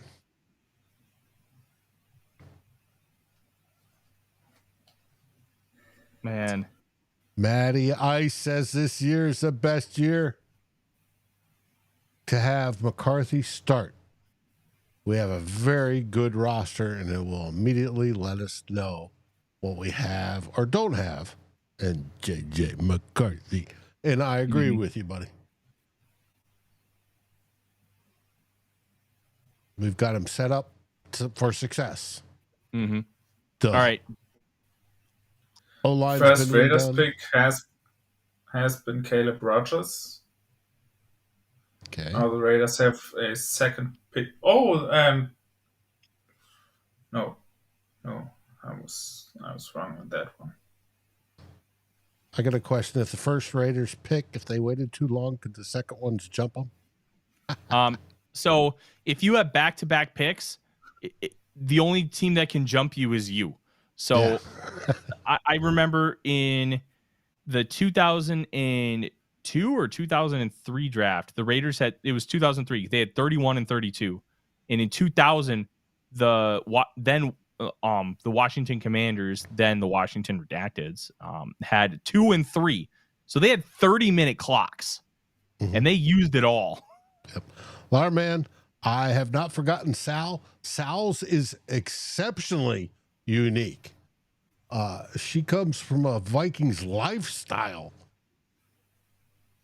angle, which I think is cool. Whereas Darren and I on 2 Bloggers go from an all old school long form style of analytics. Tyler's the younger buck that's in the business reporting, and Jonas is the football wizard over in Germany. And we're all part together. And we also have one other, I haven't heard from him in a while, but that's Justin Day. And he comes from the fans experience. Yeah. All right. Let's do a quick review because we only have a little bit of time left before the Vikings potentially pick. Would not shock me if they move down one more time and don't pick again. I think the trade, the 2 for 2, was good, but I'll always preface it with this: the whole goal is to potentially get more picks. But because now you got 145 and 139, maybe you move one of those and you pick up 2 fifth-round picks, or a 5th and a 6th and a 7th, something like that, to continue to get more quantity. But I said it last night. I said it earlier in the show. I think having 4 picks is really not that big of a deal in this draft because the Vikings don't have a ton of roster spots right now. So you don't want to take picks and not have a roster spot for them, or one that realistically they could end up taking. Josh asks, this pick has to be defense, right? And I'm like, no, I don't think it does. I think they can really go any direction. I would seriously consider taking Shitter Sanders here because the value, I think, is just absurd. And as a backup, like, maybe it's bad for, hey, people start asking, hey, you've drafted Sanders. What does that can do for McCarthy? Well, maybe you just rehab Sanders and flip him for a 2 in a year or 2. That would be the idea. I would at least have the conversation. I guarantee you they've have at least talked about it. View it as a home flipper, pure furniture flipper type of deal. Mm-hmm.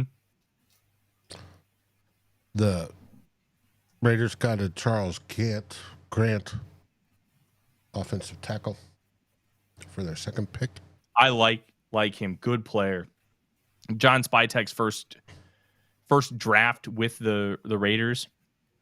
Yeah, he's good at this. Spytek waited it out. He was Jason Light's right-hand man in Tampa Bay. They do a great job in Tampa. All right. So we're at pick 100. Let's go through a couple guys. Let's look at the consensus board, a Reese consensus board. The best player available is at 22, and that's Shitter Sanders. The second best player is 63rd, Marcus Mbow, the offensive lineman from Purdue. If you want to go wide receiver, Elik Ayomanor is at 70, ex-receiver from Stanford. Jalen Royals, the wide receiver, at 74 from Utah State. Dylan Sampson, running back from Tennessee, at 76. Cam Scadaboo, the running back from Arizona State, at 86. Josh Farmer, the defensive tackle from Florida State, at 89. Couple guys that I really love. Torrey Horton, wide receiver, Colorado State, is at 99. He's 60th on my board. I love Torrey Horton. You have CJ West, who's 101st by evaluators, but 177th by forecasters. If forecasters try to predict, evaluators just tell you how good they are. So they are viewed in a different light, which is why Arif has them separated like that. But he's 105th on the consensus board. My boy Quincy Riley is 28th on my personal big board. Yes, I am absurdly high on him. I understand that. I don't care. I believe this guy is going to be a great NFL player. He is 107th on the consensus board, and I am okay being that outlier. Sometimes you just have a feeling about a guy when you watch the film and you just believe that is my guy. That is Quincy Riley. He's the captain of the All-Forno team. And Kobe Bryant, DJ Giddens, a couple other guys in the All-Forno team still left. The other 3, Jamari Caldwell, Jihad Campbell, and RJ Harvey, are already off the board. There's a lot of talent still available here. We're not talking elite level talent, but we're talking good talent. Guys who can step in and play a role for you. And I think that you can get one of those guys right here. We'll see if the Vikings end up sticking and picking. Eric Thompson just dropped a hilarious tweet. I wish United States still had trade partners like the Vikings and Texans. Oh, that's very good. That's very good. And the Broncos traded with the Eagles right ahead of the Vikings. Of course. I wonder what the Broncos are coming up for. And the end of the third round is one of my favorite things because it's just so wild. There's so many bonkers trades that go down, and like bonkers selections. Like remember Mekhi Blackman? He was like 83 spots lower on the consensus board than he was picked, so it was considered a massive reach. But that cornerback class was so deep, and it was so varied. So many different types of corners, but Blackman fit what they wanted in a corner, which is why they valued him so highly. And I think that is one of the reasons why you're seeing a lot of variance at the end of these rounds. You're seeing a lot of teams drafting specifically for scheme fit rather than talent. And that's where so many of these boards can be crazy variant across the league. I'm really excited to see what the Vikings do, and I hope it's Quincy Riley. If it's Quincy Riley, I'm waking up my wife. I'm going to be so excited. Oh, Upton Stout to the Niners. That rules. He is so fun. Tell us about him. 1 second. We're at the spot where you need to describe what position. He is a nickel. Okay. He is like 5'8", 185 pounds, and he will beat your ass. Great ball skills. He has no problem punching you in the mouth. I think he's the kind of guy that he doesn't have the measurables, but he has the dog. He has the desire to just beat you up every single play. And those are the kind of guys sometimes, like at this range, you're willing to take a player that has significantly less size and measurables because they have everything else. And that is Upton Stout. That is 100% Upton Stout.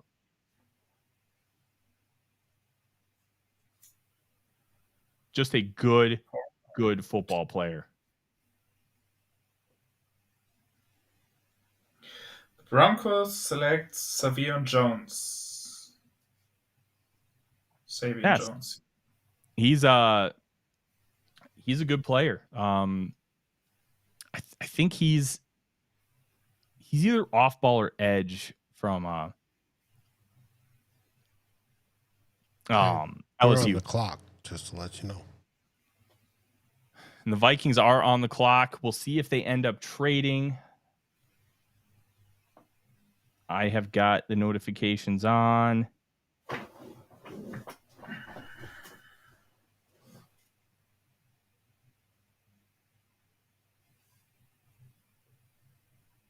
All I'm seeing is everybody tweet on the clock. Like, no kidding. Let's see. Anthony Thomas. Vikings are taking wide receiver Ty Felton. They took Ty Felton? Yeah. Interesting. Alec Lewis. Interesting. Okay. So they go receiver, but they go with a different profile. Ty Felton is like 6'2", 180 pounds, and pure speed. He is a burner. Let me pull up my write-up on him because I wrote him up for us at A to Z. I gotta find it first.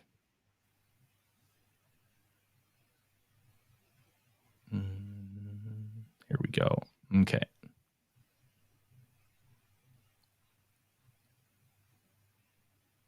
All right. Ty Felton, 3-star recruit out of Ashburn, Virginia in the 21 recruiting class. And he made the most out of his opportunities. Didn't have the craziest production, but did break out this past year with Billy Edwards at quarterback. 96 passes, 1,124 yards, and 9 touchdowns. He's built like a track star. Sorry, he's shade under 6'2", 6'1", 183, and has a 4.37 40. You can get to him with physicality at the line of scrimmage and the catch point, but there are a lot of things to like as a developmental player. I think he can be a really good depth and return guy. And remember, kick returns are coming back this year and he could develop into a wide receiver 3. So I think there are other wide receivers that I liked more than Felton, but I do think Felton in itself the idea is really good. We're going to be breaking down tape all week. So it's going to be a lot of fun to kind of really dive in and see, because I did not give Felton a full watch because I just did not have the time, but I guarantee you he will be getting a full watch now. Good football player. I like the fact that they're trying to diversify the room. Okay. So 4.38 40, 96th percentile, 1.54 10-yard split, 87th percentile. And this is the real explosive metrics. Okay. 39.5-inch vertical, 95th percentile, 10-foot 10-inch broad, 96th percentile. This is an athlete. And we talked about the track background he already has. So they are trying to stretch the field with this kind of player. And Paul Beaumont makes an interesting comment. Glass player, not tough. I wouldn't go that far. And I'm not going to say you're wrong, but struggling with physicality doesn't mean you're not tough. It just means that you just don't have that kind of muscle mass. But if you get him in the Vikings weight room, like Jordan Addison was 173 pounds when he was drafted. He's fine. Justin Jefferson looks like a string bean. He's fine.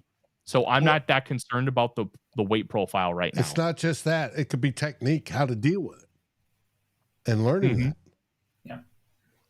Also, it's kind of ironic that the Vikings in Green Bay close out the day. Yes, that's it for day 2. The final pick was to your Minnesota Vikings, and they take Ty Felton, wide receiver out of Maryland. I think if they, I think they would have stuck at 97 if Xavier Watts was still there. I think that's the guy they wanted, and then the Falcons got in their way, and I like them going receiver. I think it's smart to do that, and let's see. I'm good with that pick. What are our picks tomorrow? They changed with the trade. 139 and 142.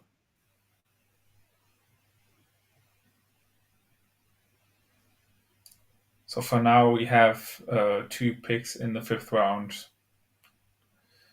Knowing Kwesi, we'll probably move at least one, which I would support.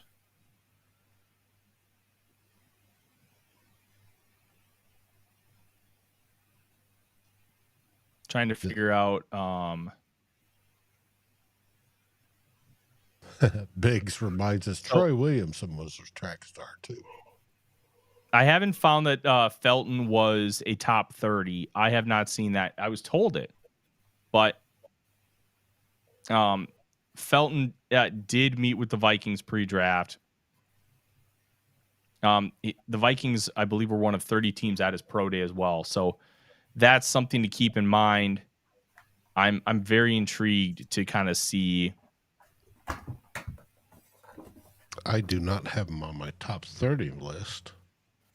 I didn't have him on my top 30 list either. But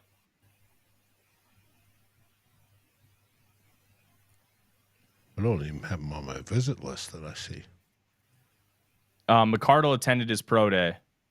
Okay. Well, and McCardell is the key to this. You know, he was the one pounding the table saying, I could do this with this dude. Mm-hmm. Yes. Okay, so we have what I'm trying to find it. Dane Brugler called him slim thick, which means he's slim, but he's not weak. He's strong. So wiry. Yes, wiry. And you know what? We've seen plenty of those guys succeed. I mean, Devontae Smith weighs 167 pounds. He's tiny, but it doesn't matter. Anthony asks, how do you pass on Quincy Riley? Not in the room. I don't know. But that's the thing. For me, how I approach this draft process is I just grade talent, and then I try to relate it to the Vikings. I don't scout for the Vikings. That's not how I do the process. I try to do it a universal. Like, these are just the players I think are the best. That's how I roll. And then I try to relate it to the Vikings after the fact. So, look, Felton was their guy. McCardle signed off. Okay. Durf 95 said he dropped all of 8 balls last year. That's it? That's it. That, for a wide receiver, that an active wide receiver that gets targets, that's pretty low. Because you got to remember what gets called drops. Yeah. Well, Ty Felton, newest member of the Minnesota Vikings. All right. We'll have more on him when we come back tomorrow for day 3. Yeah, I'm going to kind of look. This is the way. Define wiry. Like in the Replacements movie when they talk about, I'm wiry. That's funny. Man, really good day. Really good day. Don't forget, if you are new, thank you. Please hit that subscribe button and then ring the bell for those notifications. We're going to be going live at 10:45 tomorrow morning for day 3 of the draft. And hopefully the Vikings pick more than just twice, but we're going to be going wire to wire, which is a marathon and something that we love to do every single year. I can't believe there's over 500 people still here. You guys are incredible. I know a lot of people will just say that, but I can't tell you how much it means that you guys are here. It's a true blessing, and we're just so incredibly grateful for it. Thank you guys so much. I'm going to have a lot of film watched on this guy. Maybe not tonight because I have to go right now, but there will be a lot of film watched on these guys. I'm really excited to kind of see what that looks like, and we're going to have some fun over the next few weeks, guys. I just wanted to add some statistics to the guy. The 8 drops was per PFF, which means he has a drop rate of 7.7%, which is slightly below average, but it's nothing to really worry about. Otherwise, most stats are above average or good. One thing that sticks out is that he forced 26 missed tackles, which is really, really good. Yeah. Hey, looks like we got ourselves an interesting football player. He's the 19th guy in the Beast. And look, we're in an interesting spot for the Minnesota Vikings. They needed depth at receiver. I'm a little surprised. I wanted it. Don't get me wrong. But I am a little surprised it did come in round 3. I thought it might come on day 3. Kymir DK was the guy I was looking at from Florida. I'd heard there was connections as early as the Senior Bowl. So we'll see. But we're going to have more on these guys tomorrow morning. We're going to have plenty to talk about on Saturday. Thank you guys so much for joining. Please, like I asked, please hit that subscribe button. It does a lot for what we're trying to do. And don't forget, Sunday, 2 old bloggers, Monday and Wednesday nights, The Real Forno Show at 6:05 Central Time. And Scolders and Spice, usually Tuesday evenings at 8. We have a lot of fun. We thank you guys for coming. Thank you guys for sticking around. We'll see you tomorrow, 10:45 Central. SKOL Vikings, everybody. SKOL Vikings. Thanks for watching Vikings First and SKOL. Please like, subscribe, and ring the bell. And share this episode with your friends and even your enemies. We'd love it.